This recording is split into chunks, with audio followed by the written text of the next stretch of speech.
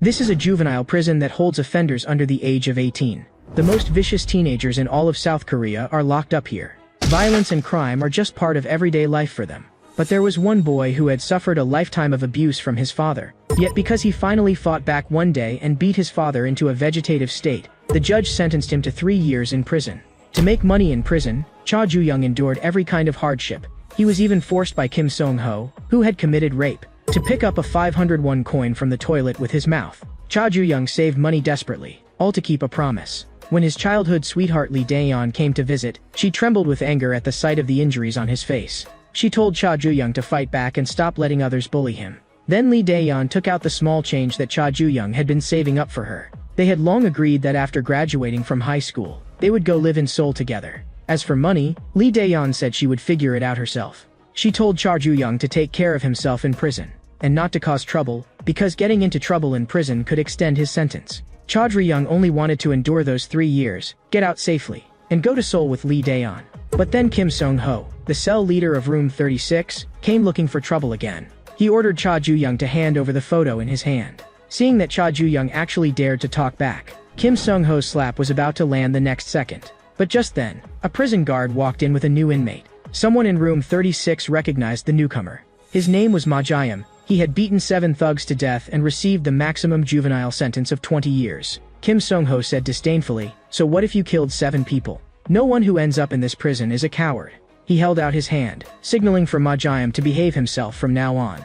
But Ma Jae-yum ignored him completely and turned to walk inside. Kim Song-ho flew into a rage on the spot and swung a punch at Ma Jae-yum, but Ma Jae-yum dodged it with ease. His movements were frighteningly fast. Cha Ju-young could tell that this guy who had killed 7 people was fundamentally different from the rest of them. But in the next second, Kim Song-ho's elbow strike landed solidly on Ma Jae-yum. That was completely beyond Cha Ju-young's expectations. As Ma Jae-yum got beaten up, he looked like nothing but a useless weakling. But no matter how others bullied Ma Jae-yum, he still refused to do even small errands like running around for them. And because he drew their attention away, Cha Ju-young ended up suffering much less abuse. In the middle of the night, Cha Ju-young asked Ma Jae-yum, "Is it really that hard to suck up to that bastard of a cell leader? In this room, the cell leader is the president." Cha Ju-young kindly reminded Ma Jae-yum to be more tactful from now on. But Ma Jae-yum instead asked him, "Have you always lived this pathetically?" Cha Ju-young had not expected his advice to be thrown back in his face like that. He kept thinking over Ma Jae-yum's words again and again. Cha Ju-young, who had lived a pathetic life all along, only wanted to keep living that same pathetic way. After getting out of prison, he planned to go live in Seoul with Lee Dae-yeon, who was an orphan. Early the next morning, Lee Dae-yeon came to the prison carrying a lunchbox she had made herself. She worried that with Cha Ju-young's personality, he must not be eating well in there. But just then, a large truck came hurtling wildly toward Lee Dae-yeon. The lunchbox she had made with her own hands spilled all over the ground in an instant. The next day, a prison guard told Cha Ju-young about the car accident at the prison gate. The moment he heard the news of Lee Dae-yeon's death, it felt as if his heart had been shattered. Back in the cell, Cha Ju-young stared blankly at the photo in his hand. Cell leader Kim Song-ho kept cursing all day, "You bastard, why didn't you clean the toilet today?" The other inmates mocked from the side as well. Someone's crush died in a car accident. Hearing that, Kim Song-ho snatched away the photo and smiled even more disgustingly. Most disgusting of all, he actually said filthy things to the girl in the photo. Cha Ju-young kept his head lowered, and no one knew what he was thinking. Ma Jae-yum seemed to sense something, and stared fixedly at Cha Ju-young. Kim Song-ho kept spewing obscenities, completely unaware of the fist closing in. The next second, Cha Ju-young knocked him to the ground with a single punch. The other inmates could never have imagined something like this would happen. Even Ma Jae-yum was stunned for a moment. Not long before, while working on the assembly line, Cha Ju-young had mentioned to Ma Jae-yum that Cha Ju-young's father was the right-hand man of a notorious gang boss. He had practically been beaten half to death by him since childhood. But no matter how rotten that man was, he was still his father, so Cha Ju-young could only keep enduring it, until one time, he truly could not endure it anymore. Because that trash of a father had reached out his hand toward Cha Ju-young's friend. Enraged and humiliated, Kim Song-ho ordered the other inmates beat Cha Ju-young to death. But Cha Ju-young, who had grown up being beaten since childhood, had long since learned how to fight. In the past, he had always endured it so he would not cause trouble or lengthen his sentence. But now, every inmate seemed as fragile as paper in his hands. Kim Song-ho panicked and begged for mercy, saying he could give Cha Ju-young lots of money. But Cha Ju-young no longer needed money now. Whether it was the reason for him to leave juvenile prison alive, or the reason he had to keep enduring, for the current Cha Ju-young, both were gone now. In the past, the sentence that bastard of a father said to him most often was, "Follow me and join the gang." Cha Ju-young was still being tormented by that bastard of a father until his body was covered in wounds. The brutal fights between father and son played out almost every day. Young Cha Ju-young did not even dare to look directly into those terrifying eyes. The man called father warned Cha Ju-young, "You have to become strong. One day, you must carve this pattern onto your own body." Back then, the only outlet confused Cha Ju-young had for venting his anger was those damn dragon eyes. Hearing the commotion, the prison guards violently broke in through the door. But inside the cell, calm had already returned. With a blank expression, Cha Ju-young admitted, "I did all of this." So he was locked in solitary confinement. The dazed Cha Ju-young looked at the blood-stained photo in his hand with hollow eyes. Back then, on the first day of school, he had still been beaten by his father as usual. Lee Dae-yeon said angrily, "What kind of parent beats their child on the first day of school?" But Cha Ju-young had long since grown used to such things. Lee Dae-yeon was so angry that she wanted to go argue with his father. But Cha Ju-young told her never to come to his house. Lee Dae-yeon could only sigh helplessly. She said that after graduating from high school, she was going to live in Seoul. Lee Dae-yeon had had enough of the oppression of the orphanage and enough of the crowded neighborhood too. She wanted to graduate from a top school, enter a big company, drive an imported car, carry a designer bag, and live in an apartment overlooking the Han River. Lee Dae-yeon invited Cha Ju-young, "When the time comes, come with me." And just like that, they made a promise. An old man passing by saw how sweet they looked together and kindly took a photo for them. Back then, Cha Ju-young was full of hope for the future. But now, his life had already been ruined. He thought that if he had not gone to prison, Lee Dae-yeon would not have gotten hurt. Cha Ju-young slammed his fist into the wall again and again, trying to smash his emotions out. Even as blood covered the ground, he seemed to feel nothing. The prison guard who knew Cha Ju-young's situation also felt it was a pity. But there was no way the guard could show him favoritism.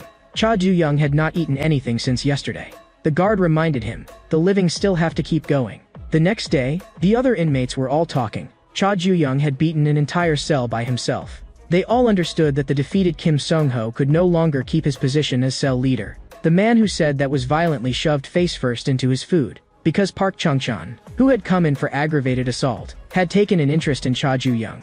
As a cell leader himself, he warned the people in his room not to challenge his authority. A week later, Cha Ju-young was finally released from solitary, while Kim Sung-ho was still lying in the hospital even now.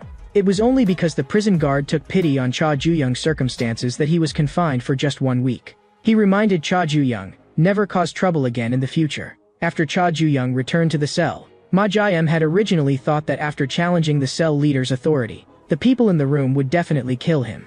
But in reality, the other inmates were instead trying to curry favor with Cha Ju-young. Ma Jae-em finally realized something. In school, strength, family background, looks, and grades each have their own importance. But in juvenile prison, strength is everything. During exercise time the next day, Cha Ju-young called out to Ma Jae-em, because he had a question to ask Ma Jae-em. That day, when Cha Ju-young had nearly beaten the cell leader to death, it was Ma Jae-em who stopped him. Cha Ju-young could not understand it. "You killed 7 people, so why did you stop me from killing someone?"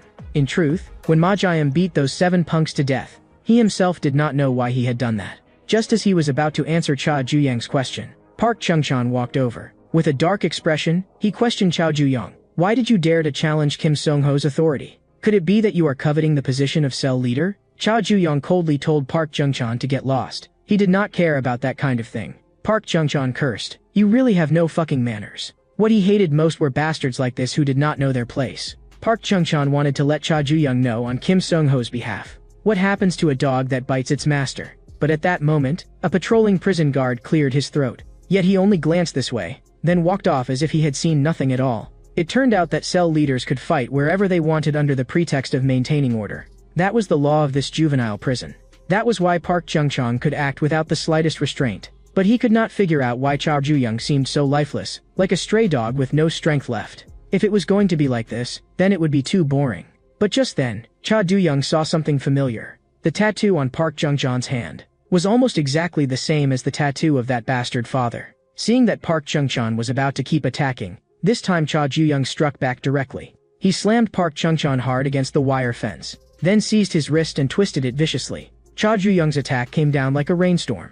From the day he was born, the only outlet confused Cha Ju-young had for venting his anger was those damn dragon eyes. Endurance had always been what Cha Ju-young was best at, until he heard that familiar scream at home. His father said with displeasure. Your friend barged into someone else's house for no reason and then said a bunch of nonsense to me. She even said a father like me would be better off non-existent. So I kindly taught her a lesson.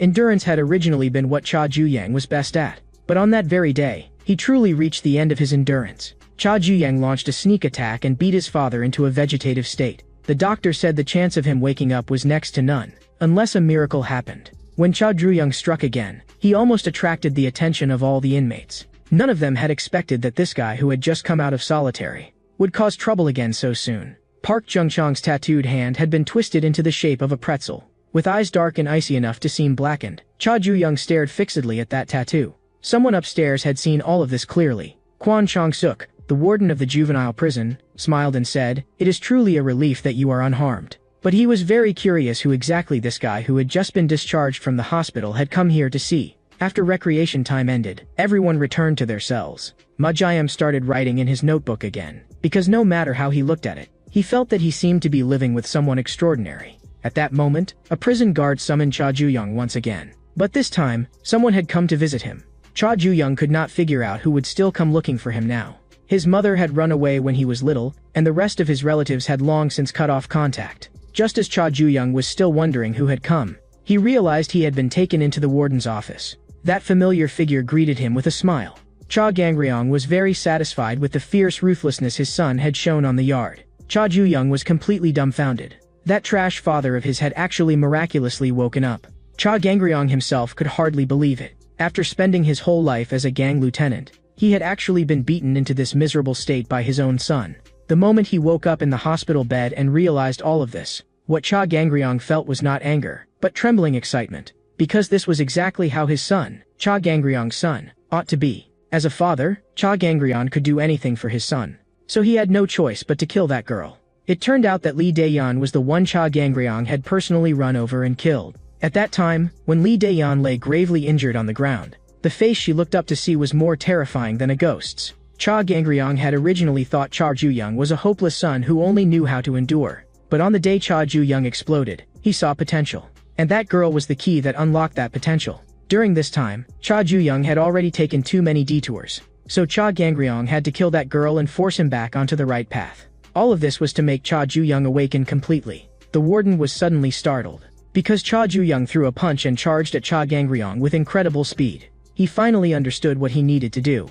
But in the next second, a large number of taser darts were fired directly at Cha Juyang. The violent current instantly engulfed his entire body. Several prison guards immediately raised their tasers and pinned Cha Juyang down completely. Cha Gangryong looked down at him and said, "Want revenge? Do you want to kill me, your father, with your own hands? Then I'll tell you the only way to kill me. There are a few people from our gang in this juvenile prison too. They're just brats who only recently earned their tattoos, but some of them will become core members in the future. You have to prove that you are the strongest among them. I want you to take control of this juvenile prison." As long as Cha Juyang earned the gang's recognition and climbed upward step by step, one day, he would climb to Cha Gangryong's position and then kill him with his own hands. And in the end, take over the entire Heavenly Dragon gang. What Cha Gangryong had failed to achieve in a lifetime of struggle, he would let his son accomplish for him.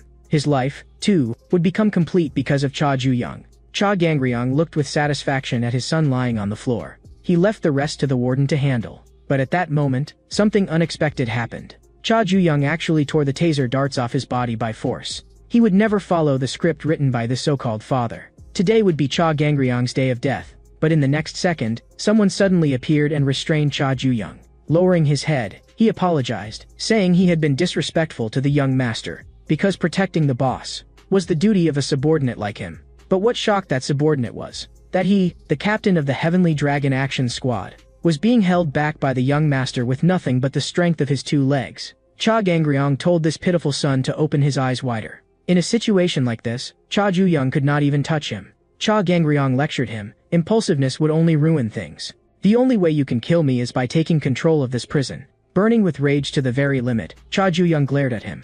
But when Cha Gangryong saw that look, he smiled again. He was looking forward to his next meeting with his son. In the woodworking shop, Ma Jiam was finishing his labor assignment. But an inmate stopped beside him. Then, as if his hand had slipped, the toolbox in that inmate's hand dropped. A nail rolled to Ma Jiam's feet. Ma Jiam's heart suddenly sank. Lee Jian-min, who had been imprisoned for robbery and arson, greeted him warmly. This was their first time meeting again since graduating from middle school. And of course Ma Jiam remembered this devil like Lee Jeon-min. In fact, Lee Jeon-min had always wanted to ask him one question. The news said Ma Jiam had killed 7 people. Lee Jeon-min was suspicious. Did you really do that? Because he knew that Ma Jiam had always been the so-called model student since childhood.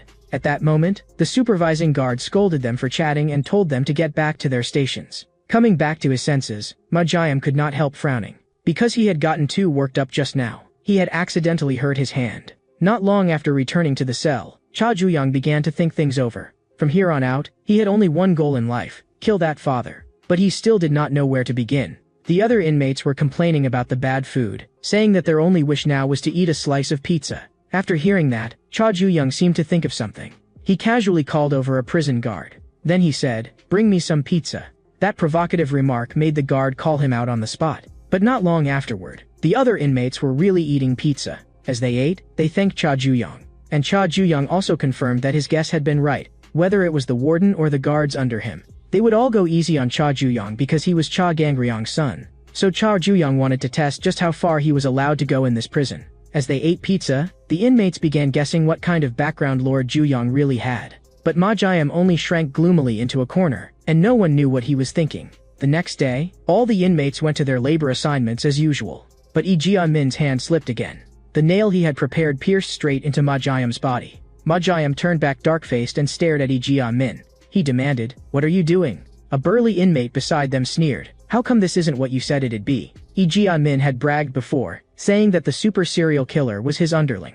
So the big guy had actually been looking forward to it. But looking at it now, Lee Jeon-min's claims that he was a famous local thug were all just hot air. Lee Jeon-min grinned wickedly and said, "I wasn't bragging. There are plenty of beautiful memories between Ma Jiam and me." He asked Ma Jiam, "Did you forget? Then I'll help you remember properly." Ma Jiam's head was pinned down and smashed hard against the table. Back in middle school, he had been locked inside a cabinet in the school storage room. Inside the cabinet, there had been nails packed densely everywhere. He had begged Lee Jeon-min to let him out. But Lee Jeon-min had said, "The game is just beginning." He was even going to use a hammer to drive the nails in one by one. Now, pressing close to him, Lee Jeon-min asked, "Remember now?" The other inmates gathered around to watch the show, laughing even louder. After seeing the news about Ma Jiam killing 7 people, even Lee Jeon-min had not quite believed it himself. He grabbed a nail and swung his fist straight at Ma Jiam. But in the next second, Lee Jeon-min's hand was clamped in a death grip, unable to move at all. Ma Jiam said coldly, "Want to see how I kill people?" At that moment, the supervising guard barked sharply, "No slacking off, no chatting." Before returning to his station, Lee Jeon-min did not forget to shoot Ma Jiam a vicious glare over his shoulder. He still firmly believed that Ma Jiam was nothing but trash. Back in the cell that night, Cha Ju-young took the initiative to thank Ma Jiam. After all, if Ma Jiam had not stopped him from killing someone, he might have had to spend another 10 years in this prison. If that happened, Cha Ju-young would have no chance to kill his own father. He would definitely repay that debt. Late that night, the supervising guard suddenly said he had an urgent matter to attend to. He asked Ma Jiam to clean up the woodworking shop. Looking at the moth on the table, Ma Jiam could not help sinking into his memories. Lee Jeon-min was the first friend he had ever made in his life. But Lee Jeon-min, who liked collecting insects, was just seen as a freak in other people's eyes. People would joke with Lee Jeon-min, asking, "What, are you catching those things to eat them?" Whenever that happened, Ma Jiam, as class monitor, would step in and smooth things over. But even Lee Jeon-min did not know from when exactly. He and Ma Jiam had gradually drifted apart without realizing it. After they were assigned to different classes in the second year, they had even fewer chances to meet. One day, Ma Jiam heard people in the hallway talking. "That loser Lee Jeon-min has been targeted by the class thugs lately, and just now he was even dragged into the storage room." The moment Ma Jiam heard that, he immediately rushed to the storage room to find Lee Jeon-min. But Lee Jeon-min appeared behind him instead. He shoved Ma Jiam into a cabinet in the storage room. It turned out that Lee Jeon-min wanted to join the group of thugs who had always bullied him. The condition was that he first had to offer up his most precious insect, and after Lee Jeon-min caught a live insect, of course he would first make it into a specimen. At that moment, Lee Jeon-min also appeared in the woodworking shop. He grabbed the moth and said coldly, "Everyone loves butterflies and hates moths. Just like I was back then. This was all your fault." Ma Jiam listened in stunned disbelief. It turned out that Lee Jeon-min had always believed that although Ma Jiam seemed to take care of him on the surface, he had distanced himself behind his back and ultimately betrayed him. In other people's eyes, Ma Jiam was the butterfly everyone loved, while Lee Jeon-min was the disgusting moth. After realizing that, every day felt like waking up in the middle of a breakdown. Ma Jiam trembled all over with anger at those words. He demanded of Lee Jian-min, "Are you delusional?" Ma Jiam said that it was precisely because of Lee Jian-min that he later killed 7 people. But just then, several more inmates rushed in and pinned down Ma Jiam's arms and legs. It turned out that Lee Jian-min had already bribed the guard. The real show is only just beginning. He was going to turn Ma Jiam into a specimen again. And this time, Lee Jian-min had also stuffed the cabinet full of his own bugs. He was very curious what kind of reaction Ma Jiam, who was afraid of insects, would have. With bugs crawling all over his body, Ma Jiam clenched his teeth and still did not make a sound. The big inmate asked Lee Jian-min, "Is this really okay? Ma Jiam did come in here for killing people, after all." But Lee Jian-min did not care in the slightest. The big guy instead liked this utterly insane side of him even more. Next, Lee Jian-min wanted everyone to see with their own eyes what Ma Jiam's hysterical screams really sounded like. But Cha Ju-young, who suddenly appeared, instead asked Lee Jian-min, "What kind of scream?" He wanted to see what Lee Jian-min's scream would look like. Like this? Another inmate immediately lunged at Cha Ju-young. But they were too weak. That inmate was kicked flying with a single blow and crashed into the cabinet holding Ma Jiam. Cha Ju-young said to Ma Jiam, "Look carefully. The debt I owed you ends here today." It was already suspicious enough that Ma Jiam had been called to the woodworking shop after lights out. So earlier, Cha Ju-young had stopped the patrolling guard.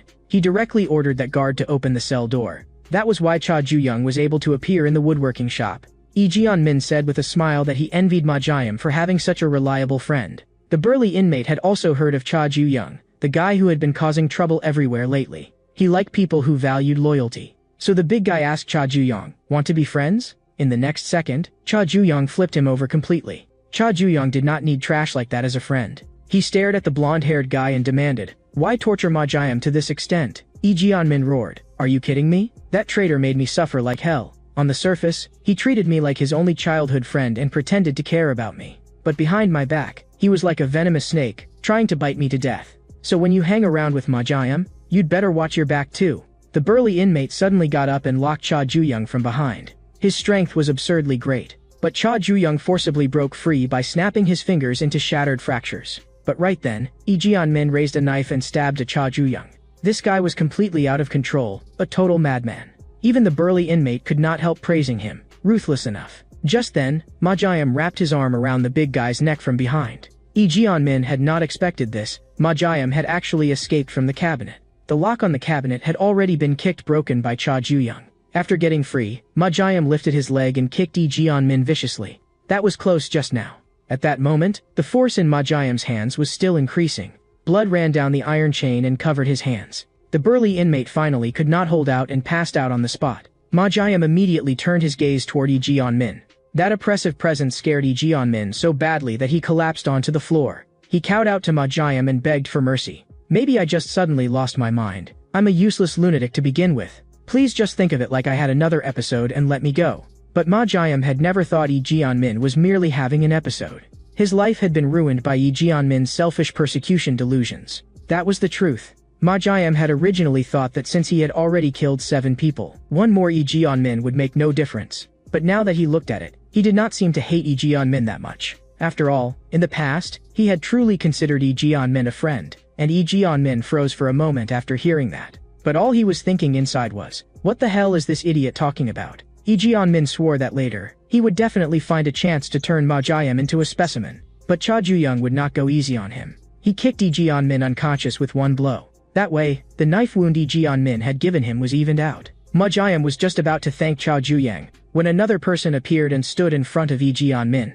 The cell leader of room 23 coldly demanded, "Lee Jian-min, why did you leave the room without permission?" Even though Lee Jian-min had already lost consciousness, the cell leader of room 23 still slammed his fist into Lee Jian-min's face. All because Lee Jian-min had failed to catch a cockroach in time and angered the room 23 cell leader. Cha Ju-young and Ma Jiam both felt a chill run down their backs. Lee Jian-min was beaten until his whole body convulsed. The face of the room 23 cell leader was also splattered with filthy stuff. He actually grabbed Cha Ju-young's clothes and wiped his face with them. Then he asked savagely, "Am I clean now?" Cha Ju-young answered calmly, "No.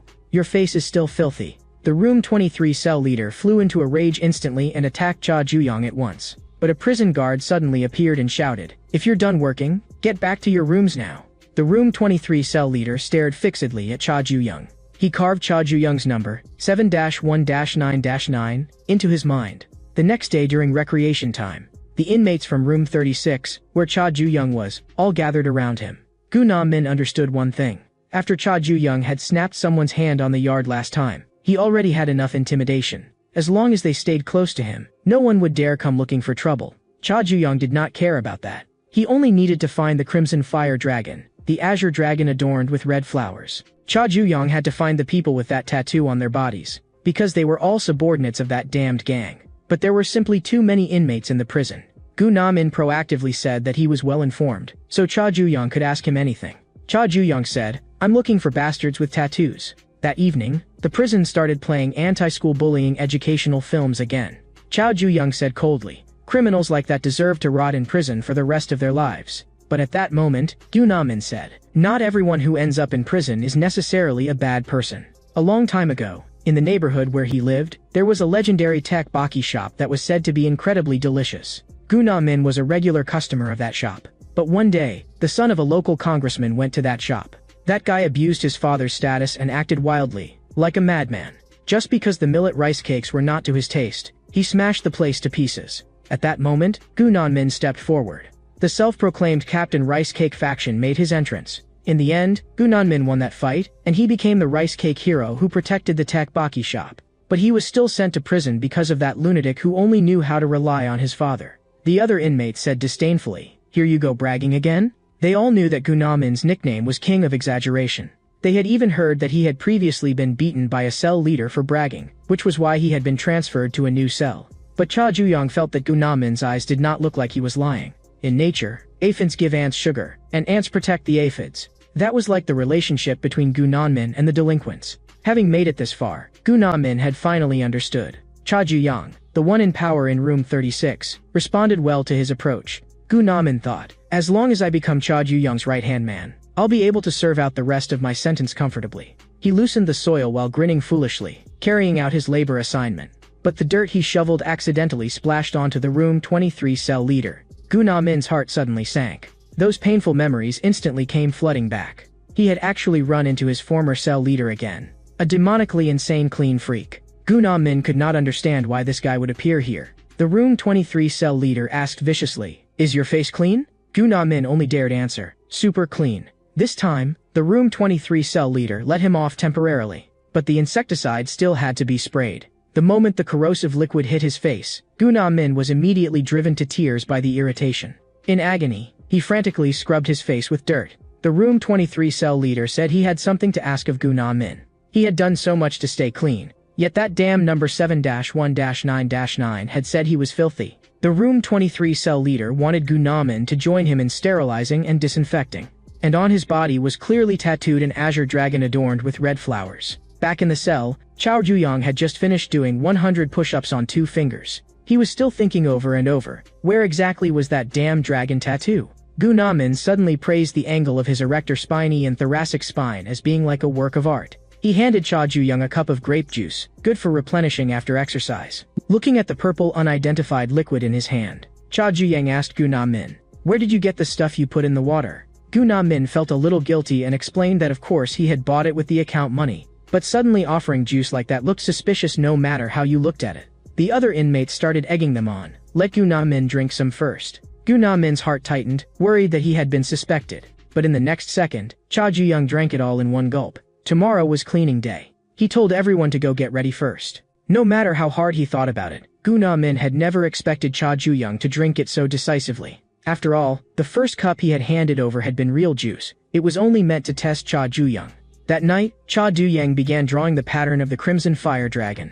Gu Na-min could not help asking him, "Why did you trust me?" With the way Gu Na-min usually acted, he was hard for anyone to trust. Cha Ju-young said calmly, "Liars are very smart. Someone as smart as you would not make up lies to mess with me for no reason." The next day, because the Ministry of Justice was coming to inspect, the inmates began a major cleanup.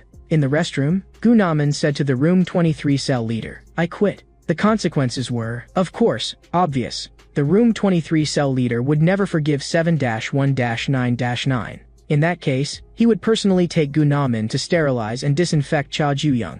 But just then, Cha Ju-young appeared and asked what the two of them were doing in the restroom. "You bastard, you're filthy as hell." Being shoved into the urinal, Gu Na-min knew, he had bet right. Just now, he had already confessed directly to Cha Ju-young. Someone threatened me and told me to use pesticide on you. But I, Gu Nam-min the manly man, would never betray a friend. Even if I have to pay a painful price, I'll reject him to his face. Most importantly, Gu Nam-min had revealed this. The Crimson Fire Dragon tattoo that Cha Ju-young had been searching for all this time was on the person threatening him. In the restroom, Cha Ju-young directly wiped his hands on the Room 23 cell leader's clothes. That action instantly ignited the Room 23 cell leader's fury. He declared that he would kill Cha Ju-young and let his whole body rot away from corrosion.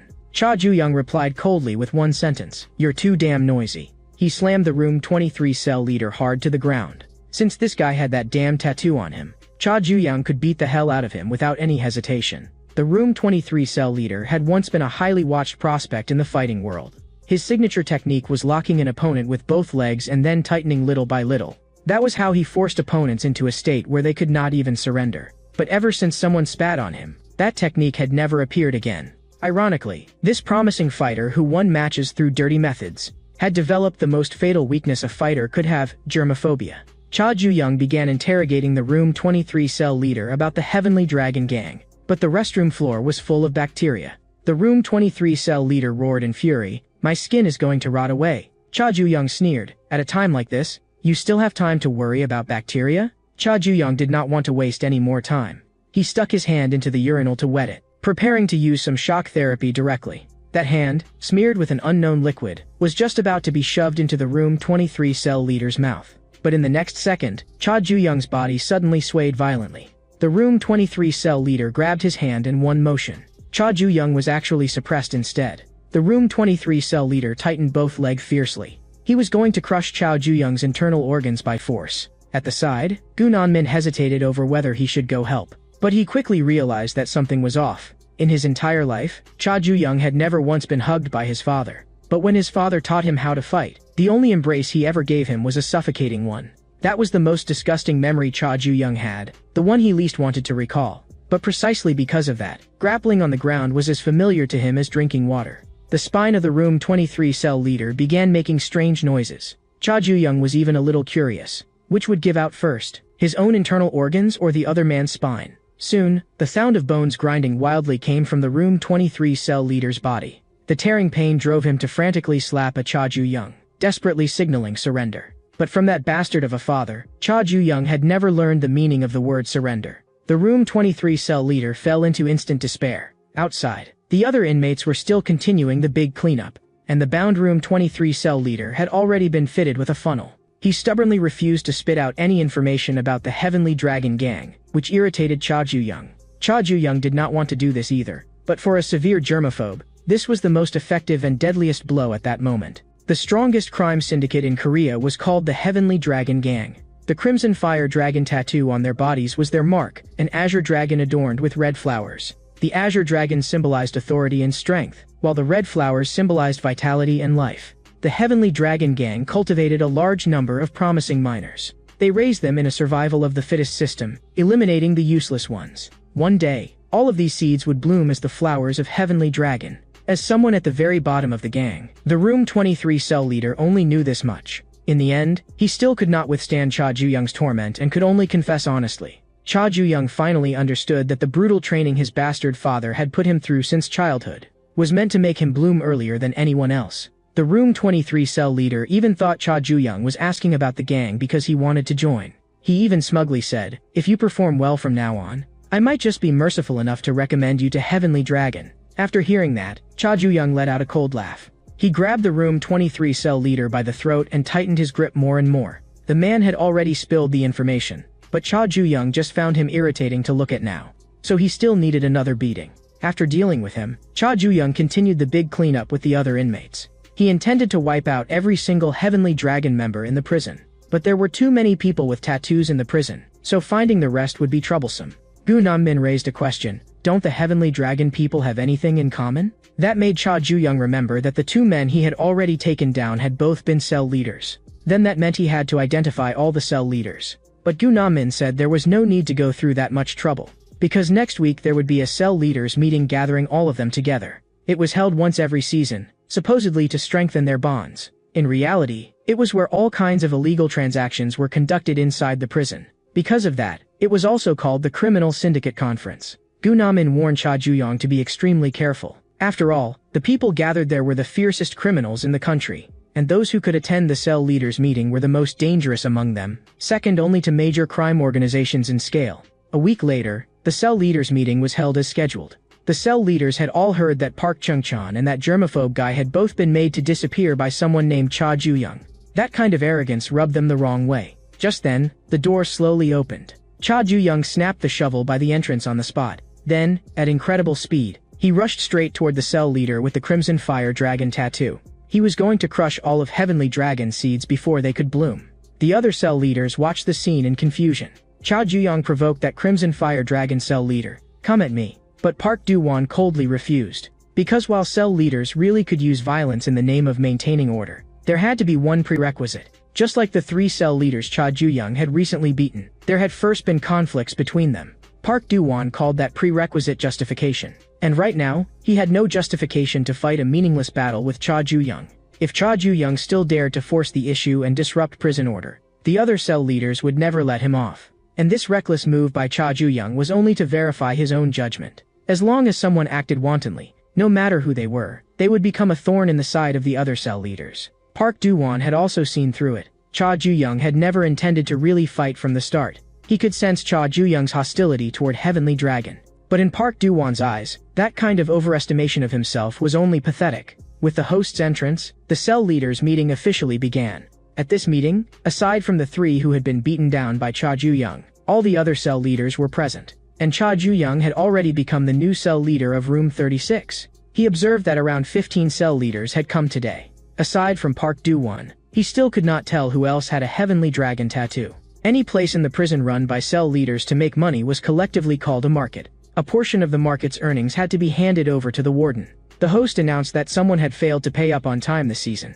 It was Park Do-won's casino. Park Do-won said with a smile, "It was just an oversight." But a white-haired cell leader suddenly brought up a strange rumor that had been spreading recently. That the casino, which claimed to be built on honesty and fairness and allowed high-stakes betting, was actually filled with rigged games. The whole room instantly fell silent. Park Do-won said with a smile, "Everyone knows what happens when cheating at gambling is exposed. If my casino is really rigged, you can do whatever you want with me." After the host finished reading several agenda items, the meeting ended. Park Do-won's casino was located in the Automotive Repair Vocational Training Hall. The casino dealer, Ji-Yoon-ho, asked the other man, "First time here? Then I recommend the simplest game, dice." Cha Juyong felt there was no point dragging things out. Since Park Do-won had said, "You need justification before you can make a move," then Cha Juyong would create that justification with his own hands. He smashed the dice game equipment with one punch, and the magnet inside was exposed on the spot. Cha Juyong said in a low voice, "You people are nothing but a bunch of frauds."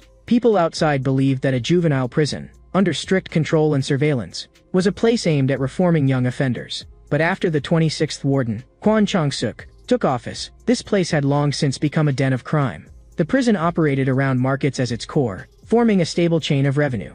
If cell leaders handed a portion of their profits to the warden, they could obtain privileges and freedoms that ordinary inmates would not even dare dream of. Among them, the casino was the one most capable of driving people into addiction and madness. Even after losing all their chips, ordinary inmates still fantasized about turning it all around in a single game. At times like that, Park Do-won would offer them a solution. As long as they signed a guarantee, they could receive a large amount of chips. And criminals blinded by gambling would dare to do anything for chips. After Cha Juyong pointed out that there was a magnet in the dice tray, the casino immediately erupted into chaos. But the dealer, Ji-Yoon-ho, said, "That's not a magnet. That ball is only a weight-balancing axle." After saying that, Ji-Yoon-ho took out a magnet. Cha Juyong brought the ball close to it, but the ball showed no reaction and simply dropped down.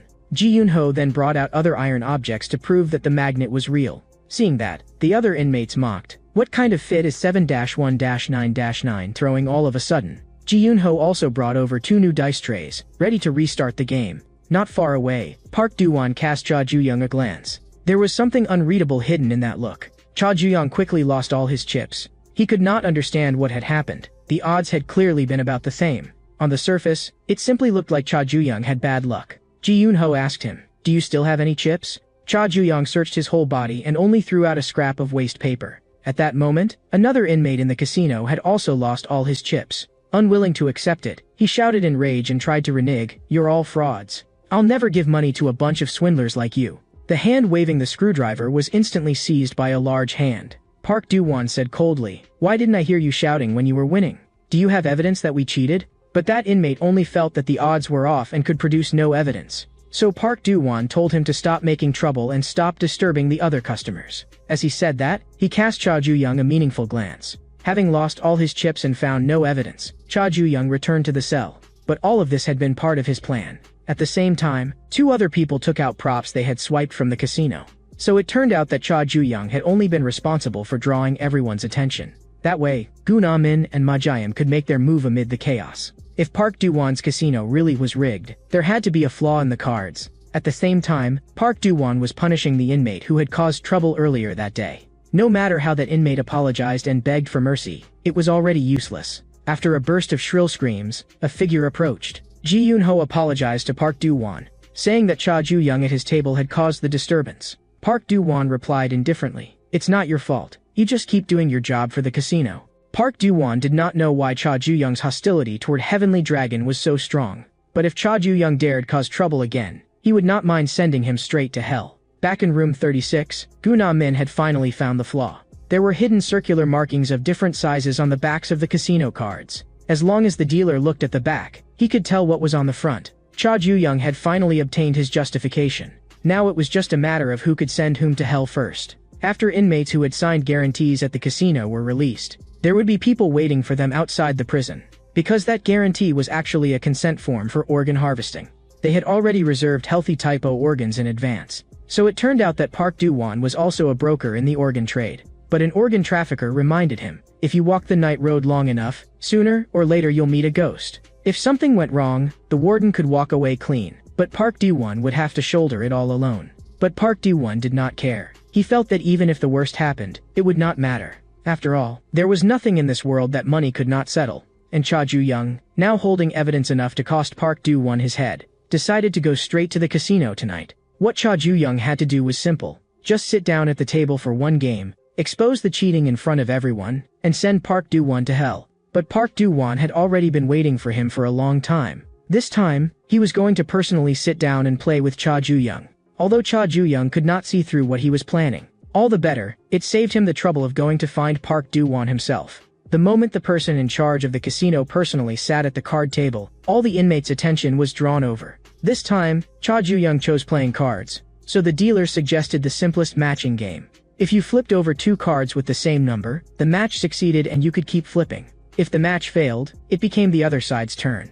The key to this game was remembering the position of every card. Anyone who knew the markings would almost certainly win. Anyone who did not would lose until they had nothing left. But what surprised Cha Ju-young was, this time, there were no marks at all on the backs of the cards. Gu Na-min was startled. Could they be too small for us to notice? But Ma Jae-im could tell. They really had no marks. Park Do-won revealed a strange smile. He said leisurely, "Our casino uses top-grade playing cards airshipped from overseas. If you've never played in a proper casino before, you can start with something simple like Catch the Thief." Gu Na-min and Ma Jae-im stealing the cards had long since been noticed by Park Do-won. Now Cha Ju-young had effectively lost his justification. Park Do-won directly threw down a huge stack of money as a heavy bet, but Cha Ju-young had not brought any money at all. Seeing that, the dealer once again took out the organ harvesting consent form. Each organ had a different price. Cha Ju-young did not move for a long time. Park Do-won mockingly asked, "What, scared?" Both Gu Na-min and Ma Jae-im understood. This game had to be rigged somehow too. If he stopped now, before placing a bet, it was still not too late. But in the next second, every inmate in the room gasped. Because that madman Cha Ju-young actually went all in with every organ in his body. Gu Na-min and Ma Jae-im could not understand what he was doing at all. Even knowing the other side would cheat, he still dared to bet all his organs. With the betting over, the matching game officially began. Cha Ju-young flipped first. The first card was the 8 of spades, and the second card was the 9 of hearts. The match failed, so it was Park Do-won's turn, and he flipped the 9 of clubs. As long as he flipped back the 9 of hearts Cha Ju-young had just revealed, the match would succeed. The other inmates marveled. Park Do-won's opening luck was unbelievably good. But Park Do-won knew very well, this was not luck. He had already memorized the position of every card, because before the game began, he had already colluded with the dealer. This trick would leave behind no physical evidence at all. The opponent could only sit there and be hollowed out bit by bit. Park Do-won found it laughable. He too had once believed his father was the most dependable man in the world. He had liked that father who worked diligently every day and came home with money, but all of it had been an illusion. Once his father entered a casino, everything changed. He even ended up owing 500 million in loan shark debt. Even more absurdly, until the day he died, his father never knew he had been thoroughly deceived by a rigged machine. Park Do-won did not want to become that kind of fool. He chose to stand on the side of deception. At this moment, Cha Ju-young was already in an absolute disadvantage. The other inmates mocked one after another, "Don't cry when they hollow out your organs." But Cha Ju-young made them see clearly what the cheating method in this game actually was. He flipped over a pair of queens in succession, then flipped over a pair of fives in succession. Even with a streak of luck, there was no way to catch up to the 16 cards Park Do-won had already matched. But the speed at which Cha Ju-young flipped cards grew faster and faster. He did not miss even once. Every flip hit. Park Do-won could not understand it. Only he and the dealer were supposed to know the positions of the cards. But at that moment, the dealer showed him a strange smile. That day, after the casino closed, Ji-Yoon-ho noticed the scrap of paper on the floor. It was the one Cha Ju-young had thrown to him. Written on the paper were a time and a place. Ji-Yoon-ho went to the meeting at the appointed time. Cha Ju-young said plainly, "I've already discovered the problem with your playing cards." But he also knew that once the casino discovered the cards had been stolen, they would definitely switch to new cards without hidden marks. So Cha Ju-young had not called Ji-Yoon-ho out to expose him. He had called him out to save him. Because most dealers worked for Park Do-won only because they owed him money, and they too had borrowed against organ collateral. As long as Ji-Yoon-ho was willing to help, Cha Ju-young promised to pay off his debt for him. But Ji-Yoon-ho did not want to take that risk. Cha Ju-young asked him in return, "Before your release, can you really repay all the money you owe Park Do-won?" A week later, once Ji-Yoon-ho was released carrying that debt, what would happen to him was obvious without thinking. No one wants the moment they regain their freedom to be followed immediately by lying down on a cold operating table. What Cha Ju-young wanted Ji-Yoon-ho to do was simple. Just expose the casino's cheating in front of everyone. Cha Ju-young swept up all the remaining cards in one go and said with a smile, "Should I say I'm lucky? Or should I say that my memory is just too good, because I colluded with the dealer and memorized the position of every card in advance?" Before his words had even finished, the whole room exploded. At that moment, Ji-Yoon-ho also spoke up. "Every game in this casino has been a scam for a long time." He could explain one by one what method had been used in each game. The inmates immediately turned their anger toward the person in charge of the casino. Park Do-won ordered them in a low voice to stop making trouble. But in the next second, Cha Ju-young knocked him to the ground with one punch. There was already more than enough justification. Park Do-won himself had said, if the casino was cheating, the other cell leaders could do whatever they wanted with him. So Cha Ju-young intended to do exactly that, kill him outright. The scene shifted. A man consumed by gambling addiction had fallen into over 100 million in loan shark debt, and his own son had then sold all of his organs to repay it. Park Do-won looked at himself still taking care of his comatose father, silent as iron. The organ trader mockingly asked, "Is this belated filial piety?" But Park Do-won only forced himself to remember one thing. Without money, even your closest family can be sold off. To make money, Park Do-won came to the most brutal juvenile prison in all of South Korea to run a casino. But after he cheated, Cha Ju-young tore off his mask on the spot. By the rules, Park Do-won could now only submit to whatever others did to him. Cha Ju-young raised his hand, about to kill him personally. But Park Do-won moved first and blasted Cha Ju-young away with a single punch. He wanted to make the dealer who had betrayed him pay the price first. The other dealers also took advantage of the chaos and tried to flee with the evidence of the rigged gambling. Ji-Yoon-ho was smashed hard to the ground by Park Do-won. Cha Ju-young immediately rushed toward Park Do-won, but Park Do-won flung Ji-Yoon-ho at him with a backhanded throw. Caught off guard, Cha Ju-young was forced back again. Park Do-won followed up with several heavy punches. The other inmates watched with their scalps tingling, but in the next second, Cha Ju-young's figure vanished, and Park Do-won thought he had fled. But immediately after, Cha Ju-young appeared behind him. Park Do-won was kicked flying and sent crashing far away. Cha Ju-young would not run. And he would not let Park Do-won run either. Park Do-won said coldly, "Don't worry." He would never abandon his money and flee. But after exchanging blows, Cha Ju-young had also seen it. Park Do-won seemed not to know how to fight at all. Just as Cha Ju-young was about to finish him, the retreating Park Do-won asked him, "Is fighting really that important?" In the next second, he drove a knee strike fiercely into Cha Ju-young. Taking advantage of the instant Cha Ju-young froze, Park Do-won turned, gathered force, and blasted Cha Ju-young away with a single punch. Park Do-won looked down on people who only knew how to use brute force. Half of Cha Ju-young's body was slammed into a car. The other inmates had not expected Park Do-won to be this strong.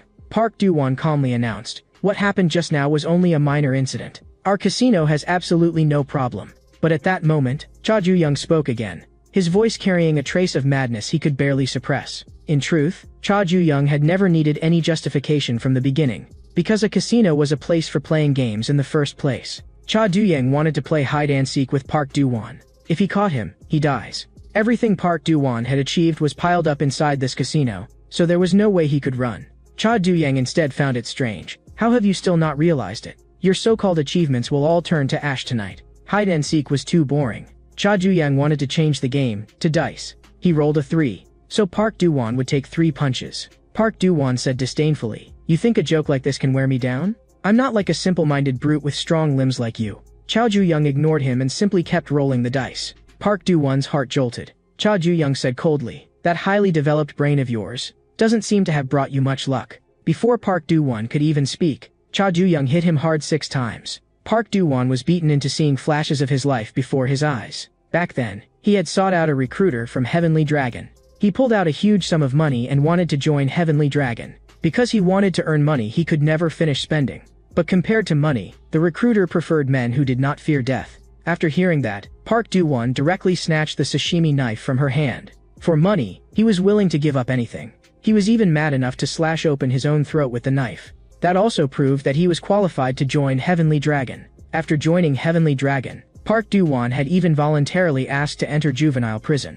But now, he was crazily shoving other inmates aside and running for the exit. Anyway, the evidence of the rigged gambling had already been taken out to be destroyed. Park Do-won knew very clearly, once the justification was gone, Cha Ju-young would immediately become the target of the other cell leaders. But Ma Jiam brought the evidence of the cheating back. The special gambling props and money previously used in the casino were scattered all over the floor. Ma Jiam made all the inmates look carefully. This was the evidence of rigged gambling that the fleeing dealers had been carrying just now. Park Do-won still wanted to protect the money he had earned. But Cha Ju-young's game was not over yet. He poured a large amount of gasoline directly over Park Do-won. Cha Ju-young said that this final game was called an electric endurance test. He had already said that he would turn Park Do-won's achievements to ash. The other inmates had not expected Cha Ju-young to go this far. Park Do-won could not hold on and was so terrified that he actually fainted on the spot. The other inmates came to their senses and immediately rushed toward the scattered banknotes. The white-haired cell leader had long known that Park Do-won was cheating.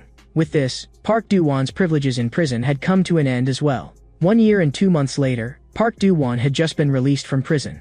The organ trader had already prepared tofu to welcome him. Park Do-won said that he would rebuild his life outside as soon as possible. But before that, the organ trader told him to repay the money he owed first. The money Park Do-won had borrowed from the organ trader, plus interest, came to a full 1.2 billion won.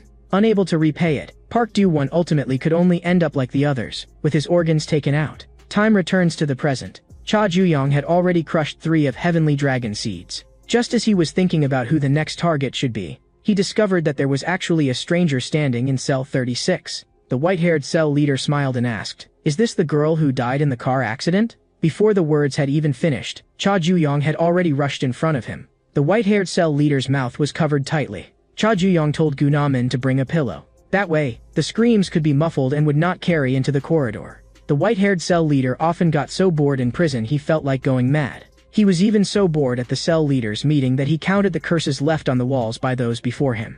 The white-haired cell leader wanted some excitement. He longed for that feeling of dopamine surging through him. And then Cha Ju-young entered his sight. That arrogant and ruthless aura was unforgettable at a glance. The white-haired cell leader's dopamine nearly exploded. But now that his mouth was covered, he could not even explain himself. Seeing Cha Ju-young's fist about to come down, the white-haired cell leader held up the crimson fire dragon drawing Cha Ju-young had made. He had come to help Cha Ju-young. The white-haired cell leader kicked away Cha Ju-young's restraint with one foot. He could tell that Cha Ju-young was looking for that dragon tattoo. Before talking, the white-haired guy wanted to clear up the misunderstanding first. He had not meant to do anything with the photo. It had just accidentally fallen out while he was flipping through the sketchbook. The white-haired guy said he really wanted to help Cha Ju-young wipe out all those dragons. But Cha Ju-young bluntly told him to get lost. The white-haired guy said meaningfully, "You're even duller than I thought." Cell leaders really can throw their weight around all over the prison. But if you keep acting this recklessly, other cell leaders might assassinate you. There are far more dangerous people in juvenile prison than you think. Even so, are you still going to refuse me? But even if he made it sound convincing, Cha Ju-young still could not trust an ally who had suddenly appeared out of nowhere. There was clearly nothing in this for the white-haired guy. Cha Ju-young asked him directly, "What exactly do you want to get out of this?" The white-haired guy thought seriously for a moment, and in the end, it was as if he could only come up with one answer, to make himself a little more excited. The next day, Christian believers came to the juvenile prison to preach. The inmates, who had not seen women in a long time, instantly became restless. Looking at the banner that read Sky Church, Cha Ju-young's memories were forcibly dragged back to the past. Back then, he often hid in a small room at the church, simply because it let him avoid that trash father of his. Lee Dae-yeon, who had snuck out of the orphanage, could always find him. Both of them had hard lives. At that moment, Song Eun-ha from the orphanage came to take Lee Dae-yeon back for the nun. Lee Dae-yeon, who had snuck out and was afraid of being punished, could only hide with Cha Ju-young in the small room. But what surprised Cha Ju-young now was that Song Eun-ha had also appeared in this missionary group. At lunchtime, the believers handing out boxed meals all looked displeased, because the inmates here were extremely rude, and often even made offensive moves. At that moment, however, the burly cell leader tearfully thanked them for preparing the food. The believers thought this guy must be Catholic, but after the burly cell leader finished making a Catholic prayer gesture, what came out of his mouth was Namo Umitba. The believers froze on the spot. At that moment, Cha Ju-young met Song Eun-ha in the small room. The three of them had often played together in the past. Song Eun-ha felt sad about Sister Daeun's death. She asked Cha Ju-young, "During this time, you must have felt very lonely." Back when they were still in school, Song Eun-ha often asked Cha Ju-young to come out and hang out. But almost every time, Cha Ju-young already had plans with Lee Dae-yeon. Now Song Eun-ha said to him, "You're not alone. You still have me." At that moment, the voices of prison guards came from outside. They were also about to go get boxed meals and eat. Only then did Song Eun-ha remember that she still had to go hand out meals. Cha Ju-young hoped that after getting out in 3 years, he could still see her again. But So Eun-ha said she would come again next week, because the church had decided to come to the juvenile prison every Sunday to volunteer. While handing out meals, So Eun-ha was very kind to every inmate, but the other believers were disgusted by what they thought was her deliberately affected manner. They thought the rumors about Song Eun-ha going in and out of motels with older men were probably true. When Cha Ju-young, who had come to the cafeteria to eat, heard that, he froze completely. After lunch, the nun led everyone in prayer. The inmates listened drowsily. But as soon as the prayer ended, the nun suddenly announced, "No matter who you are, today you can be freed from sin. Only today, everyone is free." The girls walked onto the stage and began to dance provocatively. Some of the inmates watching from below were so worked up they could not hold it and wanted to go to the bathroom. After the performance ended, the girls returned to the changing room to change clothes. The 2 inmates who had wanted to go to the bathroom earlier were now hiding outside the door, eavesdropping. With nasty grins, they reached out, wanting to push the door open and peep. Cha Ju-young asked coldly, "What are you doing?" In the next second, the force of a punch smashed over. The 2 peeping inmates were knocked down instantly. But the one who made the move was not Cha Ju-young. The burly cell leader said in a low voice, "The 7th commandment, you shall not commit adultery. God will not forgive your kind of disrespect." The girls in the changing room also heard the commotion. So Eun-ha came out and asked Cha Ju-young, "What happened?" Then it was as if she saw something terrifying. She was so frightened that she immediately hid behind Cha Ju-young. A week later, Song Eun-ha's church came to the prison again to preach. At the same time, in the donation supplies storage room, Cha Ju-young, who was helping move goods, was already exhausted enough. He looked doubtfully at the 3 inmates in front of him holding knives. "What do you want?" Without saying a word, the 3 raised their knives and stabbed toward Cha Ju-young. But Cha Ju-young swung a box of bottled water and directly knocked them down. Then he sprayed the 3 with the bottled water that had been punctured. Cha Ju-young could tell that they were not the masterminds. He subdued the 3 with ease, and asked coldly, "Who sent you?" Hearing the noise, a prison guard opened the storage room door to check. With the light from outside, Cha Ju-young finally realized Song Eun-ha was also in the storage room. Song Eun-ha's outer clothing was scattered on the ground as well. She raised her hand and pointed at Cha Ju-young, and told the prison guard that she had been assaulted. Because of this, Cha Ju-young was thrown into solitary confinement for another 10 days. This time, even the prison guard could no longer show him favoritism, because there was Ministry of Justice surveillance in the solitary block. Cha Ju-young could not understand why had Song Eun-ha said that. At the same time, in the prison parking lot, Song Eun-ha was actually meeting with Namgung Joseph. It turned out that Song Eun-ha had often used honey traps to scam men in the past, and Namgung Joseph had always been following her, calling himself a judge of heretics. Now, he was going to use Song Eun-ha to judge Cha Ju-young. In the solitary cell, Cha Ju-young was also repeatedly reconstructing what had happened. It was obvious that this whole thing had been a trap set by someone. Those 3 attackers had only been there to buy time. The real purpose was to use Song Eun-ha to frame him for rape. But at the very last moment, Song Eun-ha had regretted it. She changed her statement and told the prison guard that Cha Ju-young had saved her. But until the truth was clarified, everyone still had to be taken away first. Cha Ju-young could not understand who exactly had instructed Song Eun-ha, and why had she changed her story at the last moment. Cha Ju-young asked the prison guard, "Help me call someone over." At that moment, Namgung Joseph was gloomily questioning Song Eun-ha. "Why did you give up?" When Song Eun-ha said that she wanted to end the judgment, Namgung Joseph said in a low voice, "I have indecent hidden videos of you in my hands." If Song Eun-ha did not keep working for him as she had before, then something would also happen to her mother. Pushed to the limit, Song Eun-ha roared, "I'm calling the police, and your crimes." Her words were abruptly cut off by a scream.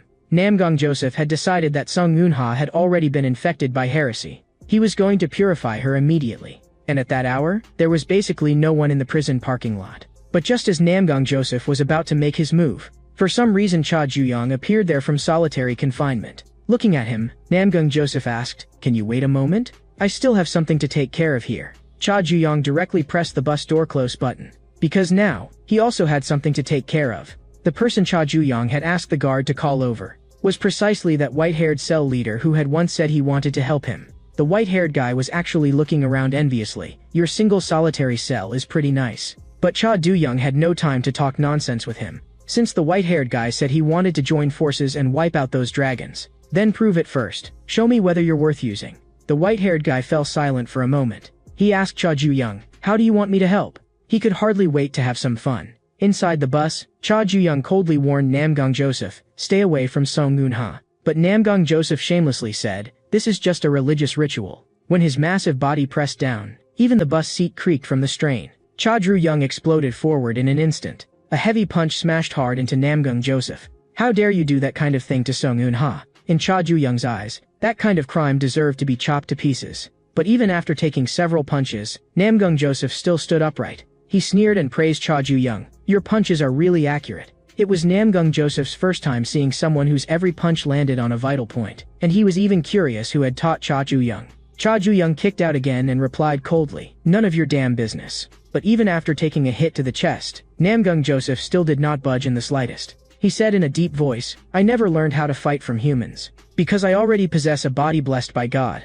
After a loud bang, Song Eun-ha covered her mouth in disbelief. Namgung Joseph, who called himself a messenger of God, was about to carry out his mission of judging heretics. During a summer Bible camp, Song Eun-ha had once confided her experiences to others. Because of the debts left behind by her father, she had been forced to separate from her mother. Song Eun-ha's wish was simply that one day she could live together with her mother. Namgung Joseph, who had attended the camp as well, heard all of this. Afterward, he approached Song Eun-ha alone and said that he could solve the debt problem. The condition was, help him judge heretics together with him, that is, carry out honey traps. If Song Eun-ha refused, something would happen to her mother. Now, Namgung Joseph was going to judge the heretic who had corrupted Song Eun-ha, Cha Ju-young. The next second, the back of his head was struck hard. Song Eun-ha swung her umbrella, trying to stop Namgung Joseph. But right after that, Cha Ju-young was violently flung away. Namgung Joseph slapped Song Eun-ha across the face. He had decided that Song Eun-ha had already fallen into heresy. He had to take action himself and purify her cleanly. But Namgung Joseph's body suddenly stiffened. The intense pain made him lose control instantly. In the next second, he spat out a mouthful of blood. Cha Ju-young frowned. "You know it yourself, don't you? Every hit you took was aimed at your vital points. Even a so-called body blessed by God can't withstand internal injuries like that." And the pain Cha Ju-young was feeling was nothing compared to the suffering Song Eun-ha had endured. Cha Ju-young grabbed the cleaning supplies on the bus. For a rapist like Namgung Joseph, whether by physical means or chemical ones, Cha Ju-young was going to castrate him completely. Namgung Joseph swung an entire row of seats at Cha Ju-young. His fist came crashing in right after it.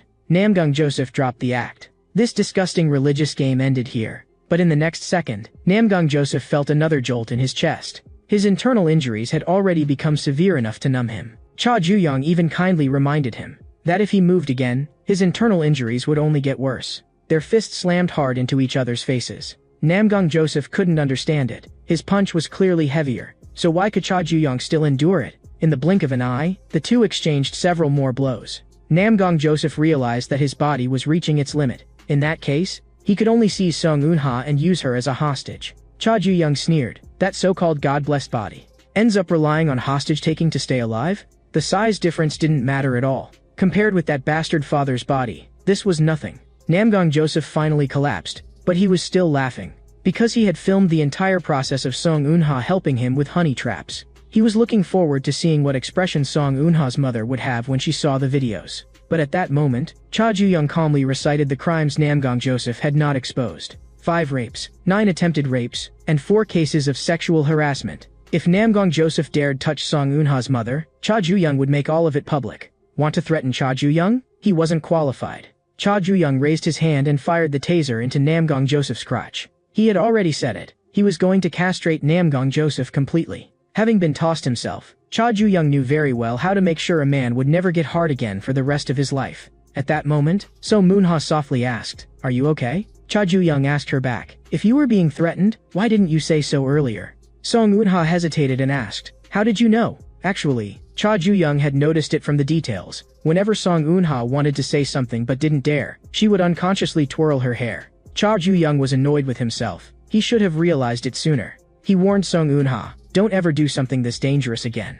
Just then, the white-haired guy sighed from the side. "Young couples really are sweet." He said that a single dog like him was getting stabbed right in the heart. Cha Ju-young froze. Why was the white-haired guy suddenly driving the bus? But the white-haired guy couldn't even tell the gas pedal from the brake. So he decided not to care and just stepped on one at random. The white-haired guy said he was taking revenge on behalf of single people everywhere. He was going to send all couples to hell. The bus roared toward the prison wall. At the same time, Ju Gang-chan, captain of the Heavenly Dragon Action Squad, was disposing of the bodies of other gang members. When ordinary gangs dispose of corpses, they only want to destroy the evidence. But Heavenly Dragon's method is to preserve the bodies fresh, so they can be repeatedly used later. The gang member about to be dealt with roared, "You Heavenly Dragon bastards don't even assign territory anymore. You even dare step on allied gangs. If you don't stop, Heavenly Dragon is going to end very badly sooner or later." Ju Gang-chan only replied, "Then go watch it happen slowly from hell." After disposing of the body, Ju Gang-chan received a phone call.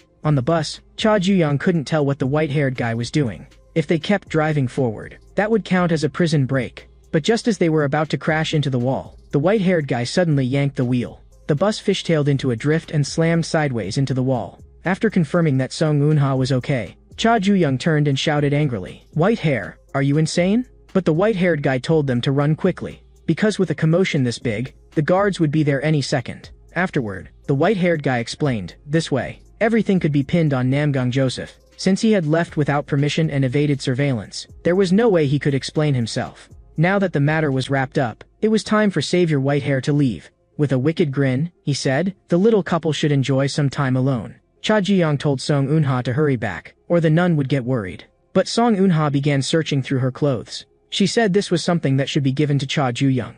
It was a little bear keychain.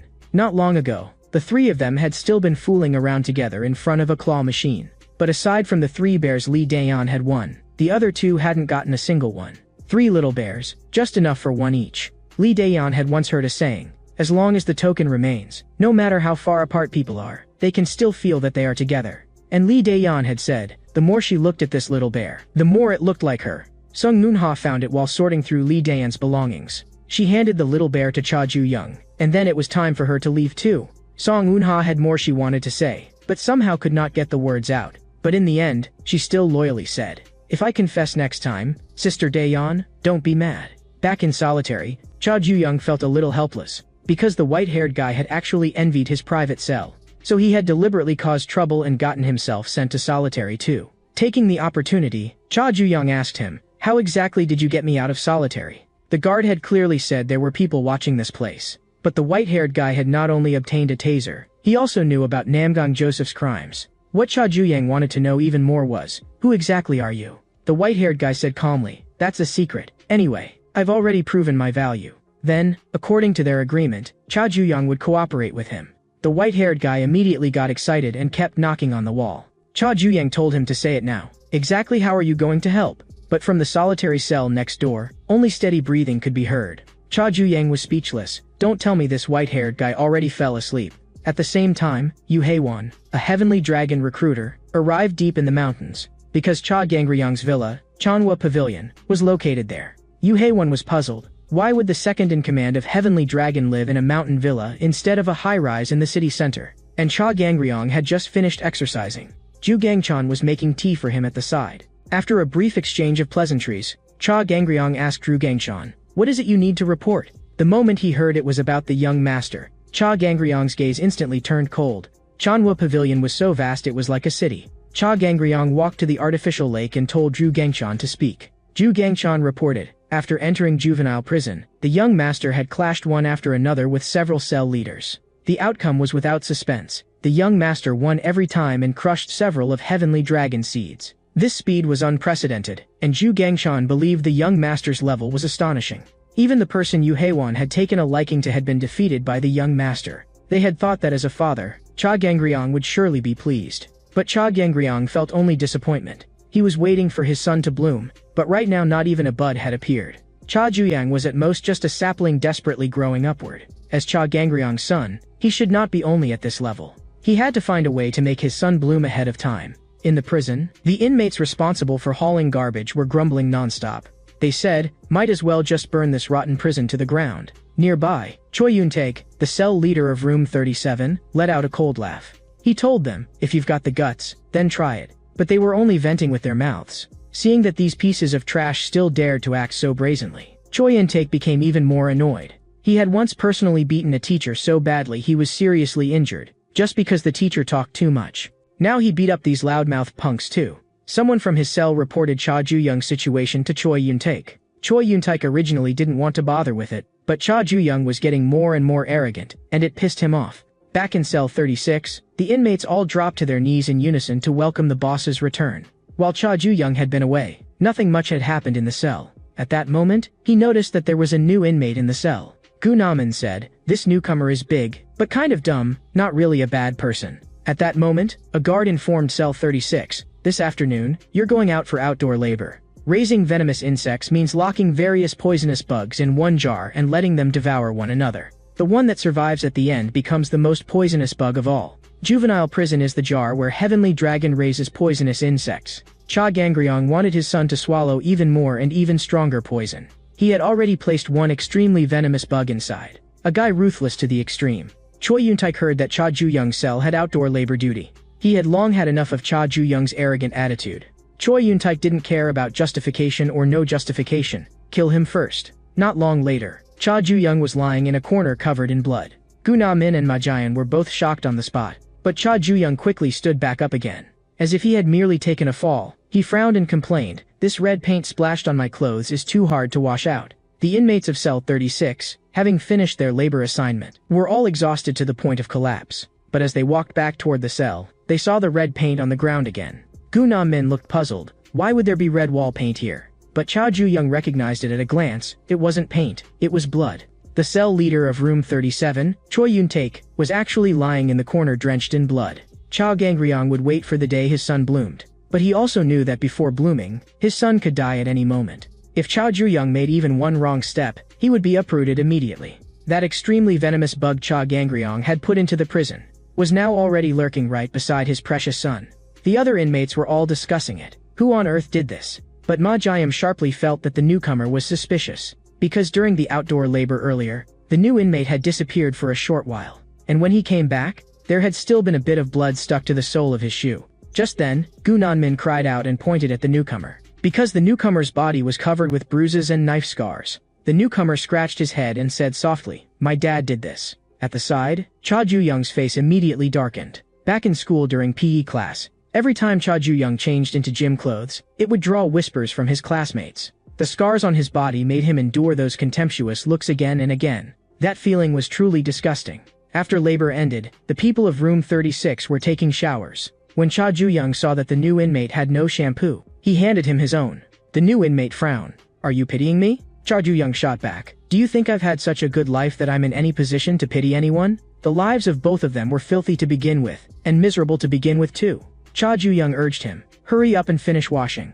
When the new inmate finished, only Cha Ju-young was left in the shower room. Staring at him, Cha Ju-young asked, don't you think it's strange? Why would two people who've never met have exactly the same scars? Before the new inmate could answer, Cha Ju-young grabbed him by the throat. Because Cha Ju-young knew, this absolutely could not be a coincidence. These scars were clearly left by that man.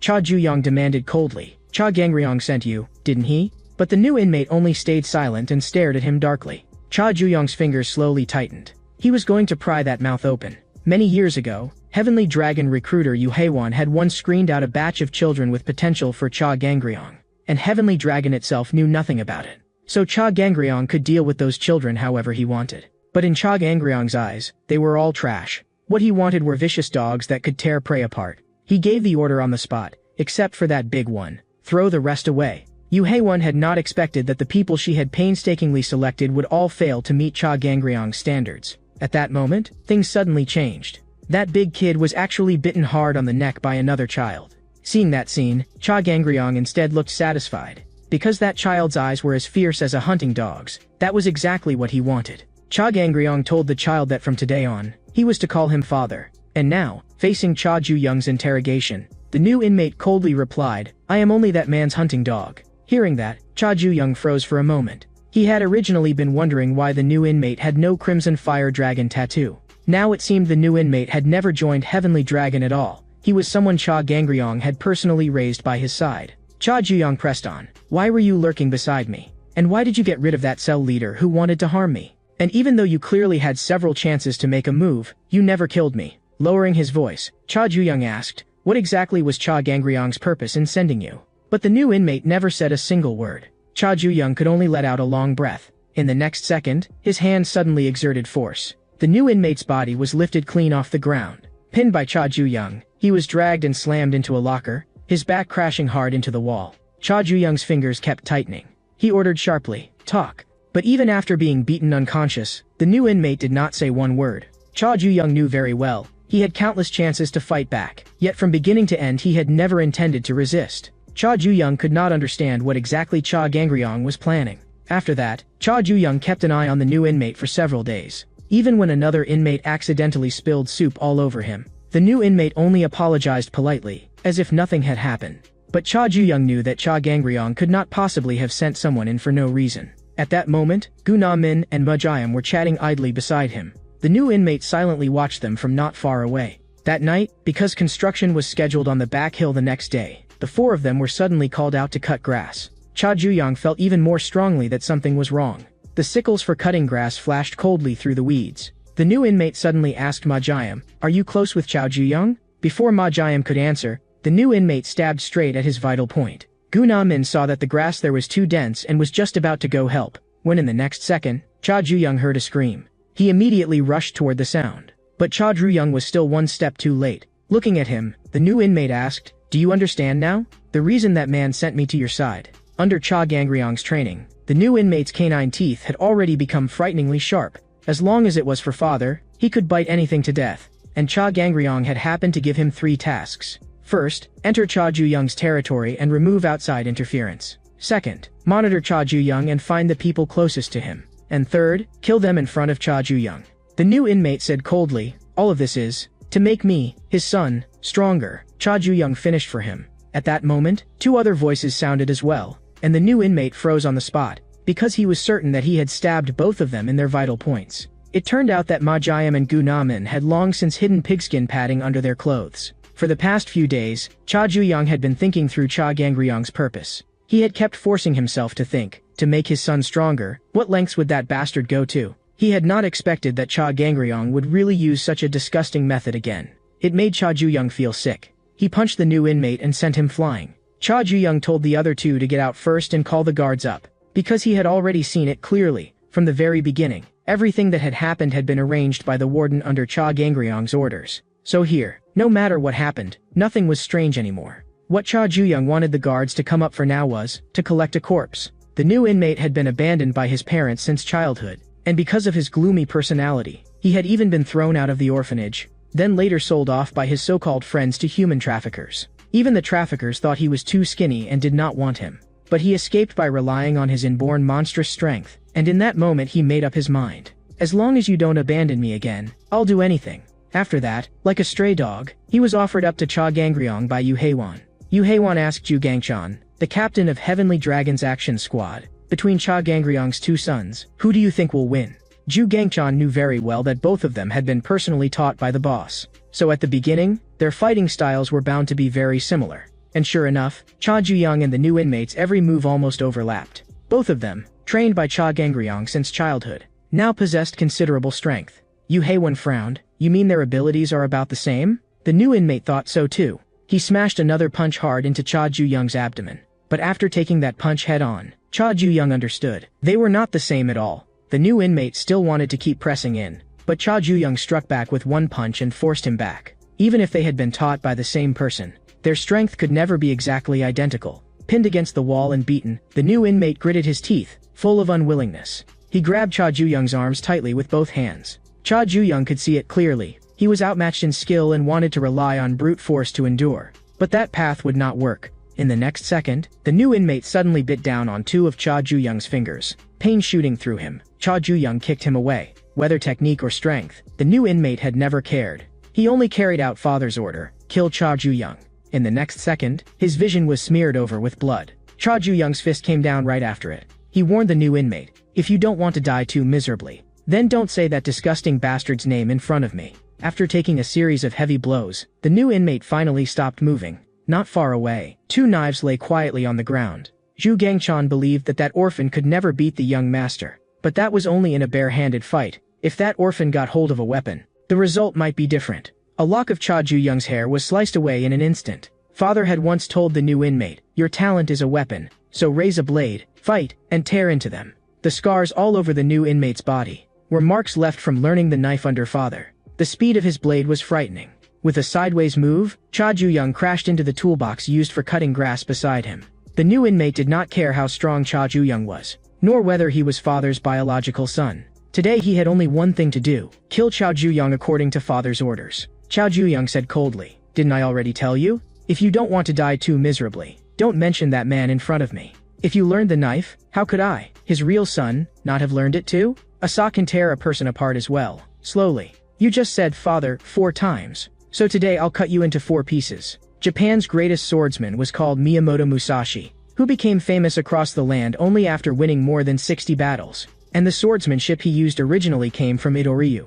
Itoryu, with that absolute killing power, made countless swordsmen fear it. Cha Ju-young saw and the new inmate's blade clashed several times in the blink of an eye. Cha Ju-young recognized the new inmate's style. It was like Itoryu, with extreme speed, plus the pressure of wielding a blade in both hands. It left the opponent unable to guess where the next strike would fall. This guy's blade was more dangerous than Cha Ju-young had expected. Their weapons collided again with a deafening sound. The new inmate sneered, "A saw is only a tool for cutting wood," while what they used was something passed down for hundreds, even thousands, of years. True swordsmanship. There was no way something like that could be performed with just a saw. From childhood, the new inmate had honed his swordsmanship with the 2 swords father gave him. Abandoned by everyone since he was young, the new inmate had long since regarded Cha Gangryong as his only father. So even if Cha Gangryong ordered him to assassinate his own biological son, as a hunting dog, the new inmate would still sink his fangs into Cha Ju-young's neck without hesitation. But what made him uneasy was that no matter how he looked at it now, Cha Ju-young seemed more like the hunter. Even the fiercest beast would retreat before the new inmate's blade. But Cha Ju-young's eyes looked even more like a hunter's, cold and murderous. Having been taught the blade by father since childhood, he had carved one sentence into his bones. You only need to avoid the fatal attacks and wait patiently. And the moment your opponent exposes a flaw, you use all your strength to drive the blade in. Cha Gangryong had also made his son remember. Once you raise a blade, you must kill the other person, or that blade will sooner or later pierce your own heart. The new inmate had seen it too. Cha Ju-young had been taking the attacks head-on while waiting for an opening, but it was useless. The new inmate intended to end everything with this one strike. In the next second, the sound of flesh bursting apart exploded. What Cha Ju-young had been waiting for all along was that one big move from the new inmate. If what he had been holding were a knife, the new inmate's head would already have fallen off. The teaching that once you raise a blade, you must kill kept echoing in Cha Ju-young's mind. Cha Ju-young said coldly, "Using a saw as a weapon has other advantages too. Its uneven teeth can tear the skin open little by little. It forces you to clearly feel the pain of your flesh being peeled apart and your bones being cut through. And the pain of blood vessels and nerves being churned together, knife wounds can't compare." But the new inmate suddenly asked Cha Ju-young, "Are you sure? You, who've never killed before, do you really dare kill me? Hurry up and kill me, or I'll kill the people around you one by one, and in the end I'll dig out your heart." In the next second, another loud crash sounded between them. But the new inmate did not die. At that moment, Cha Ju-young's saw actually snapped apart, but he had no need to finish the job himself. With the new inmate's injuries, he would bleed to death sooner or later. The new inmate could not understand what Cha Ju-young was doing, because Cha Ju-young had broken the saw teeth on purpose. What the new inmate understood even less was, why didn't he kill him? Afterward, Cha Ju-young also went to the infirmary to have his wounds dressed. From Ma Jiam, he learned that the new inmate was critically injured and near death, and had been rushed to a major hospital. And Cha Ju-young finally saw through Cha Gangryong's scheme completely. First, hurt the people around Cha Ju-young and force him into a rage. Second, keep Cha Ju-young in prolonged danger and weaken his judgment. Third, induce Cha Ju-young to kill with his own hands. What Cha Gangryong truly wanted was to force his son to kill and cross the bottom line of being human. In the end, the new inmate tried to provoke Cha Ju-young with words, but instead made him calm down. Cha Ju-young had not expected that even while in prison, he would still be getting lessons from Cha Gangryong. The only thing he would ever do according to Cha Gangryong's wishes was take control of this prison. From now on, Cha Ju-young had to break free from Cha Gangryong's control. At the same time, no one knew where the ambulance was taking the new inmate. In the past, he had seen with his own eyes how father abandoned hunting dogs that failed their missions. Terrified of being abandoned, the new inmate suddenly ripped out the 4-needle from his body. He did not want to go back like this, only to be discarded by father. But no matter what he did, the ambulance door would not open. In the next second, a cold chill touched his vital spot. Zhu Gangchan said coldly, "A dog that tries to bite through its chain can only be executed on the spot." He asked the new inmate, "Any last words?" But the new inmate thanked Zhu Gangchan instead, saying, "Thank you for killing me before I was abandoned." After dealing with the corpse, Zhu Gangchan called Cha Gangryong. When he learned that his son still had not killed anyone in the end, Cha Gangryong suddenly burst into laughter. He muttered in a low voice, "Raising a child, he really doesn't listen to his parents." Cha Gangryong decided to properly educate his son one more time. Just then, the juvenile prison called again. On the other end, the warden shouted anxiously, "Your son has caused trouble." For a moment, Cha Gangryong did not understand. At that very moment in the prison, Cha Ju-young was stirring up trouble everywhere. He had somehow offended every single cell leader all at once. The warden threw Cha Gangryong some bad news. This time, Cha Ju-young might really die. One winter day more than 10 years ago, Cha Gangryong was still smuggling arms with the Russian mafia. To avoid federal surveillance, he had to go to eastern Siberia for a secret deal. But when Cha Gangryong arrived at the agreed location, all that remained was devastation and the corpses of mafia members. Then, an adult brown bear lunged at Cha Gangryong. In that instant, he was filled with fear. That was why Cha Ju-young had always been curious about where the bear skin at home had come from. Cha Gangryong said in a low voice, "I killed that bear with my bare hands." Of course Cha Ju-young did not believe him. How could a human possibly subdue such a beast barehanded? Cha Gangryong told his son, "If you knew how to use that, you could do it too." Before his son entered his first year of high school, he intended to force that ability into him. It was the only way to break through human limits, over heart. Cha Ju-young knew very well that Cha Gangryong wanted to keep him locked within a safe range and make him stronger in his own way. But Cha Ju-young would rather die than be controlled by that man. So he decided to create the situation Cha Gangryong hated most. Cha Ju-young stuffed all the cell leaders' money into the washing machine. The other inmates immediately rushed forward, trying to catch him and drag him before the cell leaders to claim credit. But Cha Ju-young's target had never been these people. He coldly told them, "Call all the cell leaders here." That arrogant tone instantly lit everyone's anger. But they were too weak. Cha Ju-young took them all down in just a few moves. Yet outside the laundry room, another large wave of inmates quickly came flooding in. But to Cha Ju-young, no matter how many pieces of trash there were, they were still trash. What he wanted was something more dangerous. This level was far from enough. The white-haired guy who had helped Cha Ju-young steal the money crawled out of the washing machine with a wicked grin. He knew that if things went on like this, the other cell leaders would never keep playing dead. The white-haired guy was curious. What exactly was Cha Ju-young trying to do, and how did he plan to end this? This completely unreadable turn of events was driving his curiosity insane. Cha Ju-young came to the yard and began waiting. Before long, all the other cell leaders had arrived as well, because all of their money had been taken by Cha Ju-young. If this kept up, unable to pay tribute, the shop operations in their hands would shut down one by one. Gu Na-min and Ma Jiam could not understand at all what Cha Ju-young was trying to do, because he was now essentially declaring war on the strongest force in this prison. Kim Min-cheol, the leader of Room 1, gave Cha Ju-young one chance to explain himself. Cha Ju-young only replied calmly, "I don't need one." So the other cell leaders immediately gave the order, "Deal with this man who had disrupted the order at once." The one and only method Cha Gangryong had instilled in his son to surpass human limits was called over heart. Over as in transcendence, heart as in emotion, using emotion to shatter the limit. Cha Gangryong said it was a state that could make most human abilities leap upward in an instant. As soon as he finished speaking, he slammed a punch into the ground. That was the last lesson Cha Gangryong gave his son. At this moment, Cha Ju-young faced the fist smashing toward him. He slowly let out a breath, and in the next second, with a single blow, he smashed the two cell leaders charging at him straight into the ground. Everyone was dumbfounded, because Cha Ju-young had instantly taken down two opponents at the cell leader level. Even the white-haired guy could not help but murmur in astonishment. He had originally been wondering, after making the situation this huge, how was Cha Ju-young going to get out of it? But it turned out Cha Ju-young had never planned to run.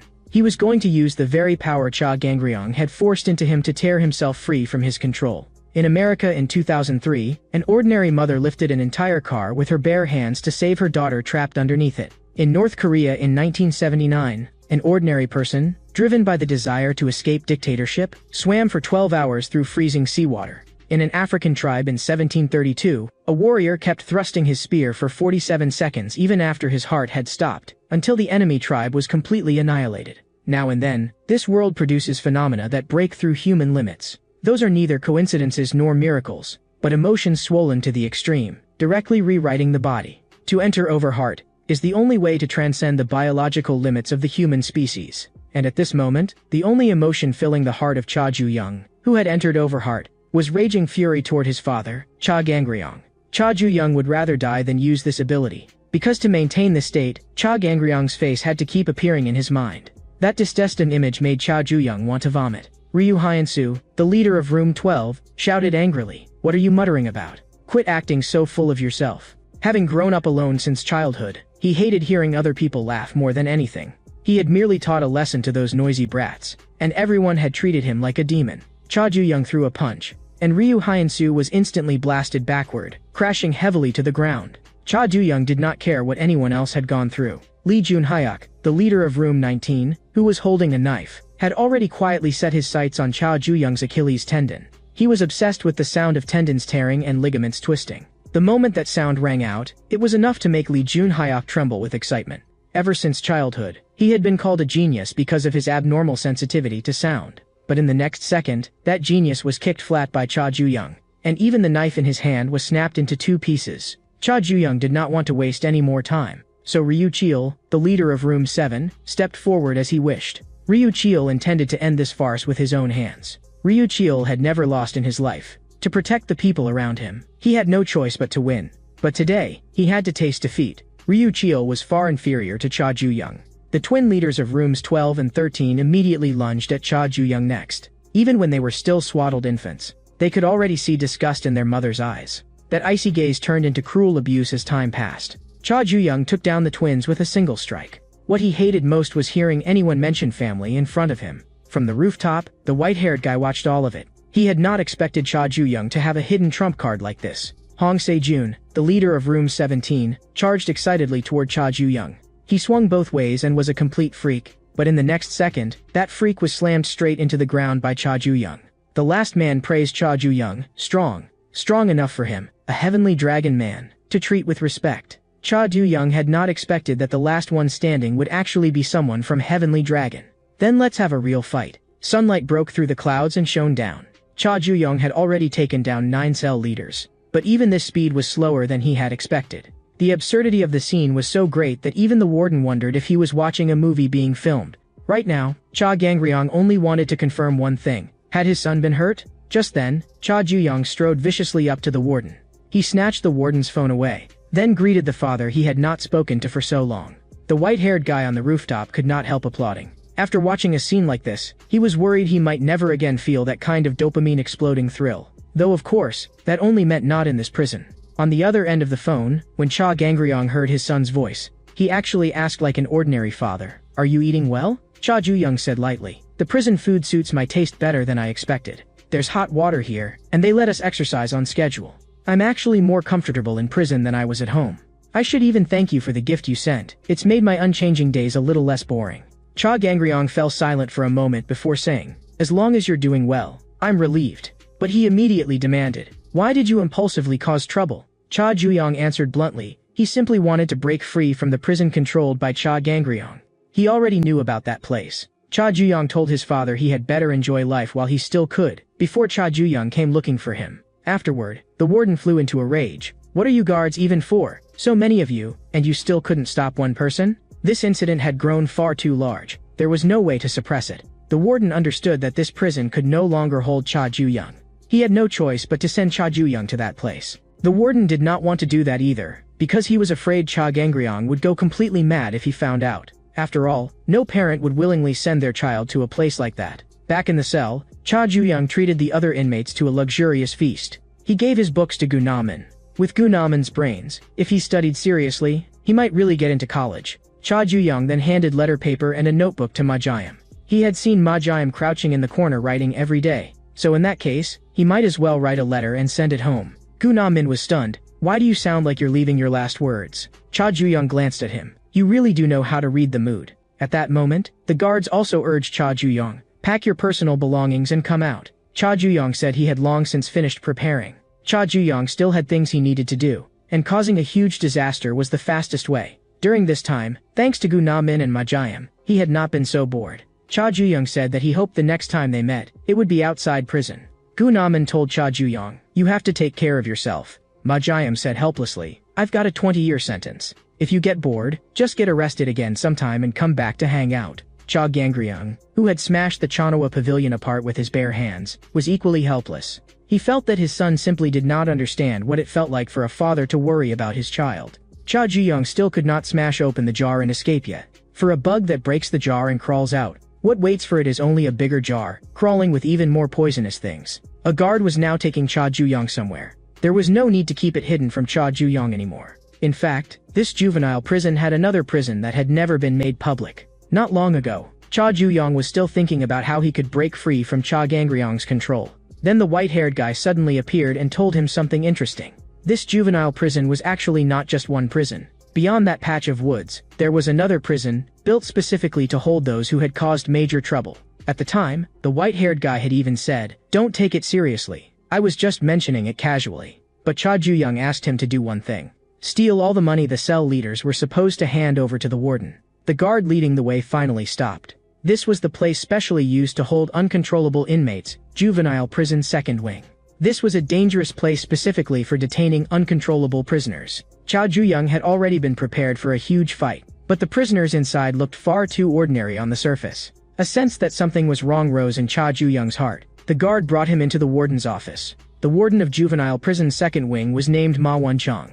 As he looked at the aquarium he had built, complete with a fully functioning ecosystem, it was as if he were admiring a world he had created himself. The inspiration for the system of the second prison came precisely from this aquarium. Even though it gathered uncontrollable inmates, its average annual accident rate was only 0.3%. Ma Won-chong asked Cha Ju-young, "Do you know why?" Cha Ju-young replied coldly, "I don't." Ma Won-chong continued explaining, "There are many fish in an aquarium, yet they do not tear at each other the way they do in the sea. Because inside it, there is an overwhelmingly dominant apex predator, the shark. It does not need to act. Its mere presence keeps the other fish on guard and prevents needless conflict." And Ma Won-chong had watched the footage. Cha Ju-young had single-handedly defeated all the cell leaders in the first prison. So he wanted Cha Ju-young to become the new shark in his aquarium. Heavenly Dragon headhunter Yu Hae-won knew Ma Won-chong's background very well. He had originally been a famous expert in social criminal psychology in an overseas academic society. One day he suddenly returned to Korea and became the warden of a juvenile prison, shocking everyone.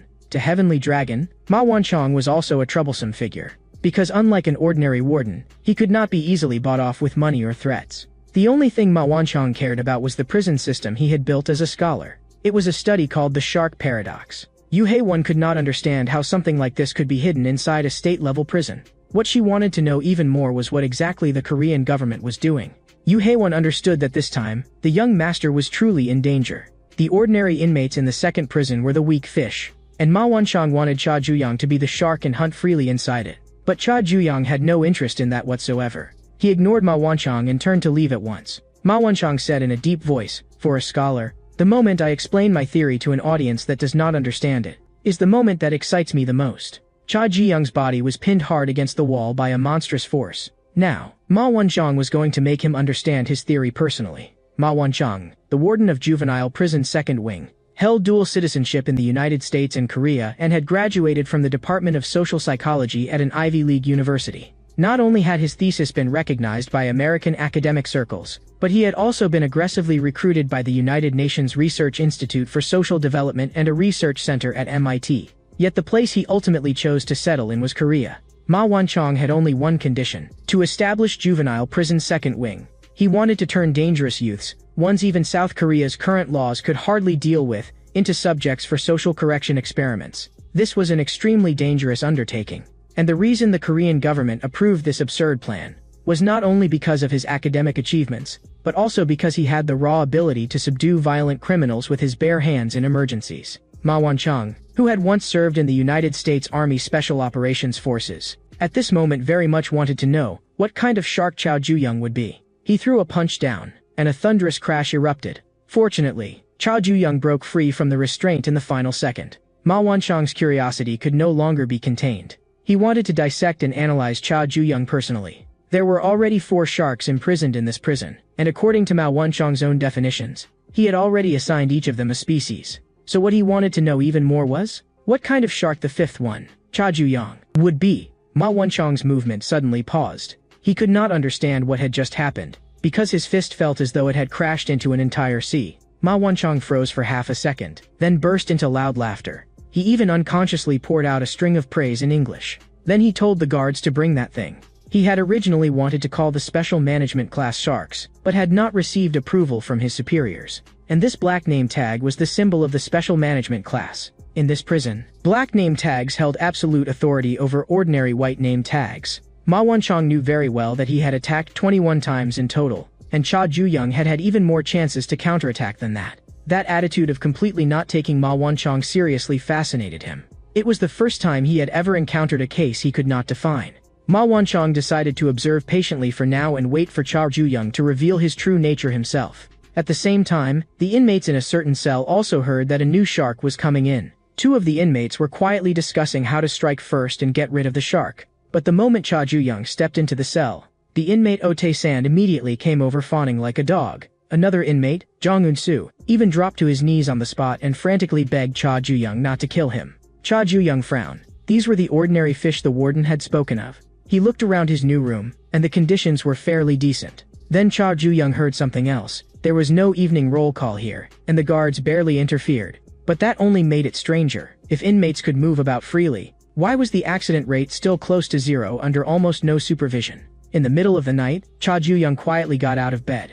He wanted to confirm who the other 4 sharks were. But no matter how he pushed, the door would not open. Chow Ju-young did not understand. If the guards hardly interfered, then why lock the doors at all? When he woke up the next day, the other 2 inmates were sneaking around with objects in their hands, planning to ambush him. But the moment they met Chow Ju-young's eyes, they immediately knelt and greeted him respectfully. Chow Ju-young was a little hungry, so he casually asked, "When does the door open?"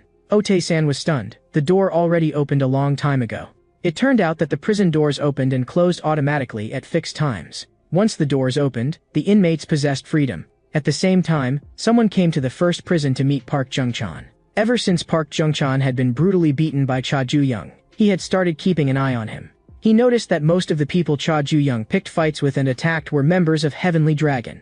And during that mass brawl among the cell leaders, Park Jung-chan had even overheard the content of the warden's phone call. He had never expected that Chow Ju-young was actually the son of Heavenly Dragon and second in command. At this moment, Heavenly Dragon Executive Director Jong Eun, who was speaking with him, judged that this absolutely could not be a coincidence. In the second prison, no one dared approach Chow Ju-young because he wore a black name tag. But what concerned him more was, where were the other 4 black tag guys? Jong Eun-soo hurriedly explained. The remaining 4 sharks lived on different floors. Each floor was its own territory. And the first floor, where Chow Ju-young was his territory. Oh Tae-san reminded him, inmates on each floor never trespassed on each other's turf. It was an unwritten rule. This was even more so the default understanding among those with black name tags. And Jonna knew very well that people who caused major trouble would all be sent to the second prison.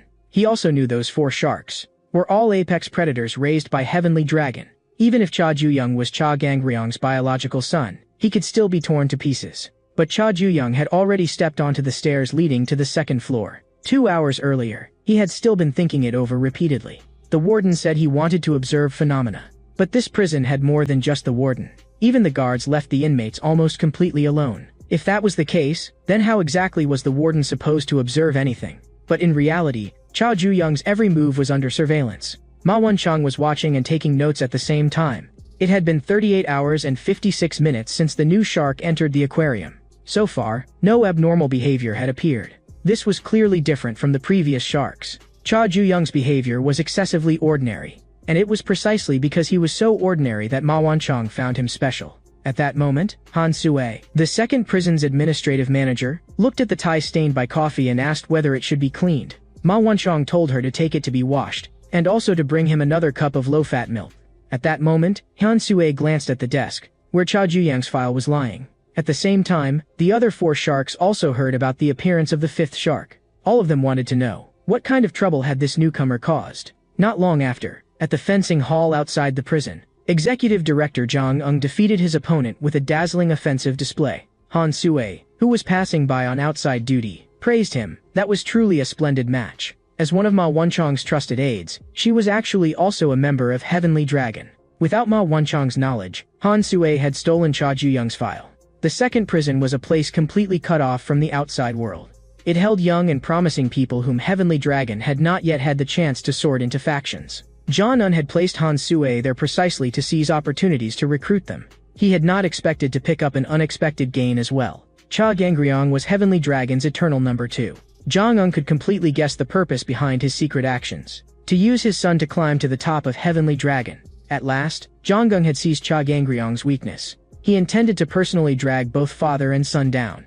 Under normal circumstances, sharks would not kill one another, because even if one fought a bloody battle and swallowed its opponent, it would still be left with fatal wounds and immediately be targeted by the next one. But by the time Cha Ju-young arrived at the broadcasting room, he had already heard from Ote-san that the other 4 sharks were all members of Heavenly Dragon. In the next second, a harsh burst of static rang through the prison broadcast system. Cha Ju-young made sure all the sharks heard him clearly. "I'm Cha Ju-young from the 1st floor. Also, I am the son of Cha Gangryong, Heavenly Dragon's second-in-command. That means, as long as you take me down, you'll receive a very high evaluation within Heavenly Dragon. So come on, come hunt me." This aquarium called the second prison looked calm on the surface, but underneath, its tension was maintained by the balance among the sharks. Cha Du-young intended to shatter that calm with his own hands, and he did not care even if he became the prey himself. Even Ma Wanchong had not expected Cha Ju-young to launch a prison-wide provocation against all the sharks. A case like this had never existed in the history of the second prison. Ma Wanchong was so excited he felt cold all over. He eagerly anticipated what kind of upheaval the new shark would bring. After hearing the broadcast, Yu Rim, the shark on the 2nd floor, was somewhat surprised. He asked the inmate sitting on the stool, "What does it feel like living with the son of such an important figure?" The inmate answered while trembling, "Oh, of course it feels like a blessing."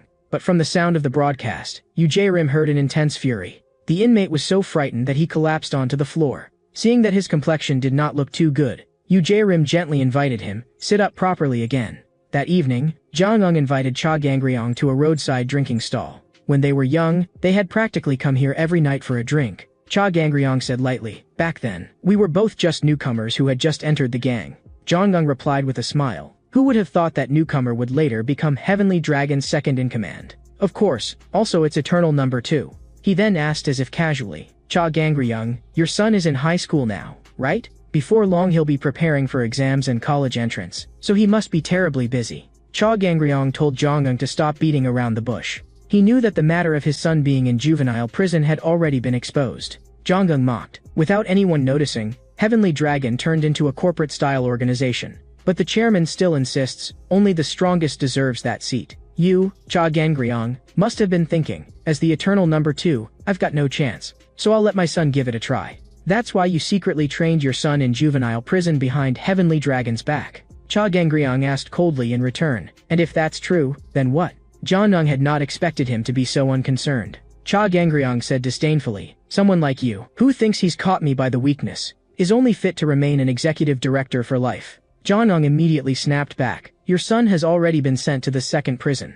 The child you wanted to raise into a dragon has now become prey for the sharks. Before your downfall comes, it wouldn't be bad for me to witness that first." Cha Gangryong fell silent and turned to leave. Jang Eung watched his back and laughed triumphantly. But in the next second, a tremendous crash sounded outside. Jang Eung rushed out to look, and found that Cha Gangryong had smashed his car to pieces with a single punch. He hurled curses at Cha Gangryong as he drove away. At the same time, in the second prison surveillance room, Han Sue sensed that something was wrong. Because Yu Rim, the shark from the 2nd floor, had actually come down to the 1st floor to find Cha Ju-young. In the past, whenever Yu Rim heard someone sigh, he would invite that person to go find happiness. Now Yu Jae-rim came to the first floor and first exchanged a few pleasantries with Cha Ju-young. Cha Ju-young grew impatient. "Cut the crap and get to the point." Yu Jae-rim said that he hated fighting, because fighting made people unhappy. From the sound of Cha Ju-young's broadcast voice, he had heard all kinds of negative emotions. Yu Jae-rim wanted to know, what exactly was it that could make the son of Heavenly Dragon's second-in-command feel unhappy?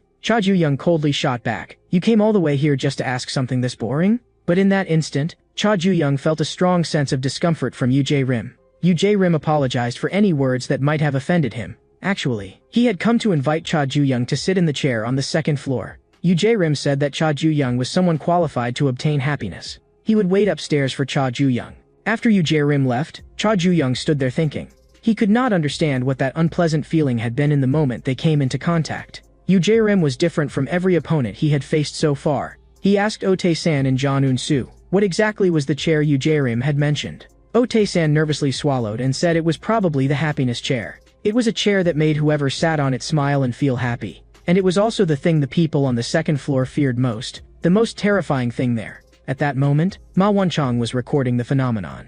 Cha Ju-young's open rejection of all the sharks was even crazier than he had expected. What surprised Ma Won-chang was that the first one to react was actually the least aggressive shark on the second floor. Han Sue also could not understand Cha Ju-young's intention in publicly provoking the sharks. If he was trying to take control of the second prison, then he was grossly overestimating himself. After all, in this prison, conflict between sharks was practically equivalent to self-destruction. And those prisoners whom Yu Jae-rim had brought away to obtain happiness in the past, had all really obtained happiness in the end. Yu Jae-rim was very satisfied with that, because Aristotle had once said that the ultimate purpose of life is happiness. So Yu Jae-rim wanted every unhappy person to sit in this chair. This happiness chair radiated a bizarre sense of oppression. After an unhappy person sat on it, Yu Jae-rim would force them to go without food, water, and sleep for days. Amid that extreme torment, the unhappy person would instead be driven into a twisted sense of happiness. Not a single prisoner on the second floor was unafraid of this chair. But now, Cha Ju-young sat down on it of his own accord. Yu Jae-rim sincerely welcomed his arrival. The other prisoners on the second floor also greeted Cha Ju-young with radiant smiles. Every one of them looked happy to an excessive degree. Yet Otae-san and Jang Eun-soo, caught among them, were trembling in fear, because when Yu Jae-rim invited Cha Ju-young, he had included them as well. To dare ignore a shark was the same as asking to die. The two of them could not understand at all. What exactly were these people smiling about? Yu Jae-rim saw the enormous unhappiness inside Cha Ju-young. Even though Cha Ju-young was venting his anger at that very moment, Yu Jae-rim still wanted to know, who was this rage directed at? More than the target, what he wanted to dig out was the root of that anger. In an instant, the scene of Lee Daeun's car accident flashed through Cha Ju-young's mind. Yu Jae-rim calmly reminded Cha Ju-young, set those things straight. Because unimportant things would only get in the way of your obtaining happiness. Otae-san thought this was their chance. The shark of the second floor had his back to them. So if they did not run now, they would never get another chance. Otae-san made an agreement with Jang Eun-soo. They would count to 3 and run together. But before they even finished counting to 2, Cha Ju-young had already charged at Yu Jae-rim. He swung the happiness chair and smashed it over him with all his might. Thanks to all of Yu Jae-rim's useless rambling, Cha Ju-young's fury had already been completely ignited. He activated Overheart once again. Yu Jae-rim had suffered from childhood depression ever since he was young. His condition grew more serious as he got older. A doctor once told Yu Jae-rim's parents of one possible method, a kind of therapy that made use of psychological suggestion. It would make Yu Jae-rim believe that as long as he sat in a specific chair, he could obtain happiness. This method was more effective the younger the child was. Not long afterward, Yu Jae-rim received a happiness chair of his own. At this moment, with Cha Ju-young in a fully activated Overheart state, he felt only nausea, because Cha Gangryong's face filled his mind. After being struck, Yu Jae-rim spoke and told the other prisoners present to leave first. Even if the happiness chair had been smashed to pieces by Cha Ju-young, Yu Jae-rim did not care. He knew very well that the chair was only a symbol and that he could simply make another one. Cha Ju-young had not expected him to be this calm. Yu Jae-rim said evenly that he would not develop negative emotions over something so trivial. He asked Cha Ju-young in return, do you want to try talking to the person who triggered your anger? For example, the things you could not say, or did not have time to say. Cha Ju-young said in a low voice, shut up. Yu Jae-rim looked at him as if he had understood something. That person was no longer alive? Even so, it did not matter. Yu Jae-rim still had other methods. A smile was the symbol of happiness, so he wanted Cha Ju-young to imagine what that person looked like smiling. Think about when you watched movies together, when you ate the things you liked together, when you did the things you enjoyed together. Think about those happy moments you shared. Keep thinking, until the final moment when she was on the verge of death, when her life was about to go out. Rim asked Cha Ju-young, how does it feel? Imagining that happy image of her with a smile, doesn't it make you feel a little better? Cha Ju-young drove a punch into Rim. But Rim smiled. Looks like you still haven't calmed down. In the next second, his arm was twisted and broken outright. Cha Ju-young gathered power in his leg, and kicked Rim flying away. He had clearly told Rim to shut up just now. Rim could also tell that Cha Ju-young was in an overheart state. He remained calm. Meaningless violence will only destroy your happiness. By this point, Cha Ju-young was sick of hearing the word happiness. He stared at Rim and shot back. You talk about happiness every single day, but do you even understand what happiness really is? Back then, Rim had also once asked his older sister, what is happiness? His sister could not answer either. After thinking for a long time, she decided that happiness was probably a smile. Just as Rim was about to continue, Cha Du-young's fist was already right in front of his eyes. But a sudden stabbing pain exploded through Rim's brain. Cha Ju-young staggered and nearly fell over. Watching from the side, Ote-sen cried out, what's going on? Cha Ju-young knew very well, the side effect had come. Back in the first wing, he had forcibly activated Overheart for too long, and his body had already reached its limit. Now his emotions were dragging his body down like a swamp. Rim understood happiness very well. Looking at Cha Ju-young's expression now, he was racing wildly in the exact opposite direction of happiness. His face was full of nothing but negative emotions. Rim said he hoped Cha Ju-young could understand. To make you smile again, I can only use this method. But in the next second, Cha Ju-young suddenly grabbed a broken piece of the chair and struck back. A cut was instantly slashed across Rim's face. Cha Ju-young stared at him. What kind of expression is that? Don't you love smiling the most? Then why aren't you smiling? At that moment, Han Sue also arrived to watch the fight. She could tell that Cha Ju-young was suffering from side effects caused by overusing Overheart. He had not even fully considered the risks, yet he still dared to challenge a shark. Han Sue judged that Cha Gangryong's son, in the end, was just an impulsive kid. Rim touched the wound on his face and said in a low voice, I really do hate fighting. But for the sake of my goal, I have no other choice. Rim believed that Heavenly Dragon was also an organization running counter to happiness. Crime was rampant, and unhappy people were everywhere. So he wanted to make them all happy. That was why he had joined Heavenly Dragon.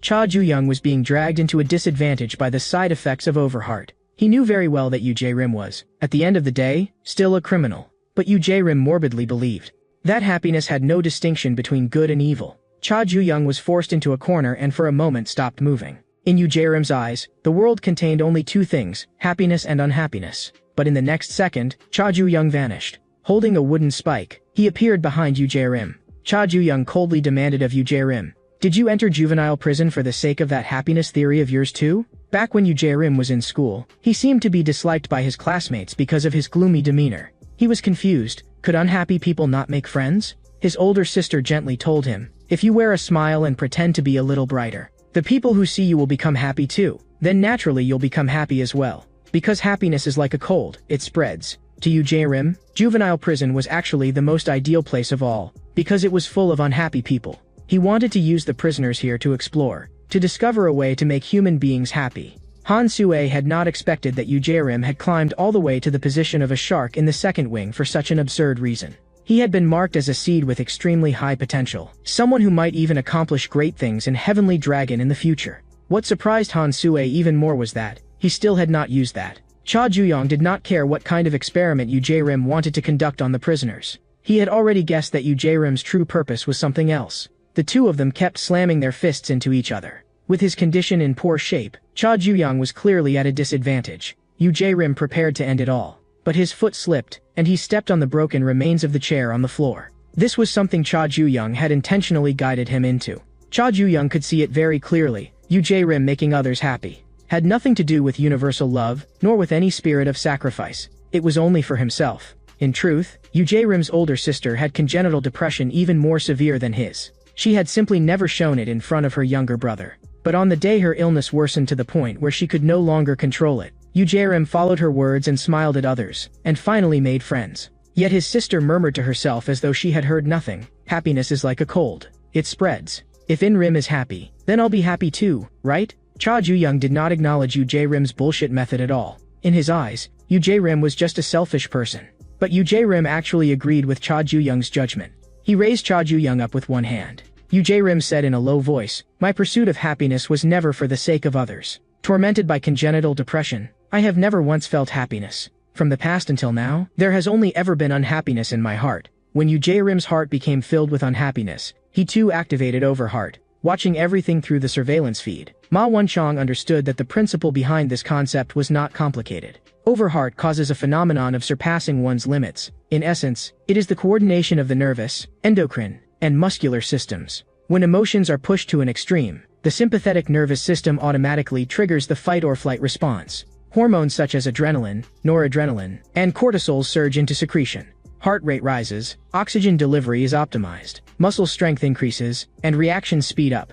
At the same time, adrenaline strengthens muscle contraction, weakens the nervous system's inhibition, and promotes the secretion of endorphins and enkephalins, making a person stronger and less able to feel pain. Glycolytic muscle fibers that normally operate at only 40% to 60% can even be mobilized at 100% under extreme conditions. When humans unleash extraordinary strength in extreme situations, it is the result of the inhibitory mechanism being lifted, something that can be explained scientifically. But Ma Wunchang also knew that Overheart was extremely rare and usually appeared only by chance, and those who can awaken Overheart by their own will and make use of it, meet the first condition for becoming a shark. Rim, the shark on the second floor, was the most typical example of an unhappy person. Ma Wunchang defined him as a Greenland shark living in the cold, pitch-black deep sea. It moves calmly and slowly, with lifeless eyes, and usually appears to have no interest in prey at all. But once it locks onto a target, it flips in an instant, and begins slaughtering the vast majority of creatures in the sea. In academia, the Greenland shark is regarded as the apex of the North Atlantic food chain. Rim believed that Cha Ju-young, as the son of Heavenly Dragon's second-in-command, could never possibly understand how terrifying and unhappy life truly was. More than anyone else, Rim longed for happiness. Because of the side effects, Cha Ju-young was temporarily unable to activate Overheart again.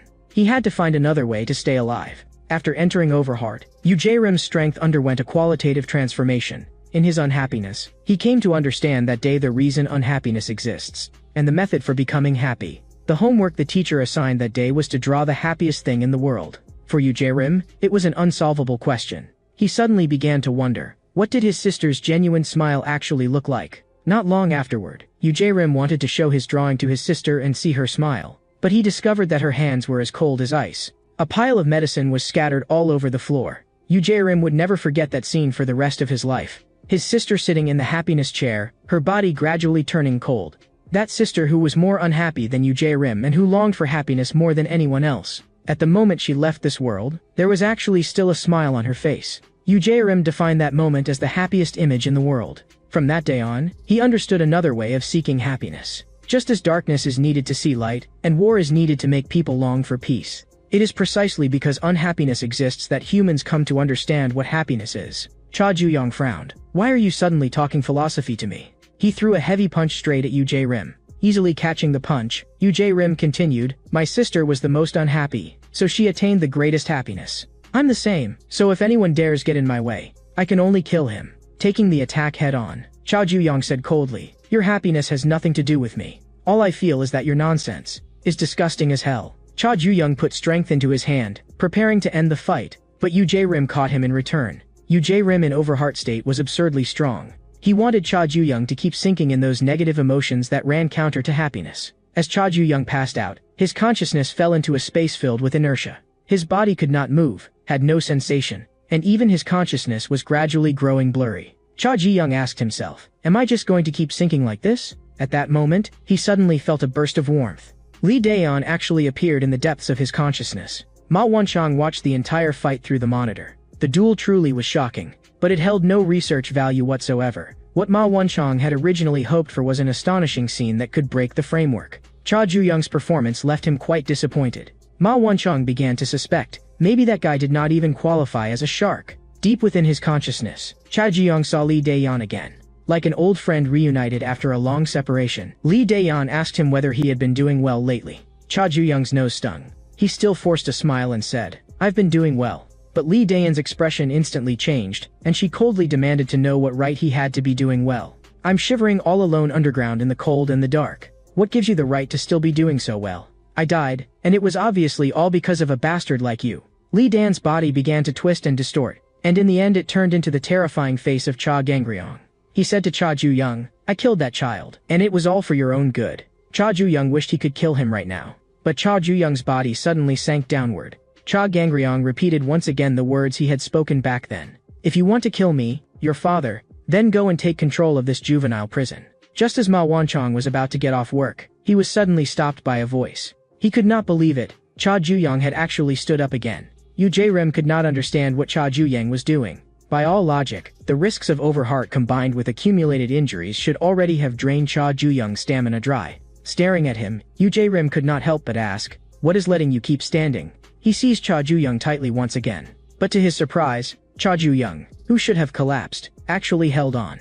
In the next second, Yu Jae-rim took a heavy blow to the jaw. Cha Ju-young still had things to do, so he absolutely could not fall here. He entered the anger-driven overheart state once more. Yu Jae-rim did not have time to react at all before his waist was struck by another punch. The terrifying force sent his whole body spinning as he flew backward. Ma Wanchong had never seen this phenomenon in any paper or report. A shark whose body had been bitten apart and left on the verge of death had actually begun hunting again.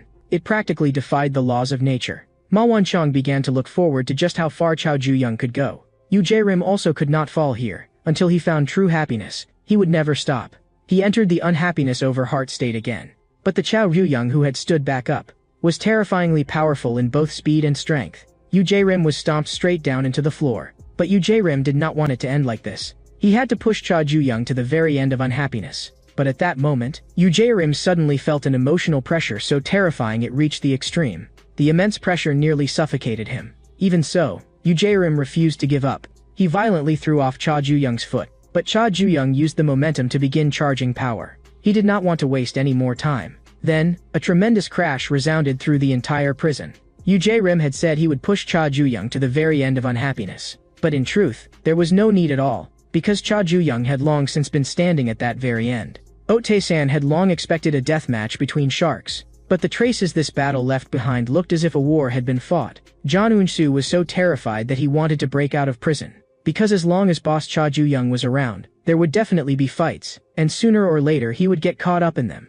Han Sue had known all along, bloodline does not lie. Cha Ju-young was even more dangerous than she had expected. The inmates on the first floor were all discussing this battle. A shark being slaughtered was an earth-shattering event, and it meant that the long-maintained balance had been shattered. A new situation would come crashing and drenched in blood. Little fish like them could only survive by hiding well. The change in the prison's power structure made Ma Wanchong tremble with excitement. As a scholar, he could not wait to define Cha Ju-young.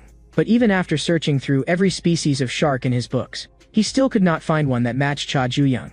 Ever since obtaining his doctorate, this was the first time he had been so curious he was almost going mad. The aquarium that had once been calm had begun to stir with waves, and a new wave required new individuals to maintain the ecosystem. The more individuals there were, the higher the probability that Ma Wanchong would observe diverse phenomena.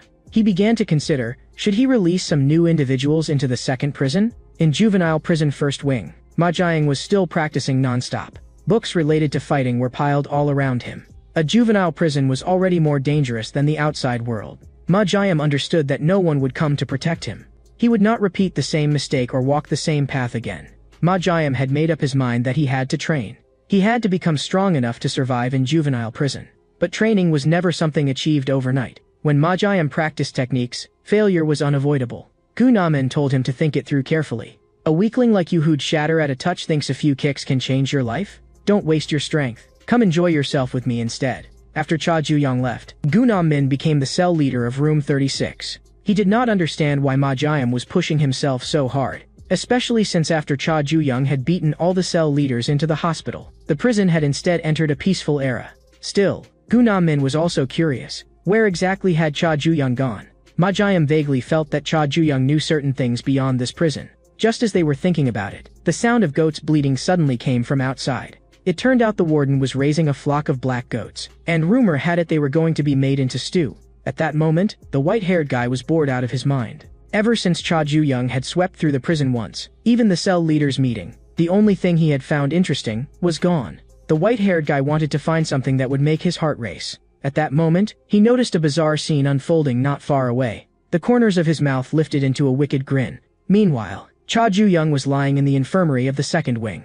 After waking up, he thought back on the previous battle. Cha Ju-young realized that the side effects of overheart absolutely could not be ignored. By now, his emotions had also mostly cooled down.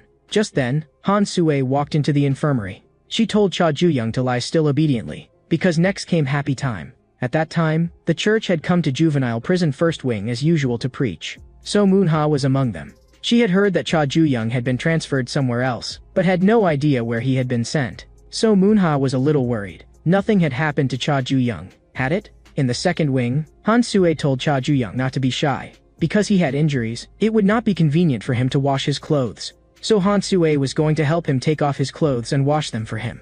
A patient recovers faster if he stays clean.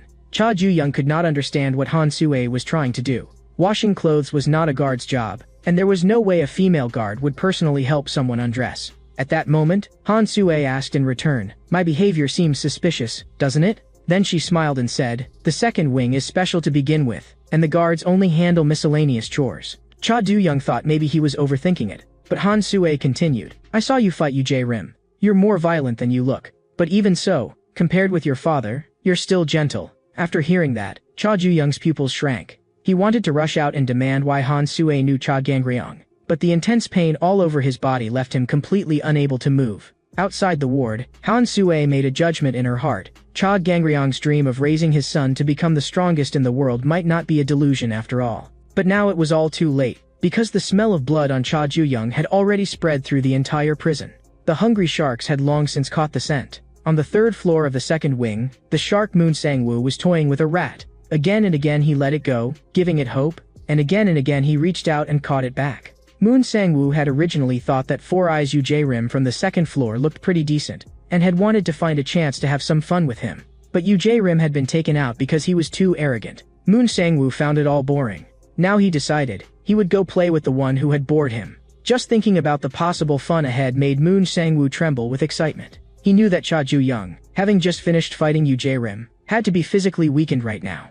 Perfect, he could play with him slowly. At this moment, John Eun-soo was curled up on the bed, trembling non-stop. Before the boss came back, he was planning to dig a 500-meter tunnel with a spoon and escape.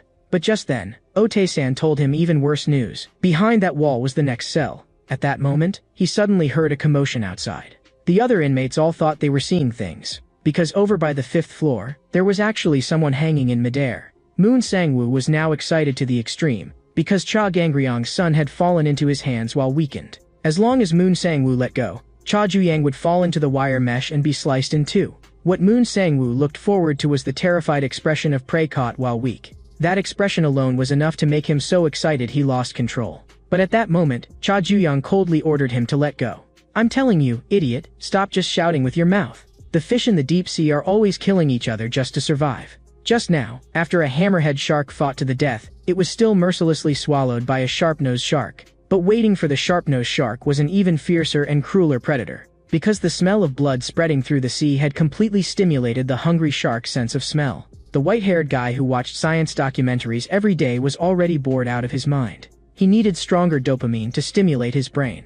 The white-haired guy invited the little goat to escape with him. But at that moment, a guard called the white-haired guy out. Just a moment ago, Cha Du-young had still been resting in the infirmary. Then someone on the other side of the curtain remarked, "The smell of disinfectant is really nice." Before Cha Du-young could even react, the other person's attack had already come down viciously. Moon Sang-woo stared at Cha Du-young. "You're pretty badly hurt." "Perfect, then, you're just right to eat." He would never let weak prey go.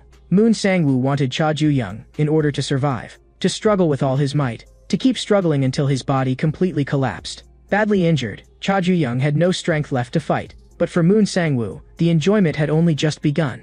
He said softly, "Struggle a little more." Heavenly Dragon Executive Director John Un had not expected Yu Jae-rim to be hunted down so quickly by Cha Gangryong's son. He knew very well, this was an extremely impulsive act. Because in that kind of situation, Moon Sang-woo would definitely make a move. That guy was ruthless to the extreme. He had once relied on overwhelming strength to force his way into Heavenly Dragon's interrogation room. He was an absurd kind of monster. Whenever Jong-un saw him, he was reminded of his younger self. He was looking forward to the moment Cha Gangryong's son was devoured. The sight of prey desperately struggling before death excited Moon Sang-woo to the verge of losing control. But Cha Ju-young only coldly told him to let go. Moon Sang-woo could not understand. What exactly did that look on his face mean? And now, Cha Ju-young was going to help him understand. He actually pulled Moon Sang-woo down with him as they jumped together. With a loud crash as they landed, the white-haired guy smiled and said, "The plane has landed safely." I finally found you, my precious dopamine. When Cha Ju-young had first entered the second prison, he had been required to undergo an inspection. A guard asked him, "What is this note in your luggage?" But Cha Ju-young did not know where that note had come from either. And written on the note was exactly that the flight was expected to land at 6:30 that day. Cha Ju-young had not expected the white-haired guy to really come. The white-haired guy was curious. Just how many fights did you get into to end up unable even to stand properly? He regretted not seeing that battle with his own eyes, the kind that would make dopamine explode. From now on, he would witness everything himself. In the next second, he took a solid punch. Moon Sang-woo had made a move again. What he hated most was someone interrupting his hunt. Like someone pouring a basin of cold water over his brain right as he was about to reach the peak. In that instant, Moon Sang-woo's interest was completely extinguished. Cha Ju-young silently watched his departing back. Not long afterward, both Oh Tae-san and Jang Eun-soo were inwardly cursing what the hell the warden was even doing. Because a shark had just arrived in their room, and in the blink of an eye another newcomer had been shoved in. And on top of that, the white-haired guy had rescued the little one who had been about to become goat stew. Cha Ju-young also could not figure out what exactly the white-haired guy was trying to do. Cha Ju-young could understand why the white-haired guy had come to the second wing. After all, he was the one who had taught Cha Ju-young how to get in. But no matter how much he thought about it, Cha Ju-young could not understand why the white-haired guy had appeared exactly on time as foretold, and why he had ended up in the same room with him. Cha Ju-young knew this was absolutely not a coincidence. But as usual, the white-haired guy only said, "It's a secret." As long as Cha Ju-young could fill up his dopamine, maybe he would be in such a good mood that he'd tell him. Cha Du-young was speechless, again with this damn dopamine. Oh Tae-san asked in confusion, "Boss, your body's still weak, so why not stay in the infirmary a few more days?" But Cha Ju-young knew very well, the infirmary was not safe. That pervert from the third floor could break in at any moment. But this room was different. Moon Sang-woo, unable to sleep late at night, was crazily guzzling water. Ever since he had tasted Cha Ju-young, his hunger could no longer be satisfied. Not long afterward, Moon Sang-woo walked into a certain room. The woman inside had already been tortured by him until she was covered in wounds. Moon Sang-woo's desire had already reached the point of extreme starvation. He wanted this older sister to take responsibility. In the next second, blood splattered all over the room. But even that was not enough. Moon Sang-woo was determined to devour Cha Ju-young completely as well. At the same time, the white-haired guy had just refused Cha Ju-young's request for protection. Cha Ju-young did not understand. Why? Back in the first wing, it was clearly the white-haired guy who had first said he would help him. But the white-haired guy said, "You misunderstood. My role is not that of a player who enters the match. I only want to be a spectator, standing to the side and watching the show. I won't go up on stage myself. The only player is you, Cha Ju-young." Cha Ju-young said helplessly, "In my current state, forget fighting, I can barely even walk straight." But at that moment, the white-haired guy said that he had a way to hunt the shark on the third floor. On the other side, Moon Sang-woo was also close to reaching his limit. He had to make sure Cha Ju-young would have absolutely nowhere to escape. He broke into a wild sprint straight toward Cha Ju-young's room. His craving burned inside him like fire, making him unable to wait to devour Cha Ju-young. But when he pulled back the blanket, he discovered that inside there were only the white-haired guy and a black goat. The white-haired guy shyly asked, "Is Moon Sang-woo here to eat me?" But Moon Sang-woo had no interest at all in anyone other than Cha Ju-young. The white-haired guy said meaningfully, "If you only eat Cha Ju-young, then you may have to go hungry for a while. Because in this prison, it's impossible for you to find Cha Ju-young." Moon Sang-woo turned back and shot the white-haired guy a vicious glare. From that point on, he tore through every floor of the prison searching for Cha Ju-young. But several days passed. Even after checking every toilet, Moon Sang-woo still could not find Cha Ju-young. He could not understand, where exactly was Cha Ju-young hiding? The only thing he managed to find was a pair of underwear in Cha Ju-young's locker. He was reaching his limit. If he did not stuff something into his mouth soon, he really would go insane. Ma Wanchong watched the scene through the monitor. A shark eating underwear, what a strange habit. At that moment, Han Sue mentioned the ghost story that had recently been spreading among the inmates. The rumor now was, the warden had secretly let Cha Ju-young go. But Ma Wanchong said seriously, he would never interfere with the aquarium's ecosystem. This was the first rule of the experiment. And it was absolutely impossible for a prisoner to escape this prison by his own power. So Ma Wanchong's conclusion was, Cha Ju-young was still somewhere in the prison. After so many days had passed, even Oh Tae-san was almost unable to resist the urge to cook black goat stew. Even he and Jang Eun-soo had no idea where Boss Ju-young had gone. They could not help asking Big Bro Whitehair that question. But as usual, the white-haired guy answered, "Secret." At that moment, Cha Ju-young was hiding in a rather dark place. Late at night in the prison cafeteria, Moon Sang-woo was desperately stuffing food into his mouth. But no matter how much he ate, he could not feel full. At that moment, a familiar voice rang out again. Moon Sangwoo turned around in disbelief. Cha Ju-yang, the one he called prey, felt only revulsion at this moment. That familiar smell of disinfectant instantly excited Moon Sangwoo. But when he lunged forward, his attack missed completely. Cha Ju-yang frowned. Where is that disinfectant smell coming from? I already recovered a long time ago.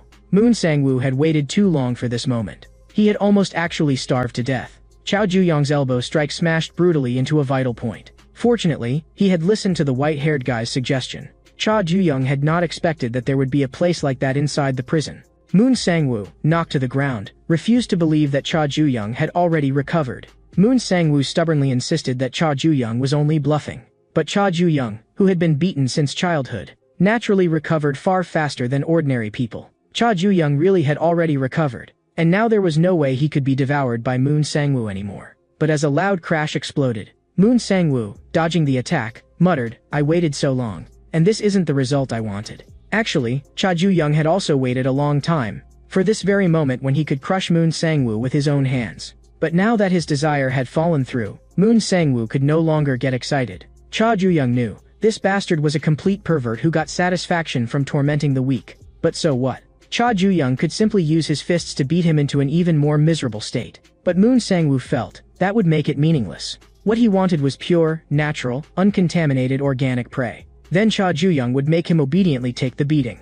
In the past, Moon Sangwoo had once interrogated the person who stole Heavenly Dragon's hospitality list. He tied the thief to a railroad track and tortured him. When the train was about to arrive, the thief finally broke under the pressure and confessed. But Moon Sangwoo had never intended to let him go. Even if the thief had somehow survived, Moon Sangwoo would have unhesitatingly delivered the final blow. That thrill of hunting made his whole body go numb. Guy Jong-ho, head of Heavenly Dragon's Risk Management Division, heard that a reckless monster had recently joined the organization. He was curious. Moon Sangwoo, who only targeted the weak, who hardly ever fought and had almost no interest in fighting. So how exactly had he gotten into Heavenly Dragon? Because to enter Heavenly Dragon, one had to defeat countless powerful enemies. Moon Sangwoo said with disgust, fighting healthy people felt like chewing tires. So disgusting it made him nauseous. But even if it's hard to swallow, as long as he keeps struggling and giving off that stink, I can only grit my teeth and swallow him down. Cha Ju-yang's fist instantly closed in on Moon Sangwoo, but Moon Sangwoo kicked it away with one foot. At this moment, Moon Sangwoo felt only extreme disgust. Since Cha Ju-yang was clinging on so stubbornly, then no matter how bad he tasted, he would just have to force himself to swallow him. But that would definitely not be as simple as letting stomach acid digest him. Moon Sangwoo was just about to keep moving, but in truth his leg had already been broken by Cha Ju-yang earlier. Looking at Moon Sangwoo, Cha Ju-yang said coldly, "I really can't tell. Which one of us is the prey, and which one is the predator?" The Risk Management Division was one of Heavenly Dragon's core departments, and this place was specifically the torture chamber used to interrogate traitors within Heavenly Dragon.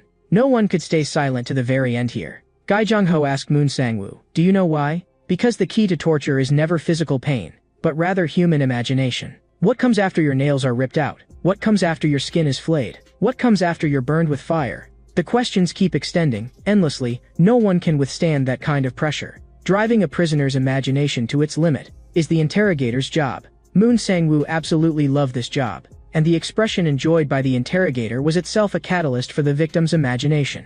To Moon Sangwoo, the torture chamber was practically heaven. But right now, all he felt was nausea. Grinding his teeth, Moon Sangwoo forcibly shoved his broken leg bone back into place. He had to throw Cha Ju-yang into the food waste bin. But before Moon Sangwoo could recover his bearings, Cha Ju-yang's fists came down on him like a rainstorm. Moon Sangwoo seized an opening, however, and grabbed Cha Ju-yang in return. He was going to crush Cha Ju-yang and throw him into the food waste bin. Moon Sangwoo picked up the spoon from the floor and aimed it at Cha Ju-yang's fingernail. In the next second, Cha Ju-yang felt a piercing pain shoot through him. But Cha Ju-yang was not weak, and this kind of torment could not stir Moon Sangwoo's pleasure at all. Moon Sangwoo could not get any enjoyment out of the fight. Cha Ju-yang coldly asked him, "You go around picking fights, just for that pathetic little thrill?" Of course Moon Sangwoo did not agree. In his madness, he believed that pleasure was the very meaning of human life. Just then, the rice cooker beside them suddenly beeped. Cha Ju-yang yanked Moon Sangwoo over in one motion. Scalding steam instantly blasted across Moon Sangwoo's face. But it was not over yet. Cha Ju-yang was also going to treat Moon Sangwoo to a meal. The freshly cooked rice was so hot that Moon Sangwoo screamed repeatedly. There was also a whole pile of tools in the kitchen. Cha Ju-yang grabbed a frying pan and treated Moon Sangwoo to a serving of stir-fry as well. Moon Sang-woo was beaten until he was covered in blood and collapsed on the floor. Cha Ju-young frowned. Could emotions affect this guy's combat strength? Because Moon Sang-woo's current strength was not even half of what it had been in the infirmary. But Cha Ju-young did not care about that. Then he unexpectedly noticed that some unknown liquid was running down between Moon Sang-woo's legs. Moon Sang-woo trembled all over, aroused from being beaten. In the past, he would even torture prisoners to death before they confessed. So Gai Jong-ho wanted Moon Sang-woo to experience personally what real torture actually meant. Gai Jong-ho's fist, wearing brass knuckles, slammed brutally into Moon Sang-woo's body. Gai Jong-ho said coldly, "Imagine it to your heart's content, how much more it will hurt next." But at that moment, Moon Sang-woo began muttering to himself. Gai Jong-ho leaned closer to hear what he was saying. And it turned out Moon Sang-woo was begging him, "Hit me even harder." Gai Jong-ho had not expected this guy to be even harder to deal with than he had imagined. It had been a long time since Moon Sang-woo had felt this good. In the midst of that pleasure, he forcibly entered the 7 over heart state. His surging power sent Cha Ju-young flying.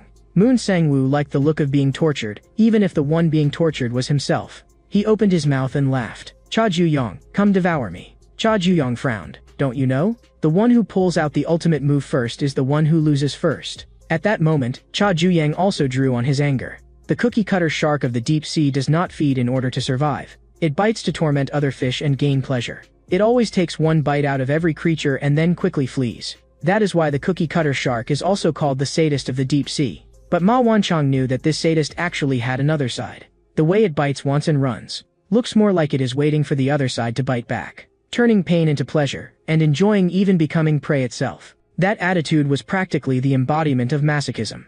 In the cafeteria, Moon Sang-woo was blasted away again by Cha Ju-young. This was the first time Cha Ju-young had encountered an enemy who became happier the more he was beaten, and it was indeed a bit troublesome. Moon Sang-woo felt as though every bone in his body was about to shatter. It felt unbelievably good.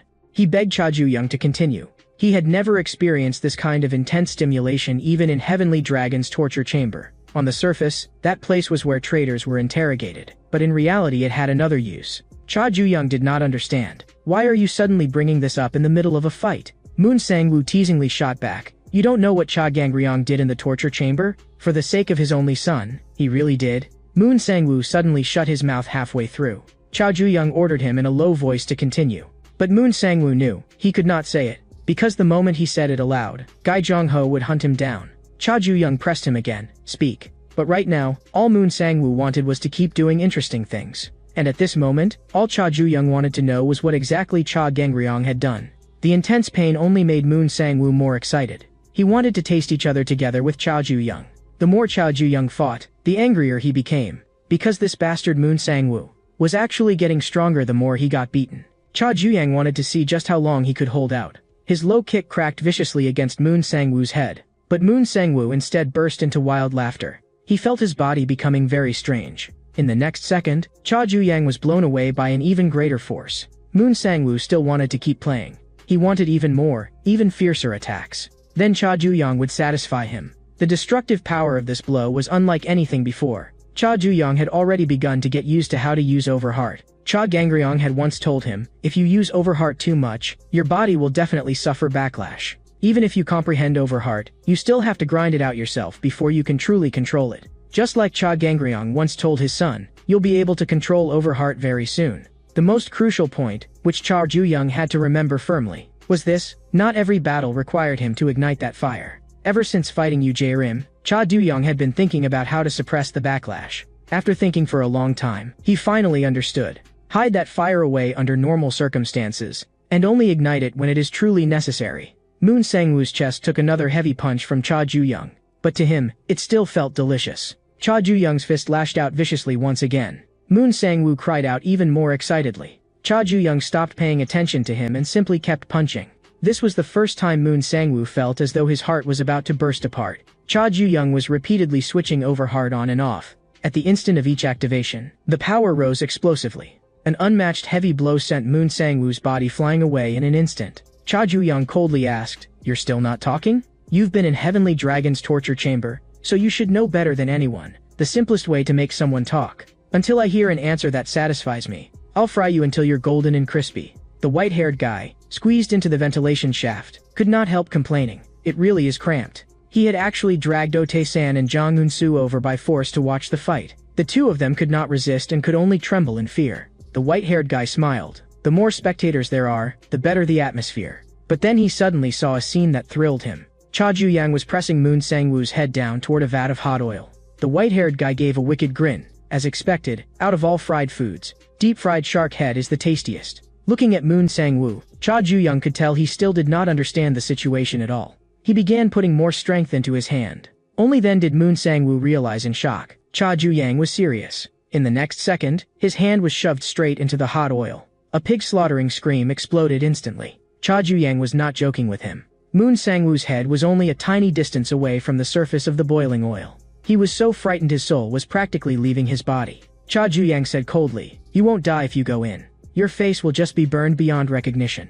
And I'll make sure you live in pain worse than death." Cha Juyang forced Moon Sang-woo's head even lower. Finally unable to withstand the pressure, Moon Sang-woo roared, "I'll tell you everything." It turned out that not long ago, Cha Gangryong had taken someone away from the torture chamber. He said he was looking for someone to drive a truck for his son and run over a certain girl. Having barely escaped with his life, Moon Sang-woo went limp all over and collapsed onto the floor. No matter what, Cha Juyang was going to kill Cha Gangryong with his own hands. After the battle ended, Han Sue reported the outcome to Jong-un. And by this time, Jong-un had already found someone. Guy Jong-ho had not expected that a Heavenly Dragon executive director would personally come to see a mere team leader like him. Jong-un smiled. "You're too modest. Who would have thought that the notorious head of Heavenly Dragon's torture chamber would also have the leisure to go fishing?" Guy Jong-ho replied flatly, "I have no interest in fishing. I'm only interested in catching people." There was actually a person tied to Guy Jong-ho's fishing rod. Jong-un had come to find him in order to catch a big fish. He had been watching that fish for a long time, but it was too large and too vicious. So Jong-un hoped Guy Jong-ho would help him make a move, and the big fish he was talking about was none other than Heavenly Dragon's second-in-command, Cha Gangryong.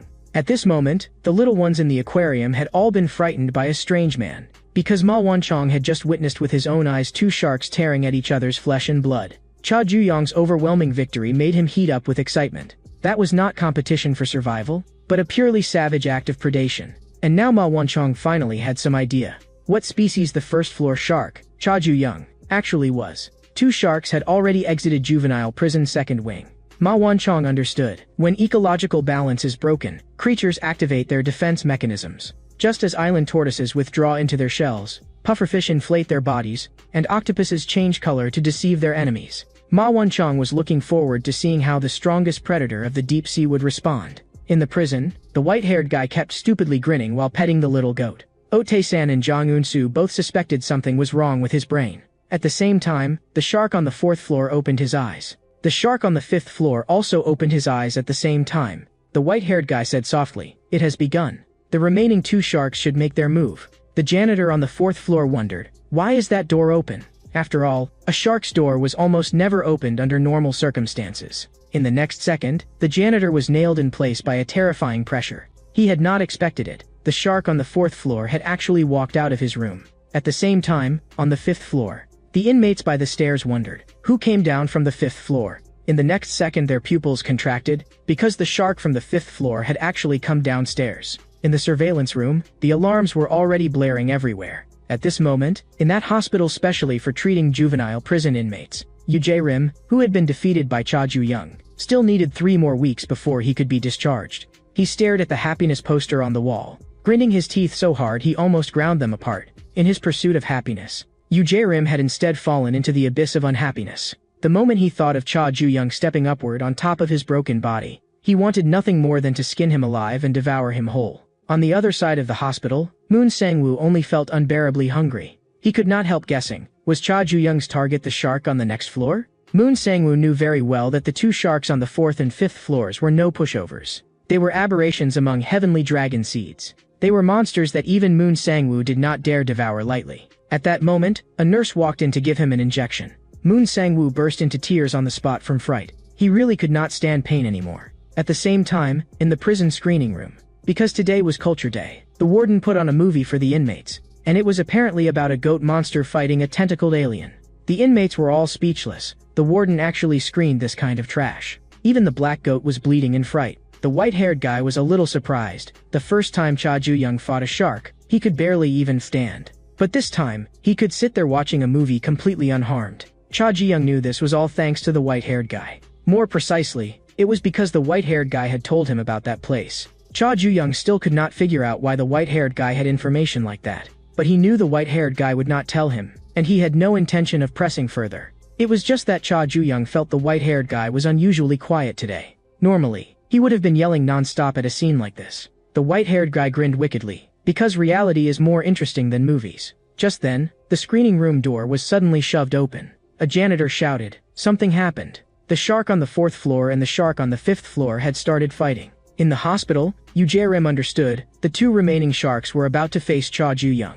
He suddenly remembered that aura Cha Ju-young had during the fight. Yoo Jae-rim's legs gave way and he collapsed to the floor, his body trembling violently. He no longer had the courage to face that terrifying pressure again. Moon Sang-woo also understood that Cha Ju-young was definitely planning to devour the 2 remaining sharks. But he also knew that in the end, the one to be devoured would probably be Cha Ju-young. At that moment, Moon Sang-woo also recalled that terrifying aura. He slumped straight onto the floor, continuously apologizing and begging for mercy. In the screening room, John Eun-soo froze. The sharks had actually started fighting each other first. Oh Tae-san immediately congratulated the boss on being able to win without doing anything. The white-haired guy had originally been looking forward to a scene where someone attacked Cha Ju-young. Still, this development was fresh enough for him too. But at that moment, Cha Ji-young stood up and walked straight toward the door. Oh Tae-san and John Eun-soo were baffled. Where was he suddenly going? The other inmates in the screening room also began whispering among themselves. Because beside the image of the monsters fighting in the movie, it seemed like something had appeared. The white-haired guy had not expected this trash movie to have a twist. It turned out there was a line of small text underneath 3-Goat Monster vs. Tentacle Alien. It was actually Revenge of the Giant Shark. Cha Ju-young did not want those guys deciding the winner on their own. The remaining sharks had to be finished off by his own hands. After hearing the alarm, Han Sue rushed into the surveillance room without even having time to change clothes. She could not understand. Why had the sharks from the 4th and 5th floors moved at the same time? Beside her, Ma Won-chang had already begun writing furiously. 2 sharks moving toward each other at the same time. This was the first time since the second wing had been established. The moment he saw this happen for the first time, Ma Won-chang was certain, when an invasive species enters, native species are forced to become stronger and more complex in order to survive. In the history of evolutionary biology, there are too many such cases to count, and the source that triggered all of this was Chao Ju-yang. This was the classic Red Queen hypothesis. If one side evolves, the other must evolve under pressure as well. If it does not evolve, it will be eliminated. Even if it evolves desperately, it can only barely hold on to its original place. So now, Cha Ju-young and the other sharks were destined to do nothing but restrain and pressure each other until they advanced even further. At that moment, the monitor sounded a new alarm. Just as Ma Won-chang had said, Cha Ju-young had started moving as well. Han Sue could not understand. Why wouldn't he wait until both sides were injured, and instead risk intervening himself? Even Ma Won-chang could not explain that question. The inmates in the screening room were all discussing why the first-floor shark had suddenly gone out. They were all afraid that if the sharks got into a chaotic free-for-all, the ones who would suffer in the end would be themselves. The sharks on the 4th and 5th floors were not on the same level as the sharks who had already dropped out. Rumor had it that within Heavenly Dragon, they were called WYRMS. But even Oh Tae-san could not explain why. No matter how strong the remaining 2 sharks were, he still did not think Boss Ju-yang would lose. Following Cha Ju-yang all the way, the white-haired guy started grinning stupidly again. Because an enormous all-out brawl, the kind that could let modern people release the pressure of their boring lives, and send the entire crowd into a frenzy, was about to begin. Cha Ju-young rushed to the site of the final 2 sharks' duel, the library. But when he pushed open the door, he did not see a single person. Cha Ju-young had clearly heard that the fight was in the library. At that moment, his foot slipped and stepped on a book. Cha Ju-young frowned. How had a book ended up on the floor? He lifted his head, looked through the gaps in the shelves, and saw a shocking sight. The battle between the sharks had indeed happened in the library. This place had already been smashed into ruins. Even the steel pipes had been cracked open, and water was leaking out. Just then, a familiar voice sounded behind Cha Ju-yang. The white-haired guy anxiously asked, "Why is there nobody here?" Cha Ju-young knew. They had arrived too late, and the fight was already over. Unable to release his stress, the white-haired guy immediately began getting a headache. Cha Ju-young had originally planned to deliver an extra blow while the sharks were fighting each other. He told the white-haired guy not to be too disappointed, because the movie was not over yet. Through the monitors, Han Sue had seen the 4th floor and 5th floor sharks duel. But in the end, it stopped without a victor. She found it a little regrettable. If Cha Ju-young had arrived just one step earlier, he definitely would have seen an even more spectacular scene. But the real show was only just about to begin. The meeting of the three sharks had somehow fallen through just like that. Ma Wancheng did not find it regrettable at all. He actually felt fortunate, because if those three had really started fighting here, his aquarium would have been blown straight open. He even felt that bringing Cha Juyong into the aquarium had been a stroke of genius. At that moment, Ma Wancheng accidentally dropped his pen into the water. It was a special limited edition pen with a cute shark decoration. The pen fell into the water and just happened to form a confrontational pose with the shark model. Back in his room, Cha Juyong was also thinking. He had heard that the remaining two sharks were on a completely different level from the previous two. Now his plan to step into their struggle had failed. If Cha Juyong approached rashly, something could easily go wrong. He had to return to his room first and reorganize his next plan. But just then, Cha Juyong suddenly heard an abrupt voice. The other person muttered in a low voice, "So sleepy, so tired, so let's just end this quickly." The one who had come was the fourth floor shark, Du Haiyan-Wu. Han Sue watched the two sharks facing each other through the monitor. She knew that Du Haiyan-Wu was one of Heavenly Dragon's elite Azure WYRM rookies, the type who normally kept himself buried under the covers all day. She had not expected that a guy like that would make a move too. She only hoped Cha Juyong would not disturb Du Haiyan-Wu's nap. Because once you wake a sleeping monster, you may never wake up yourself again. Cha Juyong was already prepared to fight, but Du Haiyan-Wu raised both hands and surrendered. Cha Juyong froze on the spot. Du Haiyan-Wu continued, "I'm really too sleepy. Recently I've been especially tired, my blood sugar is up, I don't exercise enough, my thyroid function is low, and I don't even want to move." Cha Juyong warned him coldly, "Stop joking around, what are you saying this for?" But Du Haiyan-Wu continued, "I didn't just come to find you. I also went to find the shark on the 5th floor. I asked him to fight you before you came up to the 4th floor. But the 5th floor shark did not say a single word and just started hitting him." Du Haiyan-Wu surrendered immediately after taking a few blows, but that exhaustion still had not left him. Cha Juyong could not make sense of it. What kind of trick was this 4th floor shark trying to pull? If he had surrendered, then Du Haiyan-Wu should have gone back to sleep. Totally confused, Cha Juyong could only stare at his back. Han Sue, hidden in the shadows, could tell Du Haiyan-Wu was not fully awake at all. That gave her a headache. Back in his room, Cha Juyong could feel that Du Haiyan-Wu's surrender had been sincere, but he was not going to spare a Heavenly Dragon member just because the other side did not want to fight. It was just that Cha Juyong had to wait for the right opportunity. The prison's water pipes had been blown apart during the last battle between the 4th and 5th floors. The inmates could not use the washing machines anymore and had to wash by hand. Ote-san was enthusiastically bathing the black goat. Today's clear and cool weather is perfect for a bath. Jong Eun-soo nodded in agreement. This weather is also perfect for dying. Even if he had to hang himself, he was going to escape this hellish prison. But Ote-san kindly put on a helpful face and casually tightened the rope for him. Jong Eun-soo, who had nearly actually been strangled to death, suddenly regained his will to survive. Back when he first heard that the 1st floor shark was coming to their room, he had truly wanted to die. But after spending time with Boss Ju-young, both Ote-san and Jong Eun-soo discovered he actually was not a bad person. Though he was a shark, he would occasionally help with cleaning. When it was cold, he would even lend Ote-san clothes. When Ote-san ran out of soap, Cha Ju-young would casually help him out as well. When Ote-san had nightmares, Cha Ju-young would even lie down on the bed with him. When Ote-san's body hurt, Cha Ju-young would help massage him. He even prepared 10 dishes for Ote-san's birthday. Jong Eun-soo was speechless. The last 3 are obviously just your imagination. Still, he also admitted, Boss Ju-young was cruel to predators. But toward the fish around him, he was more like a kind of symbiosis. Like a shark and a cleaner fish. The cleaner fish survives by eating scraps, and the shark keeps its body clean thanks to the cleaner fish. But Ote-san felt that this kind of relationship required both sides to be useful to each other. And it seemed like they had not actually helped Boss Ju-yang with anything.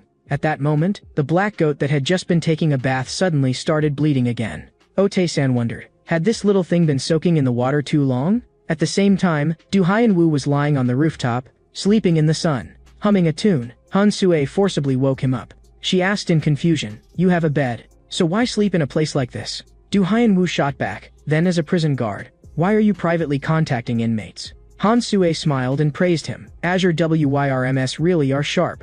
Azure WYRM referred to the rare elites among Heavenly Dragon's many talents who had the potential to become dragons. And Du Haiyan-Wu was one of them.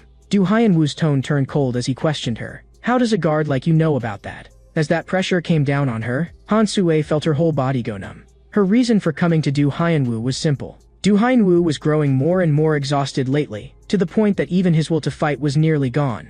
Han Sue was going to reignite his fire. Because they had been on the same side from the start, Han Sue lifted the hem of her clothes and revealed the Crimson Fire Dragon tattoo, proving her identity. Not long ago, she had met Jong Un again. Things were progressing even faster than Jong Un had expected. He knew very well that Yu Jae-rim and Moon Sang-woo were still some distance away from maturity. But the two on the 4th and 5th floors were Azure WYRMS close to maturity. They were elites selected through Heavenly Dragon's strictest screening. Fruits ripened to perfection. Jong Un knew that the time for harvesting was about right. That was also why Han Sue had infiltrated the prison. She had originally intended to go find those two sharks and speed things up. But Jong Un had told her not to rush. What moves human nature is never power or strength, but crimson desire. There was almost no information at all about the 5th floor shark, so his desire was hard to grasp. But the 4th floor shark's desire was very clear, and that was also why he had joined Heavenly Dragon. Jong Un wanted Han Sue to put that crimson apple into Du Hyun-woo's mouth. Du Hyun-woo had not expected that there would also be someone from Heavenly Dragon among the prison guards. For the sake of this meeting, Han Sue had tampered with the monitors in advance. But that would not last long, so she spoke plainly. Han Sue had something she wanted to ask Du Hyun-woo to help with. But Du Hyun-woo refused without hesitation. Han Sue was not qualified to order him around, and besides, he was tired right now. Han Sue had known this would be the result. Just as Jong Un had said, what drives human nature is crimson desire. That lifeless gaze, the dark circles drooping to his jaw, and that body heavy as wet cotton. Han Sue understood, no matter how much Du Hyun-woo slept, he could not shake off this exhaustion. He had already fallen into severe chronic fatigue. Han Sue was going to wake Du Hyun-woo up completely. After a moment of silence, Du Hyun-woo asked her, "Can you guarantee it?" Han Sue knew. Du Hyun-woo was finally tempted. Just as she was about to reveal the plan, the door behind her suddenly made a sound. Han Sue froze. Had that door originally been open? At this moment, in the dim corridor, Jong Un-soo had only gone to the rooftop to dry clothes, but he saw something he should not have seen. Although he was too far away to hear what Han Sue and Du Hyun-woo were saying, Jong Un-soo recognized that tattoo. It was the mark of Heavenly Dragon. Just then, Han Sue came looking for him as well. She stared at Jong Un-soo. "You're not planning to just walk away like this, are you? Your underwear accidentally fell, you know." She casually joked that the underwear size was pretty big, then asked Jong Un-soo, "Want to hear a story about underwear? It is said that more than 300 million people around the world never wash their underwear, and 100,000 of them die from tongue paralysis caused by bacteria in that stench." It was the first time Jong Un-soo had ever heard anything like that. Han Sue smiled. "Because I just made it up.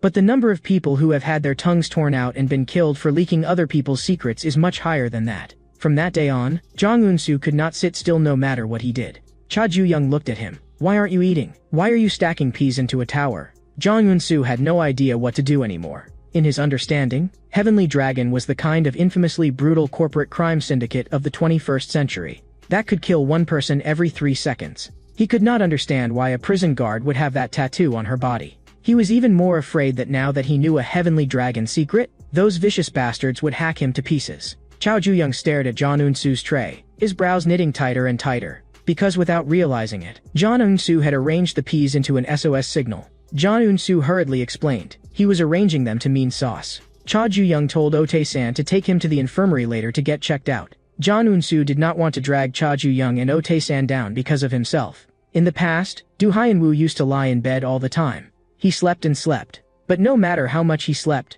Du Hyun-woo was still too sleepy to keep his eyes open. Later, he finally found a way to wake himself up.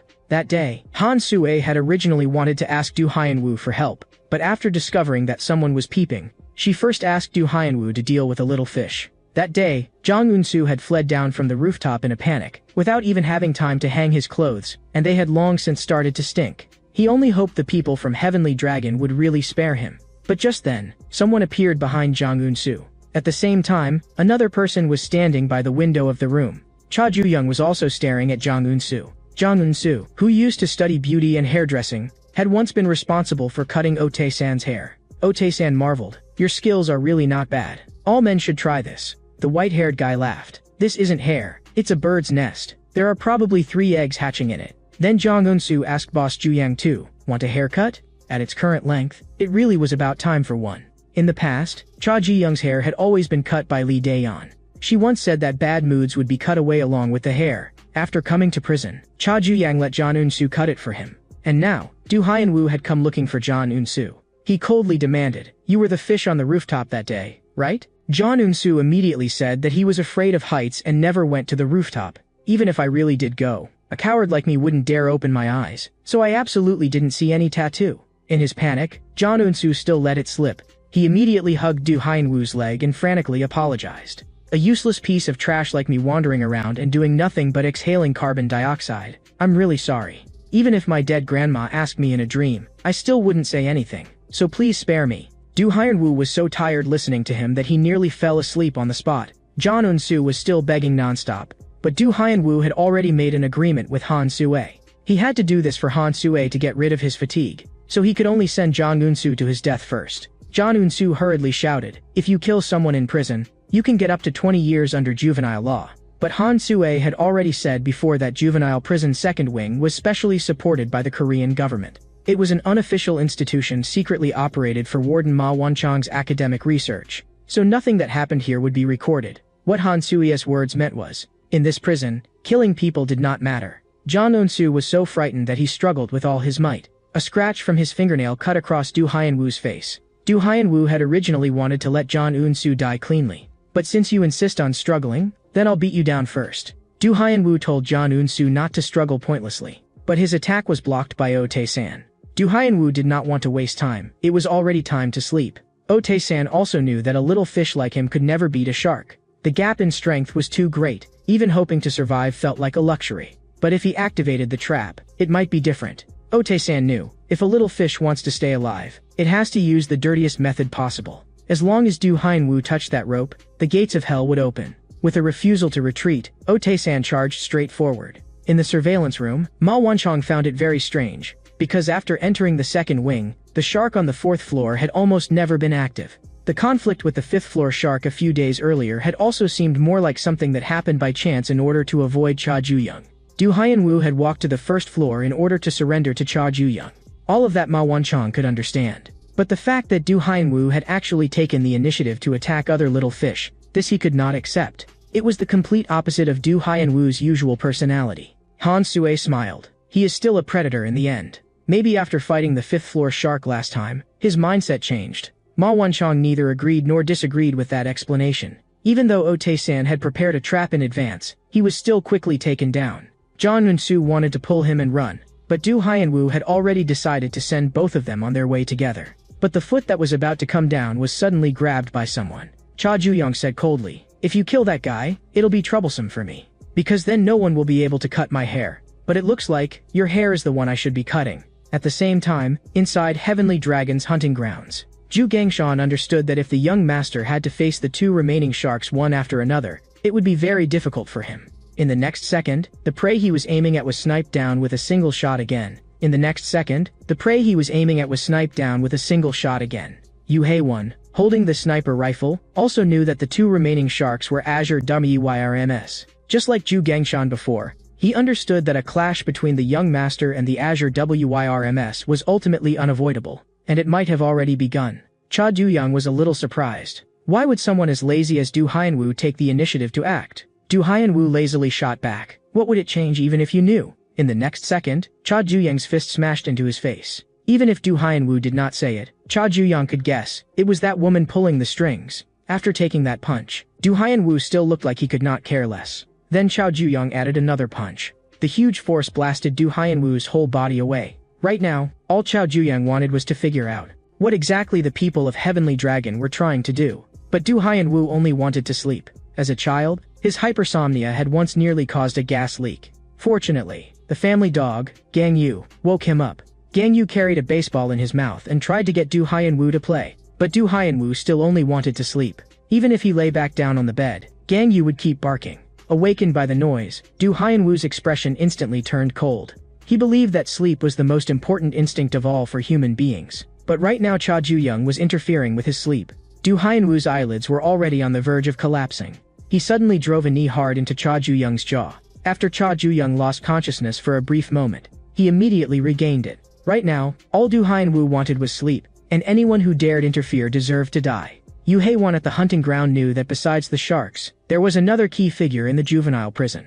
That was the 25-year-old Han Soo-ae. She was currently the administrative manager of Juvenile Prison's second wing, with no other special record besides that. But Zhu Gangchan had learned from reliable intelligence. Han Sui was a trusted aide of Heavenly Dragon Executive Director Zhang An. He did not know how Han Sui had infiltrated the second wing, which was close to the outside world. But he was certain that Zhang An would use Han Sui to make a move against the young master. Returning from the hunt, Cha Gangryong wore a face full of disdain. He simply did not take that cunning wild dog seriously at all. The lethargic Du Haiyanwu was practically dozing off every second. In his dreams, he could not feel the heavy fatigue that weighed on him in reality. In the dream, Du Haiyanwu was like an ordinary person, able to run freely with a child. He wished this dream would never end. But the bus driver reminded him, this was the final stop. Hurry and take the puppy home, or your parents will worry. Woken up by the disturbance, Du Haiyanwu immediately flared up.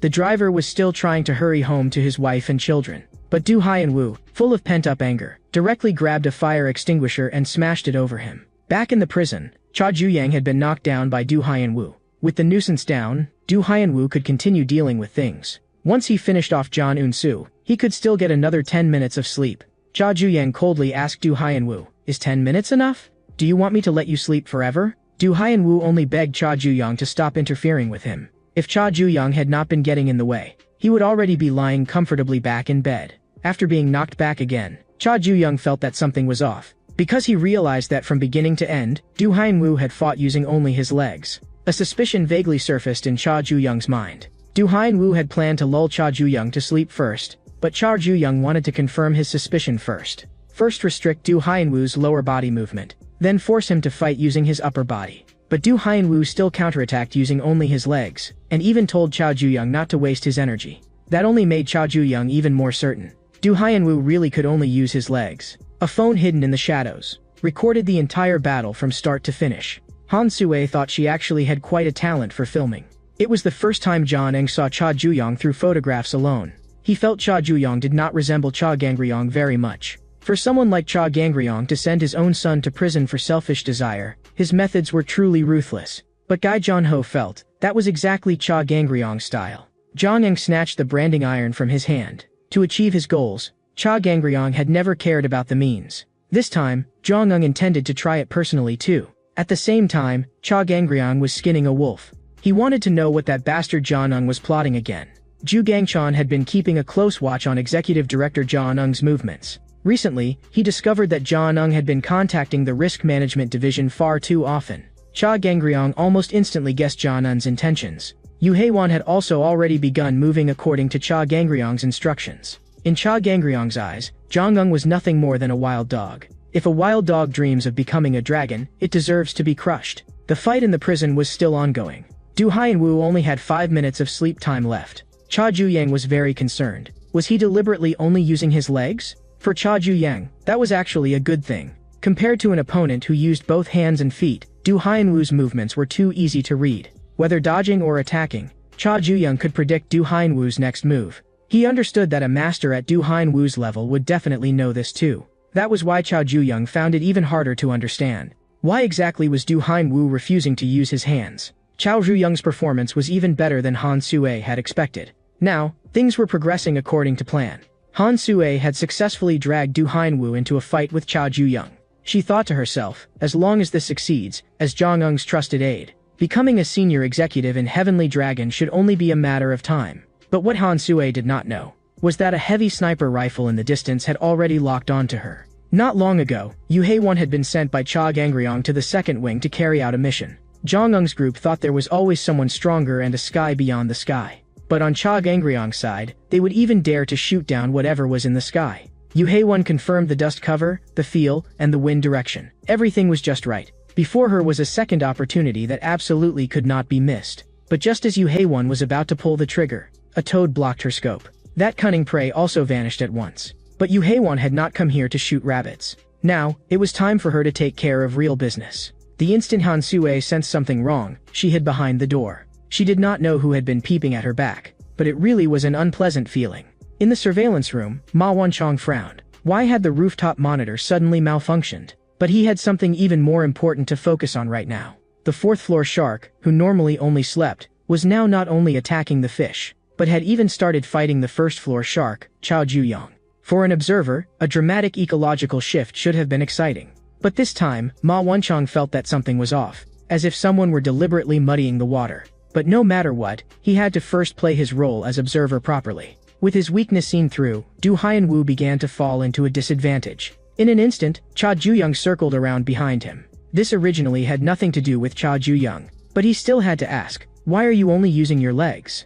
It is as if someone tied up your hands." If a person only uses part of the upper body or lower body, the number of techniques available becomes fewer. Attack patterns become easier to read. Defense also becomes restricted, and the opponent can keep widening the offensive. Using that momentum, Cha Ju-young activated Overheart. His fist closed in on Du Haiyan-woo once again, carrying a shrill rush of wind. Du Haiyan-woo was blasted flying backward, and only stopped when he crashed through a prison faucet. The spray of water in the air made Du Haiyan-woo recall a terrible memory. That day, he had forgotten to turn off the gas again and had planned to sleep the entire day away in one stretch. Because as long as he was in a dream, that wet, heavy body of his felt a little lighter. But the puppy came again to play with him. Du Haiyan-woo told Gang Yu to wait a little longer and that they could play together after he got better. But just as he was about to sink into sleep, Gang Yu kept barking and woke him up again. Du Haiyan-woo gripped Gang Yu's neck tightly. He would not allow anything to interfere with his sleep. Cha Ju-young asked Du Haiyan-woo, "Are you still fighting?" He sat on top of Du Haiyan-woo, locking down his legs. Now Du Haiyan-woo should have simply surrendered, but at that moment he grabbed Cha Ju-young with his hands. By now, Du Haiyan-woo was already 30 minutes past his sleep time. He stared at Cha Ju-young and said, "I've always used my legs, because my hands are for killing people." And now, Du Haiyan-woo was going to kill Cha Ju-young. He actually entered an overheart state through lethargy. Ma Wanchong stared at the monitor, watching the scene without breathing. He defined Du Haiyan-woo as an ambush predator of the deep sea, the angel shark. It is one of the few creatures that can sleep peacefully in the peril-filled deep sea. It normally looks as though it is sleeping, but once it wakes, its true predatory instincts erupt. But at that moment, Ma Wanchong noticed something abnormal. Du Haiyan-woo was clearly strangling Cha Ju-young's neck tightly, trying to make Cha Ju-young sleep forever. But a terrifying aura suddenly burst out from Cha Ju-young. Du Haiyan-woo blurted out, "What is this?" Right now, all he wanted to know was who Cha Ju-young really was. The white-haired guy's daily routine in the second wing was walking the goat around. Once, he happened to pass by the place Cha Ju-young went whenever he had free time. The white-haired guy had heard that it was used for overheart training. That place looked as if it had been swept by machine gun fire. He knew that the style of repeatedly switching overheart on and off had an upper limit. It could achieve chained attacks, but it was hard to end things in one strike. But the goat suddenly seemed startled and trembled all over. The white-haired guy instead felt relieved. Cha Ju-young had found a way to break through that limit. The place looked as if it had been blasted by rockets. After unleashing his aura, Cha Ju-young forced Du Haiyan-woo back once again. Du Haiyan-woo could not understand at all what that was. But Cha Ju-young had come prepared. With anger behind him, he drove a punch at Du Haiyan-woo. But Du Haiyan-woo in Overheart was also absurdly powerful. Cha Ju-young barely managed to dodge the counterattack. He knew very well, with the strength in Du Haiyan-woo's hands, if he got caught one more time, he would die. Du Haiyan-woo's hands were used only for killing. After he killed Gang Yu back then, the family held a very grand funeral for Gang Yu, because Gang Yu was Du Haiyan-woo's only younger brother. The story told to outsiders was that a gas leak had caused a fire. The young Gang Yu had failed to escape. The family all comforted Du Haiyan-woo, "Don't be too sad." But Du Haiyan-woo suddenly remembered Gang Yu's struggle before death, and that final big brother before he stopped breathing. He could not understand what exactly he had done. His hypersomnia left him in a constant mental haze and even caused frequent hallucinations. His family all thought he was pitiful, but he, who had killed his younger brother with his own hands, only felt a tingling pleasure so intense it numbed him.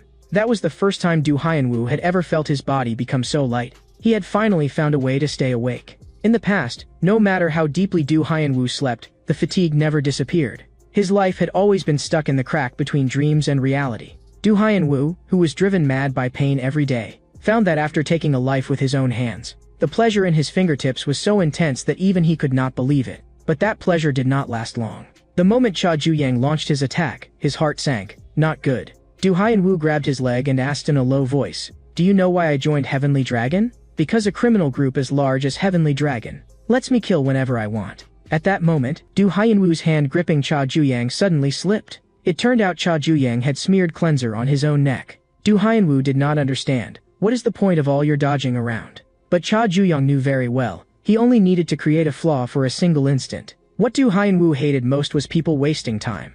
He was going to use his last method and end the fight immediately. Cha Ju-young instantly felt a suffocating pressure of overwhelming force. Du Haiyan-woo had originally not wanted to use this move at all, because after using it, he would be too exhausted to get up for 3 days and nights. But now, he had to kill Cha Ju-young. Cha Ju-young could feel it. He could not dodge this move. But just then, Du Hyun-woo's body suddenly jerked to a halt, because Oh Tae-san and John Eun-soo had grabbed one of his legs. Even so, they could only hold him for an instant. But for Cha Ju-young, that instant was enough. Overheart, by definition, is forcing yourself beyond your limits. But the time one can maintain that state is limited in the end. Cha Ju-young's method was simple. At the exact instant a perfect opening appeared, pour all the power that he normally released only when necessary into a single strike and let it explode completely. In the next second, a tremendous crash shook the entire prison. After unleashing that full power blow, Cha Ju-young was gasping uncontrollably. At that moment, Du Hyun-woo had completely lost consciousness. Jang Eun-soo apologized to the boss, saying it was all his fault for dragging things out like this. Cha Ju-young smiled faintly. Let's go, let's head back together. At the same time, inside the warden's office, Ma Won-chong was exercising his authority as warden over Han Sue. He lifted Han Sue's thigh, the one marked with a tattoo. At a glance, Ma Won-chong recognized it as the symbol of Heavenly Dragon, the criminal group that had risen from a small gang to a top-tier corporate empire through meticulous organization and violence. Now they operated legal businesses on the surface, but behind the scenes they still committed every kind of illegal act. Heavenly Dragon was, in name and reality, the largest gang in Korea. And in truth, Ma Won-chong had known from the very beginning that Han Sue belonged to the underworld. He had left her untouched only because, as an administrative manager, she truly handled things cleanly and efficiently. Whether Han Sue was a gangster, the president, or even an alien, Ma Won-chong did not care. The only thing he cared about was his aquarium, namely Juvenile Prison's second wing. But this time, Han Sue's contact with the fourth-floor shark had already disturbed the aquarium's ecology. So Ma Won-chong could no longer pretend not to see it. He warned Han Sue, if she dared interfere with the ecology of his aquarium again, what happened then would be impossible for anyone to predict. Ma Won-chong wanted Han Sue to be like a beautiful coral, quietly decorating one corner of the aquarium and nothing more. Not long afterward, as usual, the inmates of the second wing convened their prisoner human rights improvement meeting. Each of the 5 floors sent one representative to attend on behalf of the fish. The representative from the first floor, where Cha Ju-young was Oh Tae-san. What the representatives discussed were all daily trivialities. For example, the toilet on the 3rd floor was clogged, so someone from the 2nd floor who understood plumbing needed to deal with it. And there was also the faucet that had been broken during Cha Ju-young's fight with Du Hyun-woo a few days earlier. But the most important topic of this meeting was the conflict among the sharks. Ordinary fish like them had to predict the upcoming situation in the second wing and make plans in advance. The dual opponents for the first-floor shark, Cha Ju-young, had dwindled without notice until only the 5th floor remained. There was pitifully little information about the shark on the 5th floor, but everyone knew one thing. He was stronger than the 4th-floor shark. This time, the shark battle only destroyed a faucet and a wall. But no one dared guarantee they would be this lucky in the next, even more violent fight. So this time, the representatives from each floor had to propose measures against the possibility of large-scale casualties. Meanwhile, back in the room, Cha Ju-young thanked Jang Eun-soo, who was cutting his hair for him. What he was thanking him for was not just the haircut, but also that one instant in the battle against the 4th floor, that Oh Tae-san and Jang Eun-soo had fought desperately to win for him. Without them, the move Cha Ju-young came up with would never have landed. Cha Ju-young did not know what Du Hyun-woo had been trying to do in that final instant. But his instincts told him, if he had taken that blow, he would have died. If Du Hyun-woo's final strike had landed on Cha Ju-young, the one smashed into the wall would have been Cha Ju-young. In the room, Cha Ju-young praised Jang Eun-soo for having a real talent for fighting. Starting tomorrow, he would train Jang Eun-soo personally. It would be hard, so tonight he should get a good rest first. Just then, Oh Tae-san brought back explosive information he had heard at the meeting. He asked Boss Ju-yang, have you ever heard the name Azure Wyrm? At the same time, Heavenly Dragon Operations Captain Ju Gangchong arrived at a children's cafe in Gangnam District. Not long ago, he had still been meditating at a temple. But then an order suddenly came down from above, recover an item. The location was that children's cafe in Gangnam District. The only thing he was told was, the item to be recovered was red. But the moment Ju Gangchong arrived on site, he sensed something was off. Because it seemed that some other gang was also here looking for that red thing. Ju Gangchong simply showed himself, ready to have a talk with them. He could tell from their accents that they sounded like they were from Busan. If a Busan gang had come all the way to Seoul to look for something, someone had to be directing them from behind. The other side told Ju Gangchong to get lost within 3 seconds. Before the words had even finished, that man pulled a knife and launched a sneak attack at Ju Gangchong. In the next second, a spray of blood burst from the artery in his neck. The others all froze when they saw it. Ju Gangchong decided, anyone who got in the way of his mission would be spared no one. Not long ago, a certain Heavenly Dragon member went to Busan. He approached the Glory faction, once a force that had dominated Busan. But the Glory faction of today had already fallen into a small gang surviving on loan sharking. Gang leader Park Young-gwang frowned. Why would a Seoul gang specifically come all the way to a small place like Busan? Matters from Seoul should be handled by Seoul people themselves. The Heavenly Dragon member said, this matter was better suited to people who had nothing to do with Seoul. He had also prepared enough money to cover the trouble. When Park Young-gwang saw that thick stack of cash, he froze for half a second. Because he understood, local thugs like them were not worth that price. So this is life money, then. The Heavenly Dragon member said flatly, the mission was only to retrieve an item. It was just that dangerous people might appear during the job. That was why the price was so high. If Park Young-gwang wanted to take the money, he had to stake his life on it. And at that moment, he recognized it too. Ju Gangchan was the dangerous person in the file. The Glory faction people still wanted to keep fighting, but Ju Gangchan killed them as easily as chickens. One of them still held a knife and tried to sneak up from behind. Ju Gangchan said coldly, brandishing a knife can scare people. But if you really want to kill someone, you stab. The man who got stabbed grabbed Ju Gangchan on the spot. Another Glory faction member immediately followed up with a slash. But Ju Gangchan vanished in an instant. He casually gave a compliment. That attack from behind was not bad. But if you're that slow, it's useless. The last man still tried to attack from behind. But in the next second, his body was cut into countless pieces. Now the only one left in the Glory faction was that useless boss. Park Young-gwang hid inside the slide, trembling like a leaf. Ju Gangchan walked toward him step by step with a dark expression.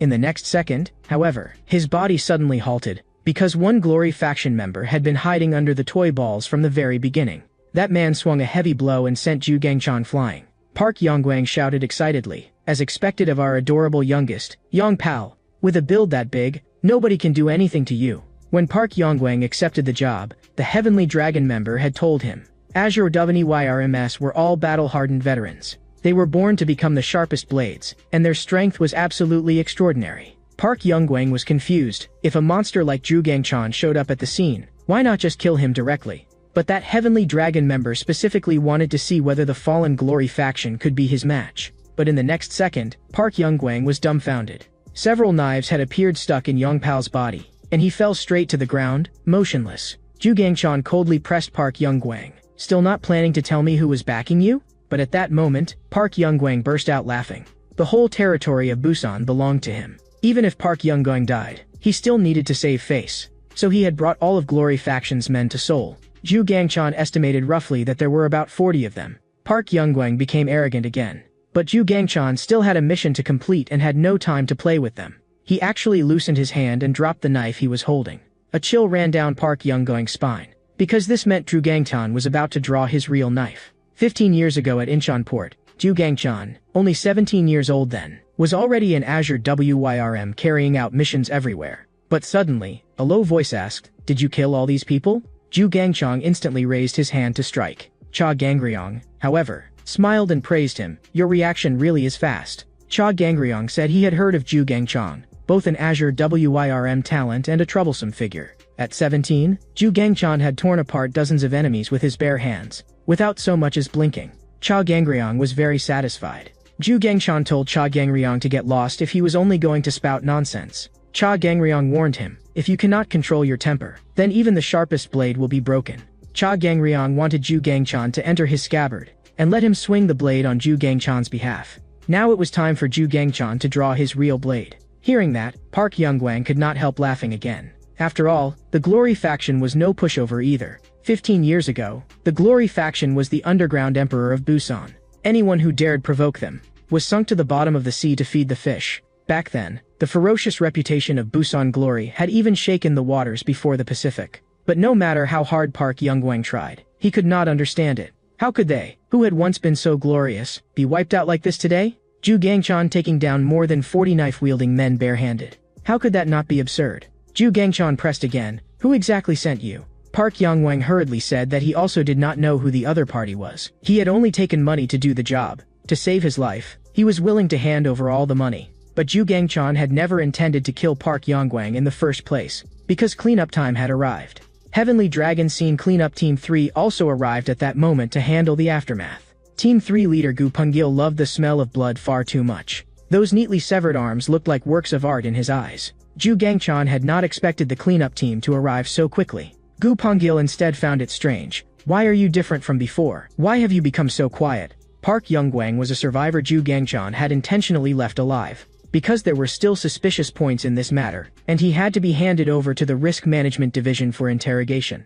The ground was covered with severed limbs. Gu Ponggil even invited Ju Gangchan out for grilled meat after work, but Ju Gangchan still had things to do, so Gu Ponggil could only sigh. Has even your taste changed? Just then, Gu Ponggil seemed to remember something. He said meaningfully to Ju Gangchan, things around Cha Gangryong haven't been easy lately. As a friend, Gu Ponggil warned Ju Gangchan to be careful. In this circle, the moment you relax even a little, you get eaten clean. This kind of thing happens all the time. Not long afterward, Ju Gangchan sped down the highway in his car. Only then did he discover that the recovered item had been hidden inside a red doll. Ju Gangchan could not help asking, what exactly is inside? But even the person who had issued the mission did not know what was inside the doll. He had only passed the task on to Ju Gangchan according to orders. The Heavenly Dragon member who had commissioned the Glory faction reported to his superior. They had been completely wiped out by Ju Gangchan.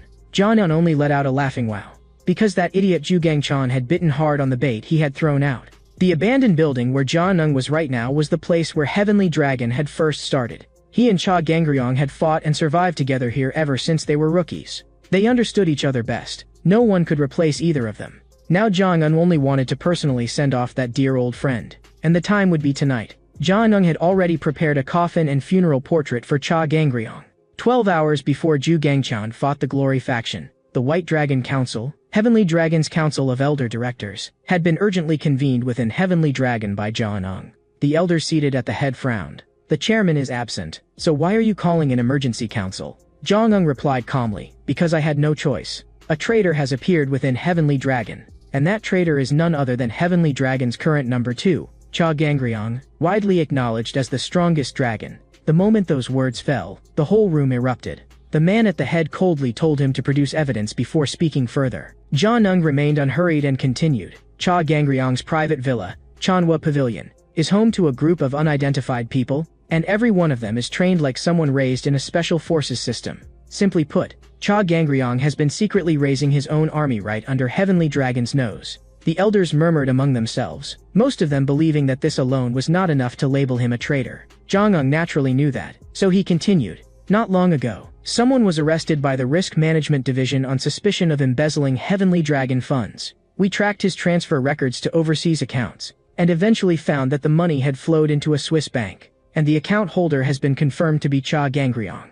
After multiple rounds of interrogation, that man confessed. The money was used to maintain Cha Gangryong's army, and all of it was for the sake of rebelling against Heavenly Dragon. In reality, Jian'an had indeed obtained those confessions, but only after torturing the man until he said the answer Jian'an wanted to hear. To achieve that, he had even pulled the first team leader of the Risk Management Division over to his own side. After he said all this, the conference room fell into dead silence. But the man at the head still shook his head. This still does not count as critical evidence. A confession forced out by torture cannot be fully trusted. Jian'an's headache from dealing with this stubborn old fool. So he could only throw out the decisive evidence, Cha Juyang.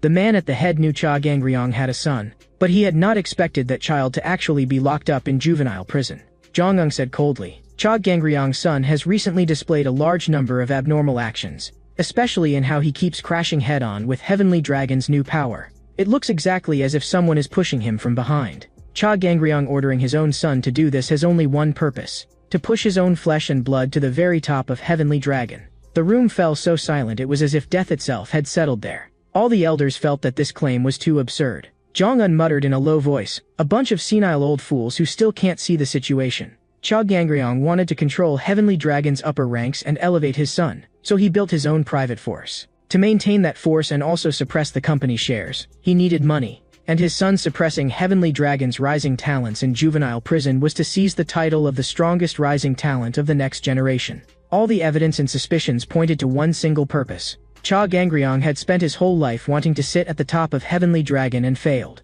so he wanted his son to sit in that place instead. This evidence was already enough to make the elders begin to doubt. Jian'an knew his goal had been achieved. Not long after, he walked out of the conference room in complete composure. At that time, Ju Gangchan was on his way to the designated location to recover the item. Back to the present, the more Ju Gangchan thought about it after completing the mission, the more wrong it felt. A Busan gang unrelated to Heavenly Dragon had not only been directed to seize a Heavenly Dragon item, they had even received the same instructions he had. That was far too much of a coincidence. Zhu Gangchan took the USB drive out of the doll. He had to confirm what this thing actually was. After the computer loaded briefly, what popped up was nothing but a meaningless stock advertisement. Zhu Gangchan understood instantly. This was a trap. Then, remembering Gu Pengil's meaningful remark, he fully understood. This mission had only been a pretext, meant to lure him away from Changhua Pavilion. Zhu Gangchan immediately turned the car around and sped straight toward Changhua Pavilion.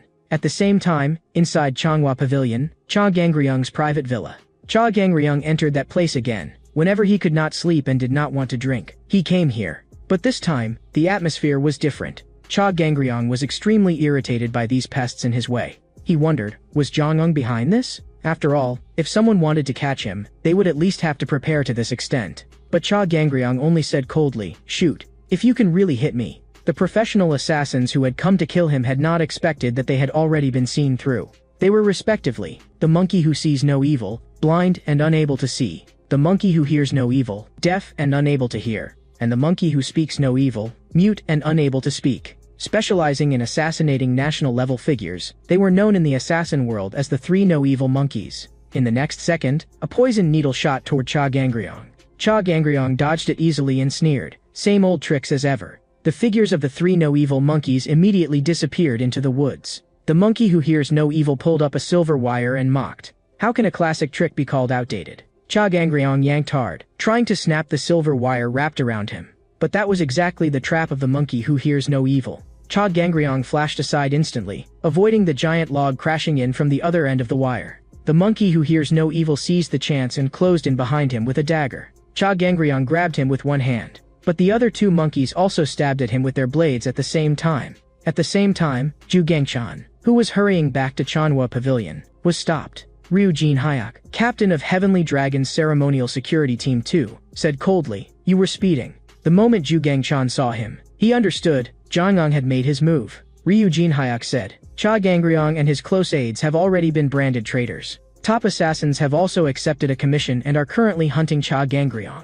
By this hour, the operation should be nearly finished." Zhu Gangchan's protection had already failed long ago. But he asked in return, "Do you really think Cha Gangryung needs that kind of protection?" What Zhu Gangchan had to do was never protection, but stopping Cha Gangryung once he entered his inertial state, stopping the slaughter he was about to unleash. Ryu Jinhyuk said coldly, the captain of Ceremonial Security Team 3, failing to perform his duty. "Then let me teach you what protection really means." The two figures vanished from where they stood at the same time. This was the direct clash between Cha Gangryung's trusted man and Zhang trusted man. Inside Changhua Pavilion, Cha Gangryung had already taken down three monkeys. He was just about to exert force and crush the filthy monkey in his hand, when his body suddenly sank and he dropped to one knee. The monkey who sees no evil mocked, "Is it because your body is too big? The poison is only taking effect now?" It turned out the poison needle had been coated with atropine to cause blindness. The silver wire had been smeared with quinine to cause deafness. And the short blade carried curare to paralyze the vocal cord muscles.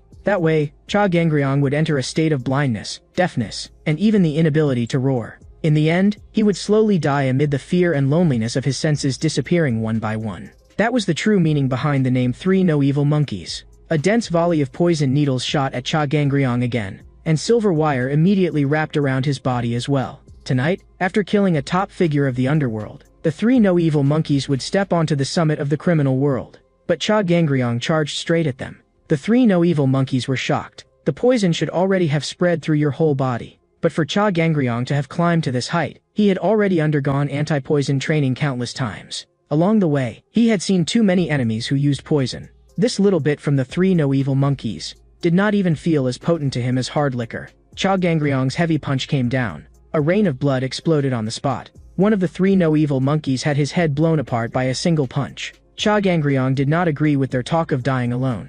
Because death is lonely to begin with, whether you have friends or not. 25 years ago, Cha Gangryung and Zhang had still been close friends fighting side by side. After every mission, they would sit together and drink soju. At the time, Zhang was determined to climb to the top of Heavenly Dragon and enjoy glory and wealth. And Cha Gangryung fought his way upward, only to confirm that he was still alive. Zhang felt that being ahead alone was too boring. He decided to climb together with his only friend, Cha Gangryung. Cha Gangryung asked Zhang, "Don't you think this is ridiculous? once close friends, now drawing blades against each other. He picked up the earpiece from one of the three no-evil monkeys and directly spoke to Jong-un. Cha Gangryong told Jong-un to come out, so they could have one final, all-out fight. At the same time, inspectors from the Ministry of Justice arrived at Juvenile Prison Second Wing. They wanted to randomly select inmates for interviews, and because of that, Cha Gyu-young was called out again. The moment the other person saw him, she praised him. That murderous look in your eyes is exactly like her father's. Chao Ju-young immediately demanded, "Who are you?" Yu Hei-wan, Chao Gangryong's close aide and heavenly dragon headhunter, smiled and said, "Call me big sister, and I'll tell you." In the warden's office, Ma Wanchong found it strange. Why had these busy civil servants come running to this small prison that was operating normally again? The other side smiled apologetically. It was only a routine inmate human rights survey, but the higher-ups had suddenly moved up the report deadline. Ma Wanchong was even more puzzled. If it was only a formal report, why suddenly change the deadline? Han Sue, hidden in the shadows, also felt that this reason made no sense. In fact, Yu Hei-wan had gone to great effort to sneak in here under Cha Gangryong's orders. Even entering and leaving this place was regulated at a national security level. She had seized leverage over high-ranking Ministry of Justice officials and used threats and incentives before she could force her way in under the excuse of a human rights survey. To guard against unexpected situations, she had even climbed the back hill to inspect the structure of the entire prison. The more Yu Hei-wan looked at Cha Ju-young, the more he resembled Cha Gangryong. But she could not understand. Cha Ju-young actually felt no gratitude, and for the sake of a dead girl, he wanted to kill the only biological father he had in this world. In the next second, Yu Hei-wan's neck was gripped tightly by one hand. Cha Ji-young warned her coldly, "If you don't want your mouth ripped apart, don't talk nonsense." Elsewhere, Ju Gangchan and Ryu Jin Hyuk had already completed their first exchange. Ryu Jin Hyuk said coldly, "So-called ceremonial security is a force that fuses many elements and is also extremely restrained. If you could become a captain in such a system, your ability cannot be weak." Ju Gangchan, known as the blade that breaks the wind, had actually split a car apart with a hand blade. His speed was so fast it almost left after images. Ju Gangchan had also heard the rumors about the captain of Ceremonial Security Team 3, Ryujin Hyuk, dodging the hand blade, flashed away. In the next second, he appeared directly above Ju Gangchan. A huge crash followed, and Ryujin Hyuk, known for his restrained punch, smashed a car flat with one punch. Now both of their cars were already wrecked. The vehicle body cut by Ju Gangchan's hand blade began leaking fuel. Only then did Ryujin Hyuk realize the penetrating force of that power was absurdly strong. In the next second, the leaking car exploded. Ju Gangchan was about to get serious. At the same time, in the prison, Yu Hei-wan was pinned against the wall by Cha Ju-yang. Yet she said calmly, "That fiery temper is exactly like your father's." Yu Hei-wan apologized for her slip of the tongue and hinted that Cha Ju-yang ought to let go. After all, if someone saw an inmate gripping a government official by the neck, it would be troublesome. But Cha Ju-yang did not care at all. Because if he exposed Yu Hei-wan's identity as a Heavenly Dragon member, it would only become even more troublesome. In the end, the two still sat down to talk. Yu Hei-wan began, "There is almost no information on the fifth-floor shark, so he cannot be controlled at all. What Cha Ju-young will face next will also be countless Azure WYRMS." In Cha Gangryong's eyes, Cha Ju-young had only just escaped the lizard stage and barely transformed into a snake form. He was still far from evolving into an Azure WYRM. Cha Gangryong had once said, "Everyone evolves differently." He wanted Yu Hei-wan to give this to Cha Ju-young. This was something Cha Gangryong had never taught his son. The method for evolving into an Azure WYRM. Cha Ju-young stared at the slip of paper in his hand in confusion. At that moment, the interview room door was suddenly pushed open. Ma Wanchong questioned, "A perfunctory interview like this should have ended long ago. So why isn't it over yet?" Another guard explained, "The Ministry of Justice staff member already finished the interview and left just now." Ma Wanchong's brows tightened even further. He asked himself quietly, "Am I being too sensitive?" Late at night, Han Sue returned home after buying ingredients, ready to cook a big meal. But she suddenly realized she had forgotten to buy meat. So she casually picked up a kitchen knife and began thinking about what kind of meat to buy. If she made curry, maybe sour meat would be most suitable. Yu Hei-wan, who had snuck in quietly, praised her, "Your powers of observation are pretty sharp." Han Sue smiled. "There's an extra sweet smell in my house. How could I not notice?" Yu Hei-wan seized the chance to go for the knife, but failed.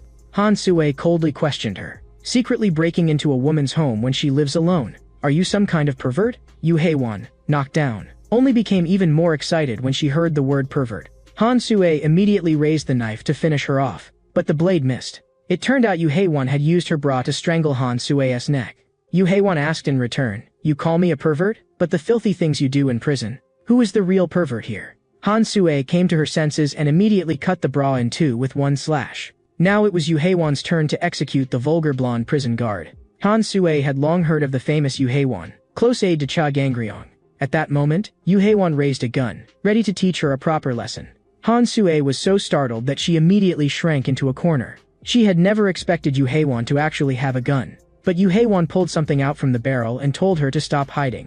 Han Sue was speechless. Why are you stuffing needles into a gun? In the next second, Yu Haewon's dance barrage of attacks closed in on Han Sue. Her needles were actually faster than bullets. Han Sue smiled and said, being this rough on a cute junior, senior, you're way too scary. Yu Haewon of course had no intention of letting such a cute junior off. The battle on the other front was already in complete ruins. Ju Gangshan and Ryu Jinhyak were still unable to determine a winner for the moment. The key to this duel was whether Ju Gangshan's blade, or Ryu Jinhyak's fist, would break first. Their hand blade and fist slammed together violently once more. A tearing pain shot through Ju Gangshan's palm. Ryu Jinhyak frowned. The blade, has it already cracked? Ju Gangshan was blasted away by his punch. Ryu Jinhyak knew very well, no matter how sharp a blade is, it cannot withstand repeated heavy blows. Sooner or later it will break. But Ju Gangshan laughed at that moment, because he also understood. No matter how hard a rock is, if a blade cuts it countless times, it will also shatter. The battle on the other side was still continuing as well, and both Han Sue and Yu Haewon moved with absurd speed. In the blink of an eye, their weapons had already crossed several rounds. A huge slash was cut across Yu Haewon's top. Han Sue's stockings were also torn to shreds. Just as Yu Haewon was about to finish Han Sue suddenly pulled out a baton. After all, she was a prison guard, and if she wanted to subdue criminals, she had to have some preparation on hand. Yu Haewon sensed that Han Sue's aura had changed instantly. The baton came crashing down again. Han Sue warned her senior coldly not to act rashly, because from this point on, the truly hot part was about to begin. At the same time, on another battlefield, Ju Gangshan was hanging from the edge of the bridge, swaying on the verge of falling. He could not believe it. That entire combo had clearly landed just now. So how could Ryu Jinhyak be completely unscathed? Ryu Jinhyak quickly gave him the answer. It turned out Ryu Jinhyak had already put on body armor. That was not despicable. It was basic ceremonial security training. No matter how much you struggle, it is useless. Tonight, Cha Gangryong's faction will be written into the loser's ledger, and then disappear completely. 25 years ago, Cha Gangryong and Jeonnung had still been close friends fighting side by side. After they used violence to force a nightclub into paying usurious interest, the blood-soaked Jeonnung sneered. That nightclub boss talked tough as hell, but in the end he abandoned his men and ran by himself. Cha Gangryong asked Jeonnung, did you forget what the seniors said the day we joined Heavenly Dragon? In this world, even friends who fight shoulder to shoulder must always be ready to be betrayed. Jeonnung burst into laughter, provoked by Cha Gangryong's rejection. He was going to show Cha Gangryong what a real bastard looked like. Inside Chanhua Pavilion, his men apologized to Cha Gangryong.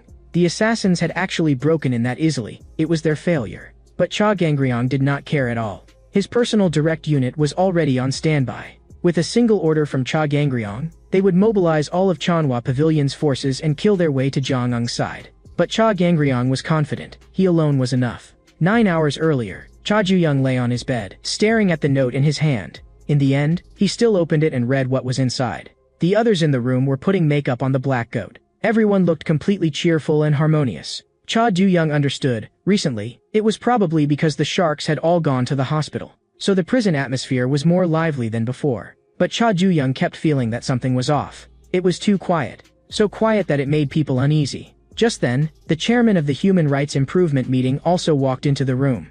Ote-san immediately introduced his identity to Cha Ju-young. The chairman had heard that Cha Ju-young was going to confront the fifth-floor shark head-on. So he came to tell Cha Ju-young a secret about the fifth-floor shark. In the entire prison, only the chairman knew this. A few years ago, when he had just entered the second wing, he was assigned to the fifth floor. At that time, he heard that there was a group of uncontrollable inmates on the fifth floor called sharks. He had been scared to death back then. But after a month passed, he found that maybe he had been scared for nothing. Because after all that time, he had not even seen a single hair of the fifth-floor shark. One day, unable to suppress his curiosity, the chairman secretly went to look at the shark's room. He had thought a monster like that would be doing physical training or killing drills. But what he saw was the shark quietly sitting at a desk playing chess. No matter whether it was mealtime, a surprise prison inspection, or a typhoon day, the fifth-floor shark never left the room and only played chess. He had another even stranger trait. Those evenly matched and astonishingly numerous chess pieces were all being played by him alone, against himself. The chairman became curious, so he secretly asked a guard. The guard told him the shark's opponent was not himself, but a certain inmate who had once played chess with him in the past. That person had swept all kinds of chess tournaments and was a genius. But every single match, the one who won was the fifth-floor shark. This repeated game, day after day, was reenacted under the fifth-floor shark's orders. Until one day, he suddenly realized something. The chess genius was clearly very strong, so why had he never won?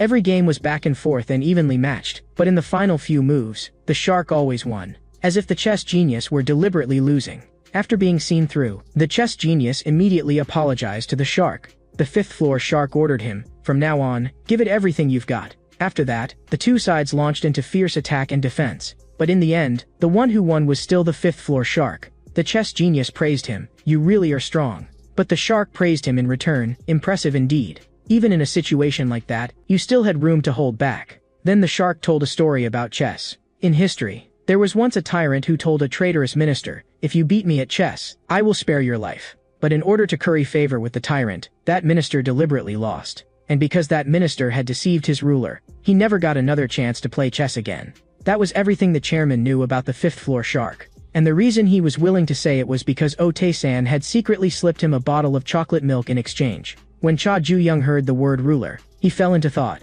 The scene shifted, and at this moment only two sharks remained in the aquarium. First floor Cha Ju-young, and fifth floor Chu-young gang. Ma Wanchong decided to completely empty the aquarium tonight. For that reason, he specially went to see Kwon Chong-suk, the warden of Juvenile Prison First Wing.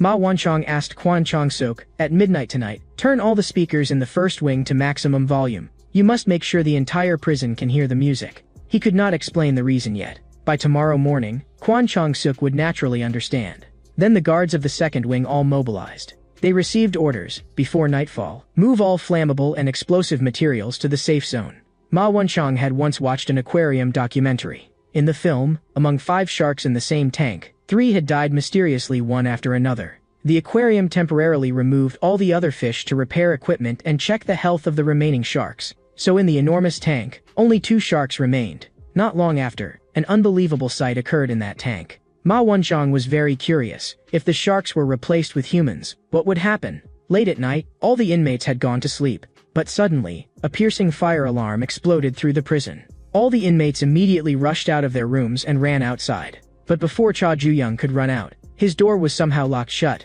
When Cha Ju-young kicked open the locked iron door, all the other inmates had already run off without a trace. At the end of the corridor, a fireproof wall rose up and completely blocked Cha Ju-young's path. Cha Ju-young immediately realized this was wrong. Only after escaping onto the bus did Ote-san and John Eun-soo discover that boss Ju-young had still not come out. The white-haired guy guessed what had happened and could not help going blank. Someone was actually even crazier than he was, crazy enough to treat human lives like entertainment. A guard reported to Ma Wanchong through the monitors. All inmates had boarded the vehicles and were being transferred to the first wing for shelter. Now, Ma Wanchong could finally go find the answer to the question in his heart. In the aquarium that had originally maintained peace, when the competitors and the fish schools vanished one after another, what kind of reaction would the final 2 sharks have? To recreate the same scene from the documentary, Ma Wanchong had prepared for a long time. And now, he was going to confirm with his own eyes whether that phenomenon also applied to humans. On the bus to the first wing, Ote-san hurriedly shouted to the guards, there is still someone in the prison who did not escape. But the guards ignored him directly. The more Ote-san thought about it, the more wrong it felt. The moment the alarm sounded, all the inmates were immediately transferred in the middle of the night, and they said it was a fire, but there was not even a trace of smoke. There were too many suspicious points. Blocked in the corridor, Cha Ju-young saw clearly. It was a specially made fireproof wall, absurdly hard. Even the windows had been sealed by fireproof walls. Cha Ju-young realized someone was deliberately cutting the prison completely off from the outside world. And he could roughly guess who would do something like that. Meanwhile, Han Sue had to hurry back to the prison. Because orders had come down from above, no matter what happened tonight, all guards had to remain at the prison on standby. So she was going to inject Yu Hae-won with a powerful sedative. Because the effects of this drug were too extreme, it had already been banned more than 10 years ago. Han Sue told senior Yu Hae-won not to be too afraid. The side effect of this drug is nothing more than paralyzing the autonomic nervous system. Inside the prison, Cha Ju-young was rapidly assessing the situation. He discovered that whether it was the path to the basement, or the path to the cafeteria, or even the emergency escape stairway, all had been sealed off. Now the only exit left was the staircase leading upward. But all the exits on the second floor were sealed as well. Although Cha Ju-young did not know the reason, he could now only keep going upward, all the way to the highest floor of this prison, the 5th floor. At that moment, the broadcast announced, a total blackout is now in effect. But Cha Ju-young's every move was still being captured clearly from every angle by the monitors. Ma Wanchong was trembling with excitement. To him, tonight was a feast. Cha Ju-young could not understand what that strange warden was trying to do. In the deathly still darkness, sudden intermittent knocking sounds echoed. Following the sound, Cha Ju-young found that room, pushed open the door, and found someone inside playing chess. The moment he saw the chessboard, Cha Ju-young immediately knew. The other man was the 5th floor shark, Chu Young-gang. Cha Ju-young had not expected that even at a moment like this, he was still playing chess. Chu Young-gang raised his hand to cut Cha Ju-young off, because he had never permitted anyone to step into his room. Cha Ju-young asked calmly, "Do I need your permission just to enter a room?" Chu Young-gang said coldly, "Here, without my permission, you can do nothing, not even breathe." Then Cha Ju-young sat down and played chess with Chu Young-gang. After only a few moves, Chu Young-gang could already tell, Cha Ju-young did not know how to play chess at all. Cha Ju-young said flatly, "I only played it a few times as a kid. Of course I can't compare with someone like you who sits shut inside a room playing chess every day." Chu Young-gang asked Cha Ju-young, "Do you know why I lock myself away and play chess?" "Because chess is a bloody struggle of offense and defense, and its target is only one, the king. While you think of ways to topple the enemy king, you also have to protect your own king. Every choice and judgment in each move tests whether a person has the qualifications to be king." On the other side of the monitor, Ma Wanchong could not make sense of it. What exactly was this scene? The Cha Ju-young he knew should have already pounced on Chu Young-gang and beat the hell out of him. He had not expected him to actually sit down and calmly play a game with the man. Ma Wanchong thought through many possibilities. In the end, he arrived at an absurd but simple answer. It was Chu Young-gang's calm and restrained aura that had in turn suppressed Cha Ju-young. The game in the room quickly ended. No matter how one looked at it, Cha Ju-young had lost. Cha Ju-young asked Chu Young-gang, "Do I have the qualifications of a king you spoke of? After all, I took every move seriously." Chu Young-gang reacted as if hearing a joke. "A king is never someone who reaches the throne through effort. That fate is decided the moment you are born. Other than me, everyone else is born a mere pawn. No matter how hard you struggle, at most you can become a rook or a knight. You can never become a general." Chu Young-gang said this was for Cha Ju-young's own good. If a person deludes himself into thinking he can reach a place beyond the height meant for him, that is a curse. One wrong step, and he will fall and be shattered to pieces. Cha Ju-young thanked Chu Young-gang for his advice. With his fingertip, he flicked his own king piece upward, and the king piece cut through the air and slammed straight into the other king piece. The two pieces brushed past Chu Young-gang's hair. In the next second, Chu Young-gang's king piece was smashed to pieces. "Since you said chess is a game of toppling the enemy king," then Cha Ju-young asked, "how does it feel to be shattered to pieces?" Elsewhere, Chao Gangryong had also arrived at the old site where Heavenly Dragon first began, where the coffin and memorial portrait Jiang Wang had prepared for him were placed. Chao Gangryong found it childish. Jiang Wang walked in here with a group of people as well. He mocked Cha Gangryong. "Did you see the gift I prepared for you?" Cha Gangryong replied, "I'll personally tear that gift off your head." Then Jiang Wang walked into the building alone. The others he brought belonged to Heavenly Dragon's strategic planning office. They had only one mission: make sure that nothing happening inside this building got out. Jiang Wang spoke like an old friend. "Nice cigarette, isn't it?" They began talking about old comrades from their generation. As they talked, they brought up peers, seniors, and juniors. Aside from the two of them, almost all of them were dead. Jiang Wang could not forgive it. The one who caused all of this was Cha Gangryong. But Cha Gangryong only found him pathetic, because the dead were dead, and crying was useless. Elsewhere, Zhu Gangshan was still hanging from the edge of the bridge, his body swaying on the verge of falling. Ryu Jinhyuk asked him, "Do you know why you lost?" Falling into the trap was not the key. The reason Ryu Jinhyuk could win was because he was not loyal enough to Jiang Wang. And the reason Zhu Gangshan would lose was because he was Cha Gangryong's loyal and stupid dog. Zhu Gangshan's hand was pierced through by a blade, and his body began to drop. Elsewhere, Han Sui had already injected Yu Haewon. What Yu Haewon did not know was that the first time Han Sui saw her in Heavenly Dragon, she thought Yu Haewon was strong and beautiful. So in private, Han Sui had always admired Yu Haewon. She had once thought, if I ever climbed high enough, I would definitely have one hell of a fight with Senior. But being able to personally send off the Senior she respected now was not bad either. Yet the completely unharmed Yu Haewon was baffled. What kind of nonsense had Han Sui been talking this whole time? The one who had actually been injected with the drug was Han Sui. Everything just now had only been her hallucination.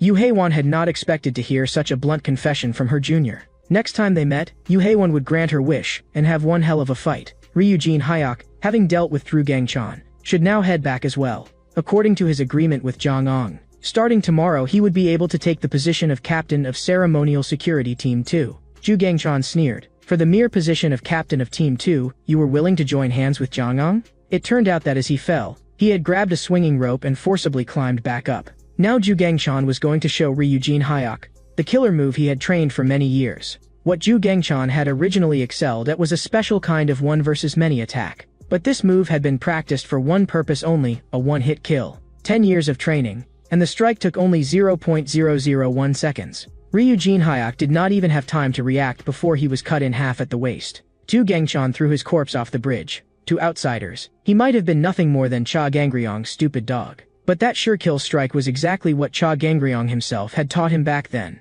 Outside Heavenly Dragon's old site, the people from the Strategic Planning Office suddenly heard a loud crash. Because inside the building, Cha Gangryong had thrown a punch. He told Jong-un to stop talking about dead people and get straight to the point. A long time ago, a married couple came to an orphanage to adopt a child.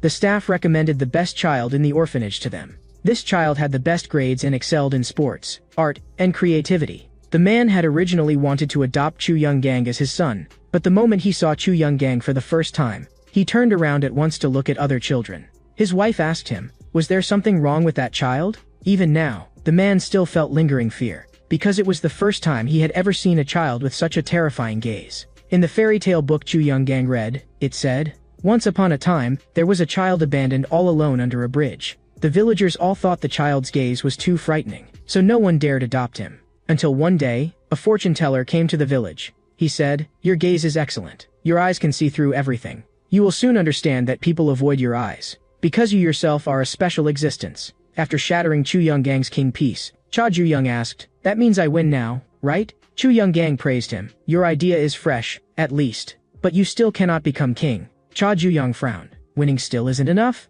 Chu Young-gang said calmly. A true king, even while looking down on all things and ruling the world, must remain forever noble, forever elegant. Only then did Cha Ju-young understand. So as long as your posture is elegant enough, that makes you king? Even while getting beaten, you still have to keep up that act? Chu Young-gang calmly spread his hands. If you have the ability, then come at me. Inside Heavenly Dragon's old site, Jong-un smiled. Your temper hasn't changed one bit. Normally you act as if you don't care about the world. But once you move, you lunge forward like a wild dog. Whether Jong-un lived or died did not matter. But Cha Gangryong still had an only son cast from the exact same mold as himself. Jong-un was very curious. Do you really know nothing at all? About what Cha Ju-young would face tonight? Cha Gangryong threw another punch. He ordered Jong-un to explain immediately. What happened to my son? In the room, Chu Young-gang provoked Cha Ju-young again. If you have the ability, then come at me. Then Cha Ju-young did not hold back. He flipped the chess table in one motion. Since the king had opened his arms to fight,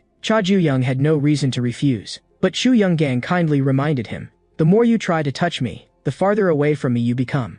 That arrogant tone made Cha Ju-young want to throw up. But after several collisions, Cha Ju-young still could not even touch the hem of Chu Young-gang's clothes. Chu Young-gang said calmly, I did not dodge. It is your petty little tricks that are useless against me. Chu Young-gang placed 2 fingers on Cha Ju-young, and in the next second, it was time for him to make his move. Cha Du-young collapsed to the floor on the spot. His legs suddenly lost all strength. Chu Young-gang looked down from above, kneeling and looking up at me. Fits the identity of an insect like you much better. But Cha Ju-young quickly recovered and suddenly grabbed Chu Young-gang's leg. He had finally touched him. Since you say a king is a being who looks down upon all things, then Cha Ju-young would show you who exactly is looking down on whom. Stepped on, Chu Young-gang suddenly laughed out loud. It had been a long time since he had last been hit, but this was still far from a checkmate situation. After being touched by Chu Young-gang, Cha Ju-young dropped to his knees again. He could not understand it. Why had his legs gone weak again? Chu Young-gang admitted, Cha Ju-young was no ordinary man. Because even when Cha Ju-young looked directly into his eyes, there was not the slightest trace of awe. But that was not especially remarkable either. In the past, Guang Haiyan, commander of Heavenly Dragon's Azure WYRMS, had once gone to Changsu Technical High School, only to see a bunch of delinquents catching ants. That was an order given by a transfer student. Chu Young-gang ordered the delinquents, catch every ant in the neighborhood and bring them all back. And they had really gone to absurd lengths to catch every ant. Chu Young-gang had even praised them. But the delinquents could not understand at all. Why suddenly catch ants? because catching ants itself had no meaning at all. Chu Young-gang was merely fulfilling the duty of a king by giving his subjects something to do. Then he ordered the delinquents again, catch every dragonfly in the neighborhood and bring them all back. Guang Haiyan thought this duty of a king was laughable to the extreme. He could not understand why those big louts obeyed such bullshit orders. Chu Young-gang was very displeased that someone was looking down at him from above. As commander of the Azure WYRMS, Guang Haiyan had long since read Chu Young-gang's file. He asked Chu Young-gang, "Aren't you curious about how far your kind of special can actually go?" But just as Cha Zhuyang threw a punch, Chu Young-gang had somehow already gone around behind him. He rewarded Cha Zhuyang once again. At the moment of contact, Cha Zhuyang's body suddenly sank. Cha Zhuyang tried many times in succession to counterattack, but he still could not touch Chu Young-gang. Chu Young-gang reminded him that dragging out an exploratory fight for too long was not a good thing. Cha Zhuyang was blown away by one strike and sent flying straight out of the room. Chu Young-gang took back what he had said about Cha Zhuyang being ordinary, because this was the first time someone had managed to interest him, and even make him walk out of his room of his own accord.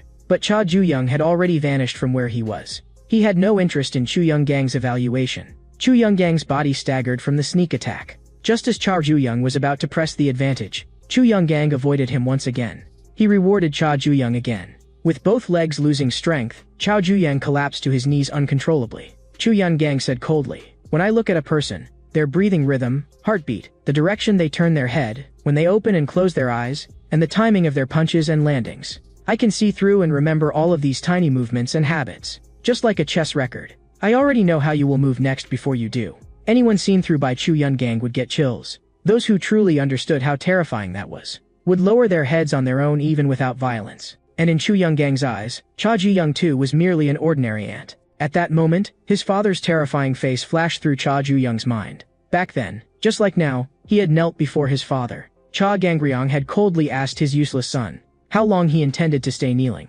Cha Zhuyang suddenly snapped back to himself and counterattacked at once. But Chu Young-gang once again predicted his movements perfectly. But Cha Zhuyang had already seen through it. This so-called prediction was nothing more than recording the movements you had already made and then projecting the next step. Then from now on, Cha Zhuyang would only use techniques Chu Young-gang had never seen. Once again, he stepped into Overheart through his anger. Chu Young-gang was blasted away by a tremendous force. At that moment, the advantage tipped toward Cha Zhuyang. Cha Zhuyang immediately prepared to end the fight. A human in Overheart can unleash power that borders on the unreal. Cha Zhuyang's Overheart had already completed 2 evolutions so far. The first was learning to switch. By flexibly turning Overheart on and off, he defeated Moon Sangwoo. The second was learning to release. When facing the stronger Du Haiyanwu, he compressed all the power of Overheart into one strike, and detonated it in an instant, only barely winning. But this move required pouring all remaining power into it. And because of that it came with a price. It had to land in a single hit. And at this moment, in order to avoid danger, Cha Zhuyang had already used up half of his Overheart. So this attack against Chu Young-gang had to land. At that moment, Chu Young-gang's eyes suddenly widened. He actually dodged Cha Zhuyang's attack again. In an extremely short time, Chu Young-gang judged that Cha Zhuyang's Overheart was a one-time explosive release of his remaining power. Because Cha Zhuyang had used Overheart before launching the move, Chu Young-gang's deduction succeeded. Fortunately, Cha Zhuyang stopped himself in time and did not fully throw the strike. Chu Young-gang said arrogantly, "As long as I've seen a move once, I can break it. Because what a king sees is not only what is in front of him, but deeper and farther dangers. A king who cannot predict is no different from a chess piece that others can move around at will." Cha Zhuyang understood now. No matter how he used Overheart, Chu Young-gang would dismantle it. At that moment, Cha Zhuyang suddenly felt a violent palpitation in his chest. Chu Young-gang instead seemed puzzled. "You don't even know this? If Overheart's release is forcibly pulled back before the move is thrown, the power will backfire and explode inside the body. That final shock will crash straight into the heart." The reason Chu Young-gang knew was because he had met someone like Cha Zhuyang before, someone who had used the same move. Cha Zhuyang did not understand. "You're my enemy, so why are you telling me this?" Chu Young-gang let out a light laugh and said coldly, "A king, even while standing on the battlefield, must still bestow mercy. Only by bestowing mercy to that extent can this barely be called a duel." Chu Young-gang entered Overheart through his arrogance. As Cha Zhuyang was pressed to his knees again, for the first time he began to wonder whether he might lose. Inside Heavenly Dragon's old site, Cha Gangryong was still demanding to know what exactly happened to his son. John mocked him. Even a cold-blooded man like Cha Gangryong worries about his son? But at this point, what could you even do if you knew? Cha Gangryong threw another punch. John told him not to struggle uselessly. Tonight, you and your son will be sent on your way together. Cha Gangryong's pupils contracted. Did that mean his son was already dead? Jong-un sneered. Cha Gangryong's ridiculous dream of pushing his son to the top would be utterly shattered tonight. Cha Gangryong had originally still planned to hold back, but now, that was no longer possible. But at that moment, Jong-un suddenly struck out with a palm. He mocked Cha Gangryong for being too hasty and exposing an opening. Although Cha Gangryong was injured, Jong-un, who specialized in drawn-out battles, had also paid no small price for that strike. Staring at Cha Gangryong, Jong-un gave the answer. Your son's opponent is Azure Wyrm, Chu Young-gang. Among a group of heavenly dragon prodigies overflowing with arrogance, he alone can still suppress the whole field with the bearing of a king. He is called the Tyrant, because those who resist the king have only one road left, death. Inside the prison, Chu Young-gang had already beaten Cha Ju-young until he could no longer lift his head. He was very satisfied with Cha Ju-young's performance, because unlike that chess genius, Cha Ju-young never kept holding back against him. So as a reward, Chu Young-gang would also use his full strength to send Cha Ju-young on his final journey. But at that moment, Cha Ju-young's heart began beating wildly. Cha Gangryong had always dismissed the kind of king Jong-un spoke of, because that was only being king on the ground. Cha Gangryong had already told his son everything, including the method of ascending to heaven. The emergency lighting in the prison restarted. The moment the lights came on, Cha Ju-young was standing with Chu Young-gang beneath his foot. The most ferocious predatory shark in the world can stain an entire sea red with a single bite. That is the great white shark. As an apex predator, it can sense prey dozens of miles away. The great white shark is the culmination of evolution and the executioner that decides the life and death of the fish. Ma Wonchong had not expected the king of sharks to fall to such a state. Could it be that in the end, Chu Young-gang too was just an ordinary shark to be stepped on beneath Cha Ju-young's foot? Chu Young-gang also could not understand how things had turned out like this. That full power strike a moment ago had clearly been about to land. But in that instant, Chu Young-gang's sight lost hold of Cha Ju-young. Blood flow, breathing, pulse, all of it slipped beyond his control. This was an attack with no warning at all. For the first time, Chu Young-gang felt true shock, because Cha Ju-young had actually awakened some new ability. But even so, as the one being overwhelmed, Chu Young-gang still believed that he could see through it again. A flash of scarlet passed through Cha Ju-young's pupils. Not long ago, the note Han Sue had given him about how to evolve into an Azure Wyrm had said, "He who opens his heart gains dominion over the world." At the time, Cha Ju-young had not understood that sentence. But even more ironically, to come this far, he still had to rely on the person he hated most in order to grow stronger. That made Cha Ju-young feel disgusted and ashamed. For years ago, Cha Ju-young had once been held by Cha Gangryong over the edge of a cliff. He trembled in terror, but Cha Gangryong had coldly said, "This is a lesson. The method of going beyond Overheart that uses emotion as a medium." Cha Gangryong asked him, "Don't you want a stronger body? No matter how strong Overheart is, if you fall off a cliff you will still be gravely injured." Then Cha Gangryong threw his son down without hesitation. He wanted Cha Ju-young to open his heart. Based on epigenetics, Cha Gangryong judged that gene expression could be changed by environment. Extreme pressure, oxygen deprivation, changes in physical exertion. These external factors would gradually rewrite the heart and muscles, and the bodily changes accumulated in that way would ultimately be inherited by the next generation. The dying Cha Ju-young could not understand a word he was saying. He was unwilling to die like that. But until the very last moment, he still did not know how to open his heart. Jumping off the cliff himself, Cha Gangryong asked his son, "Do you see it? The scenery you can see after opening the heart." Cha Gangryong called that bloodline. At the time, Cha Ju-young had not yet learned Overheart and could not make that power his own.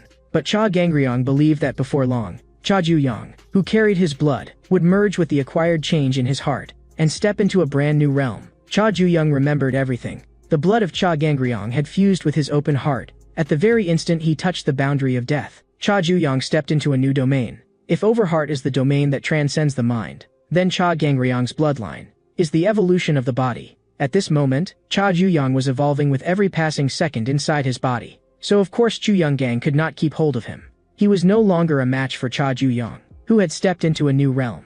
But Cha Ju-young felt no excitement. Being helped by Cha Gangryong once again, he felt only irritation. Chu Young-gang, who had been more exceptional than anyone since childhood, still had no one willing to adopt him. He loathed that self of his that was different from others. But not long afterward, Chu Young-gang came to understand from a fairy tale. It was not that people were unwilling to become his parents, but that they were unworthy. They did not hate Chu Young-gang's eyes. Rather, after realizing how special he was, they instinctively submitted to him. Chu Young-gang believed that this was not coincidence. Even if someone denied it, The position he had reached through his own strength was proof everyone was beneath his feet. The orphan in the fairy tale who had been ignored by everyone became king in the end. Because a true king does not inherit the throne through royal blood, but is chosen by heaven. One chosen by heaven needs no bloodline to prove it. Chu Young-gang frowned. Cha Ju-young's source of power is Cha Gangryong? Then you can never become a true king. Chu Young-gang once again entered Overheart through arrogance, and toward Cha Gangryong's power. Cha Ju-young felt nothing but revulsion.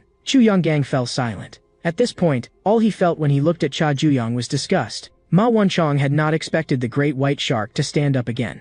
At this rate, the outcome of this experiment would remain impossible to predict until the very last second. In the fairy tale, that special orphan ultimately ascended to the seat of king. Several decades passed in the blink of an eye after the kingdom was founded. The king's authority rose so high it seemed ready to pierce the sky, leaving the world with nothing but awe.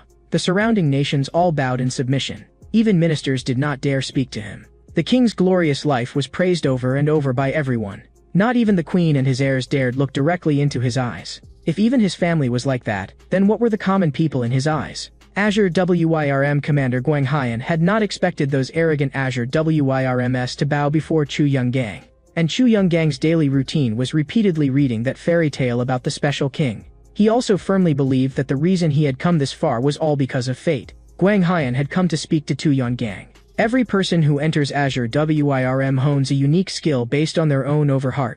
The fastest learn it in 3 months, while the slowest may take years to understand it. This is the killing technique that belongs to Azure WYRM. But there was one thing Guang Haiyan had wanted to ask just now. Was this giant crater made by you, Chu Young-gang? He had actually broken the record and mastered his killing technique in only 1 month. Cha Ju-young's Cha Gangryong-style bloodline inheritance was also a killing technique. Now, every punch he threw came with a roar. As Chu Young-gang was about to be hit head-on by the fist, he raised 2 fingers again. An Azure WYRM-style ultimate technique. Cha Ju-young felt as though his body were being torn apart. His strength was instantly drained, and he dropped to his knees again. Chu Young-gang said arrogantly, "It is useless no matter how many times you repeat it. The outcome will not change. Your fate is fixed. You can only kneel before me." But Cha Ju-young borrowed the Cha Gangryong-style bloodline again and threw another punch. Chu Young-gang could not understand why this was happening. Someone hit by his ultimate technique should have lost the ability to fight. Chu Young-gang thrust out 2 fingers again. The tearing pain forced Cha Ju-young to kneel uncontrollably. But he forced himself back to his feet, and then smashed a punch straight at Chu Young-gang. Chu Young-gang could feel that the quality of every one of Cha Ju-young's punches was absurdly high. If he made even one wrong step, Chu Young-gang would lose. A huge oppressive force exploded from Cha Ju-young. This was the fiercest match Chu Young-gang had ever experienced in any battle. At that moment, the broadcast ordered all inmates to stay away from the walls. Thin streams of black smoke began seeping out from beneath the fireproof walls, and in the next second, the prison exploded. Only then did Cha Ju-young realize that the fire alarm earlier had not been fake. The prison really was on fire. That scene instantly dragged Chu Young-gang back to the ending of the fairy tale. On one day, after the tyranny had continued for long enough, the royal palace was engulfed in towering flames. The king, who had ruled the world all his life, was powerless even amid a fire that devoured everything. A general roared at the soldiers. The tyrant who made the people suffer must be dragged from his throne and beheaded before all. At that moment, the king remembered the fortune-teller's warning. Arrogance will make even birds in the sky and monkeys in the trees fall. Even if you are king, if you cannot cast aside arrogance, you too will ultimately fall. Chu Young-gang was deeply dissatisfied with this ending. He was certain that he would never fall. The 2 men's fists collided head-on once again. Chu Young-gang was clearly at a disadvantage in terms of strength. He warned Cha Ju-young not to get carried away. But Chu Young-gang also had to admit, Cha Ju-young was strong. So he would grant Cha Ju-young a special ending. The king before whom neither the Azure WYRMs nor anyone in the juvenile prison dared look down, would personally send Cha Ju-young to his grave. But Cha Ju-young told Chu Young-gang to stop. Whether Chu Young-gang wanted to admit it or not, if they kept fighting, the one to die first would definitely be him. Chu Young-gang had only held on this long through sheer will. His body had already collapsed. Cha Ju-young was also close to his limit. Cha Ju-young did not understand the king and fate that Chu Young-gang kept talking about. This was nothing more than a game, and the winner was Cha Ju-young. The sky was gradually turning pale. Cha Gangryong could not understand what exactly had turned Jianeng into this. Jianeng shot back. First figure out who the one that truly changed is. Back then, Cha Gangryong only wanted to survive and forced himself through each day. But now he would stop at nothing for the number 1 position. Cha Gangryong said in a low voice, "I have never changed. I have always been forcing myself through. It has been like that ever since 20 years ago." At that time, Heavenly Dragon was still just a small gang that had only recently risen. As newcomers, Cha Gangryong and Jong-un carried out missions, and wiped out one famous gang after another. There were 4 others in their cohort as well, and the 6 of them went through life and death together like brothers bound by fate. But back then they were not mature enough and always pushed themselves into desperate situations. Whenever that happened, Heavenly Dragon Elder Moon Jang-hyuk would clean up their mess. He was the true big brother among those 6. In the old Hongju prison of Cheongcheongdo, the most thugs in all of Korea had gathered, and the entire prison was like a battlefield. And the man who brought that war to an end was Lee Chung-yeep, the legendary boss of Cheongcheongdo and also a real estate tycoon. Even the warden did not dare act against him lightly. Lee Chung-yeep's only pleasure was using the excuse of choosing an heir to sift out the strongest fist. The war inside the prison had no rules and no limits, and the one who ultimately stood last in that war was Moon Jang-hyuk.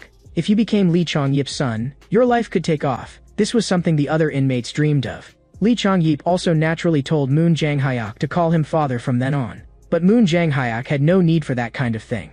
He swung his fists desperately, only for the underlings who trusted him. But now Moon Jang-hyuk knelt down and surrendered to the enemy, because with his arm injured, he could no longer even hold a knife steady. In order to save the underlings who were about to be buried alive, what Moon Jang-hyuk relied on now was not his fists, but his mind. He dealt with the enemy only to buy time so his men could escape. After they got out, everyone was already too exhausted to stand properly. Back then they were too immature, and could barely survive only because their big brother held them up. Cha Gangryong believed that one day everyone would become strong enough that big brother would no longer have to worry. After all, their lives had all been bought back with that one arm of his. That was why they regarded Moon Jang-hyuk as someone like a parent. At the time, Cha Gangryong firmly believed that as long as they endured, one day everyone would truly smile. But Cha Gangryong had no idea what exactly was waiting for them ahead. Moon Jang-hyuk, the strongest fist who had won a tactical victory, instead chose to abandon that powerful gang in Cheongcheongdo and follow the newly established Heavenly Dragon in Seoul.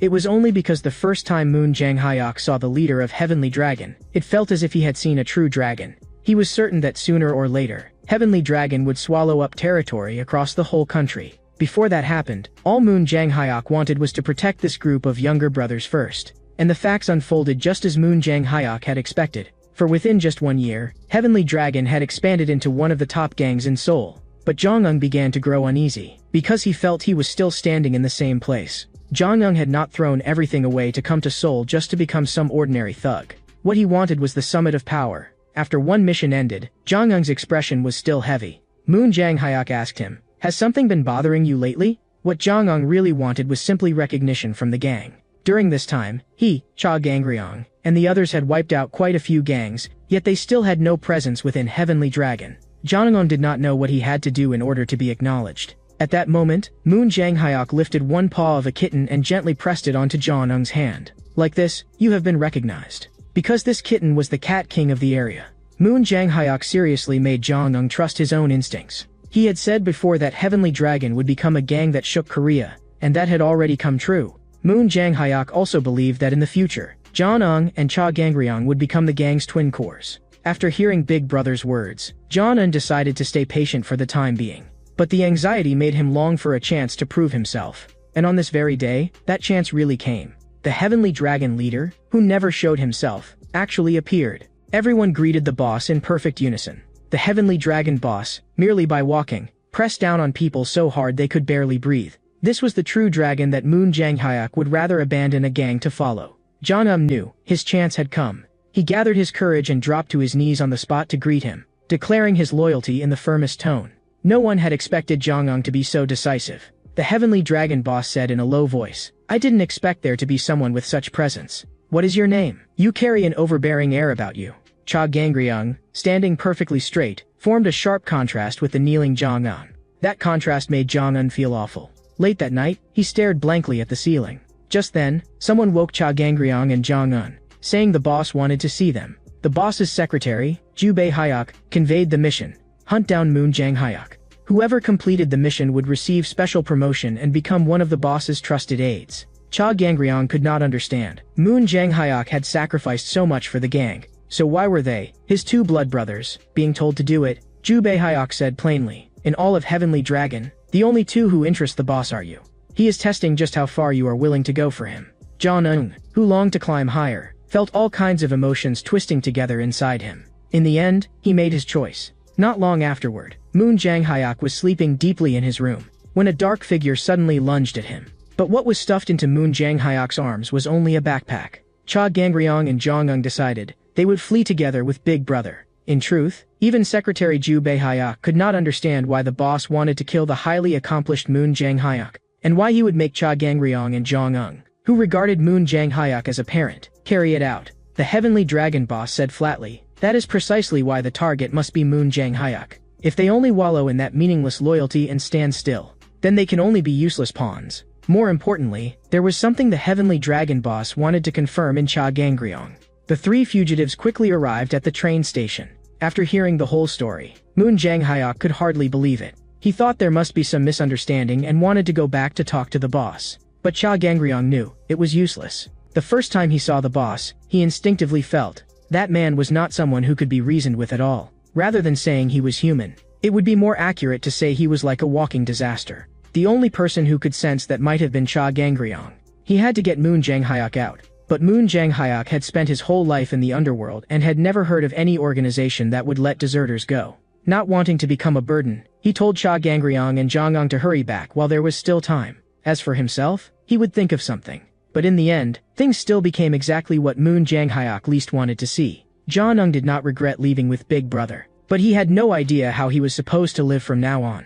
Everything they had built in Heavenly Dragon would be reset to zero, and they could only scrape by as fugitives. Jong-un suddenly realized what he had fled from was not just Heavenly Dragon, but also his dream. Cha Gangryong saw all of this clearly. He comforted Jong-un. If they truly had nowhere left to go, they could get on an ocean-going fishing boat and leave Korea. Jong-un looked utterly speechless when he heard that. He told the socially clueless Cha Gangryong to shut up and go to sleep. After that, Cha Gangryong fell into darkness. The Heavenly Dragon boss's oppressively powerful voice echoed by his ear. The boss asked him, "You felt it too back then, didn't you?"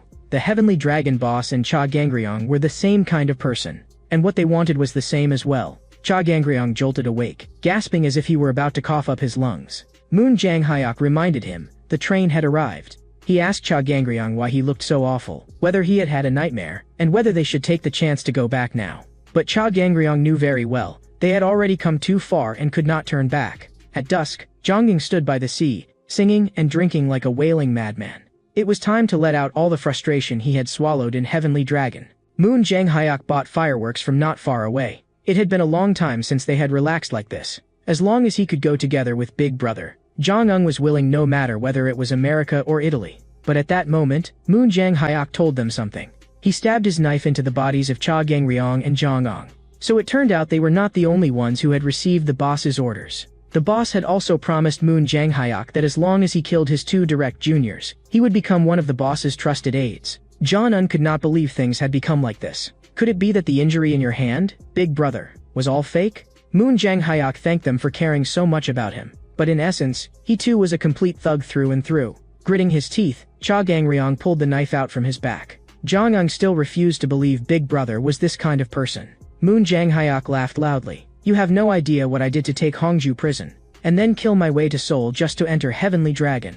That group of brothers who had once followed him in Chongchong-do all died by Moon Jang-hyuk's hand.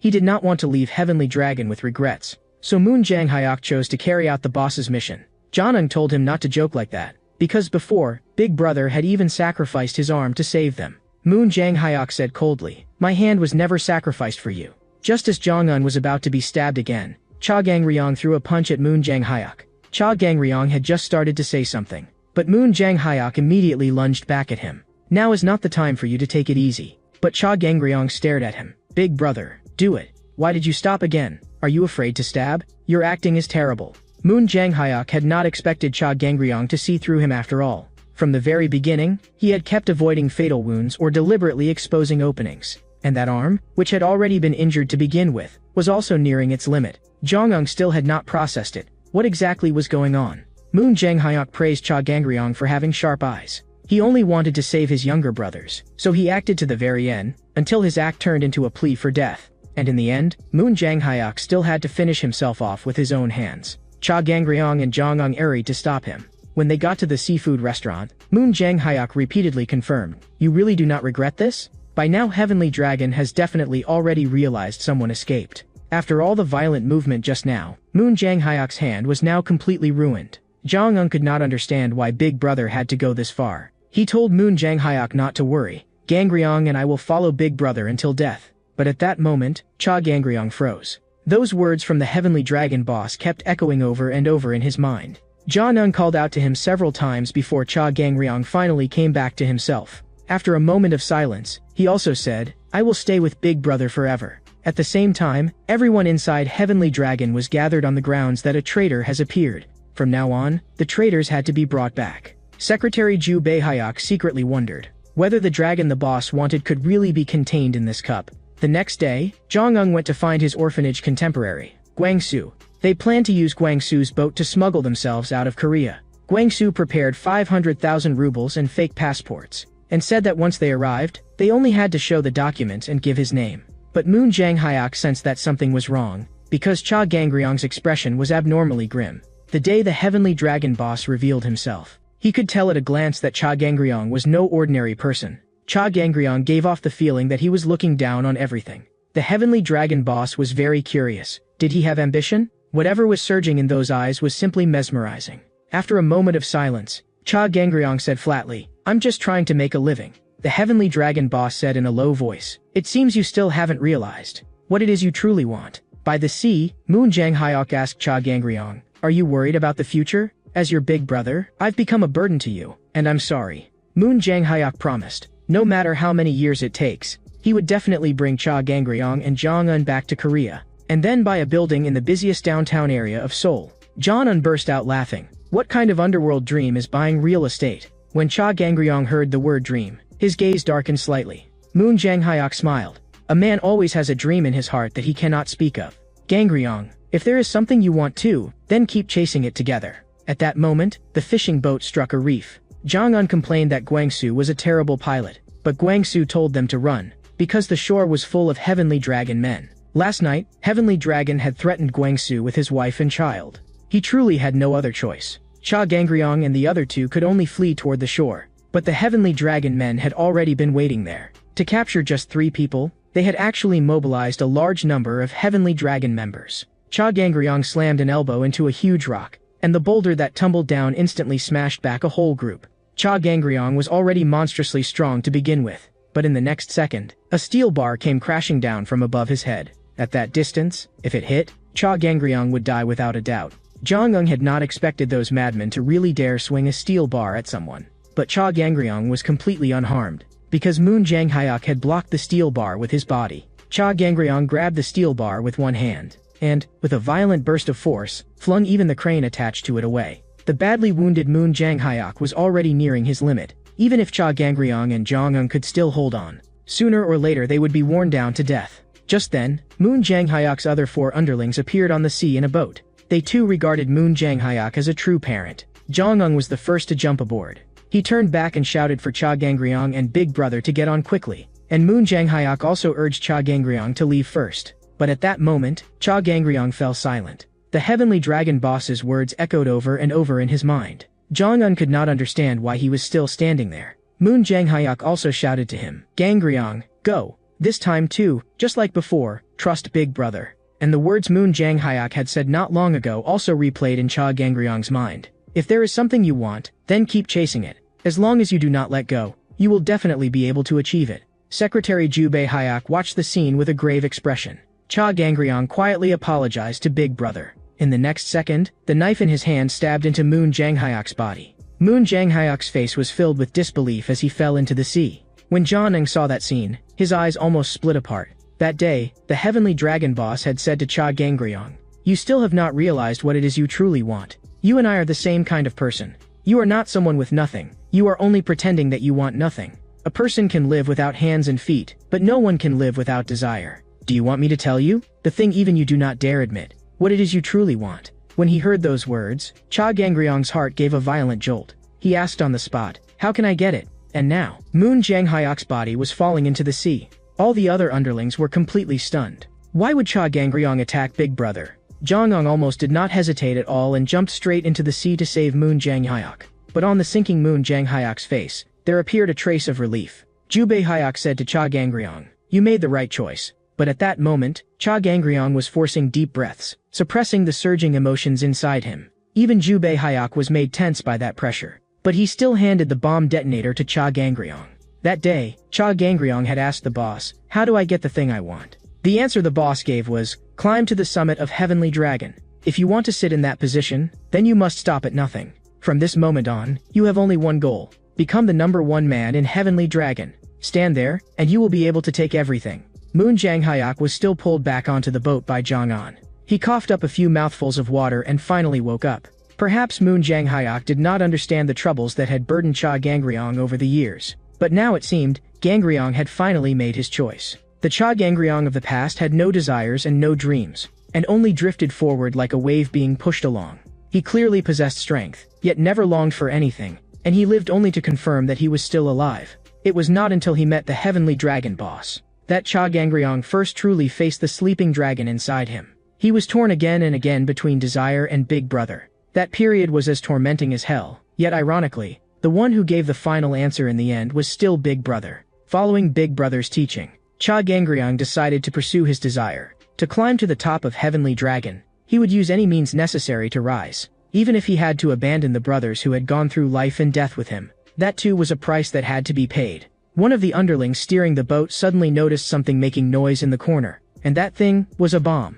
Jong-un had not even made it back ashore yet, when Cha Gangryong pressed the detonator with his finger, and the entire boat exploded in an instant. So the Heavenly Dragon men had already planted a bomb on the boat. No matter where they fled, those who ran had to die. Only this time, Cha Gangryong carried out the execution with his own hands, and from then on he had no more attachments. Jong-un, who survived by sheer luck, was struck dumb on the spot. His best brother and the Big Brother who had been like a parent to him had all perished in the flames. Even 25 years later, that fire was still burning in Jong-un's heart. But more unforgettable than the fire was Cha Gangryong's face, that face of a traitor. The reason Jong-un desperately climbed to become the 3rd seed of Heavenly Dragon was to kill Cha Gangryong with his own hands. And after that, he would also kill the Heavenly Dragon boss and seize everything. Staring at Jong-un, Cha Gangryong still did not understand even now that making that decision back then had been just as difficult for him. In truth, Jong-un had set his sights on the top of Heavenly Dragon even earlier than Cha Gangryong. Cha Gangryong had merely finally admitted his own desire. That was the final lesson Big Brother had left him. Jong-un roared, "You traitor, you have no right to mention Big Brother." They had dragged this fight on for far too long, and now, it was time to settle it. They would see who went down first to meet Big Brother.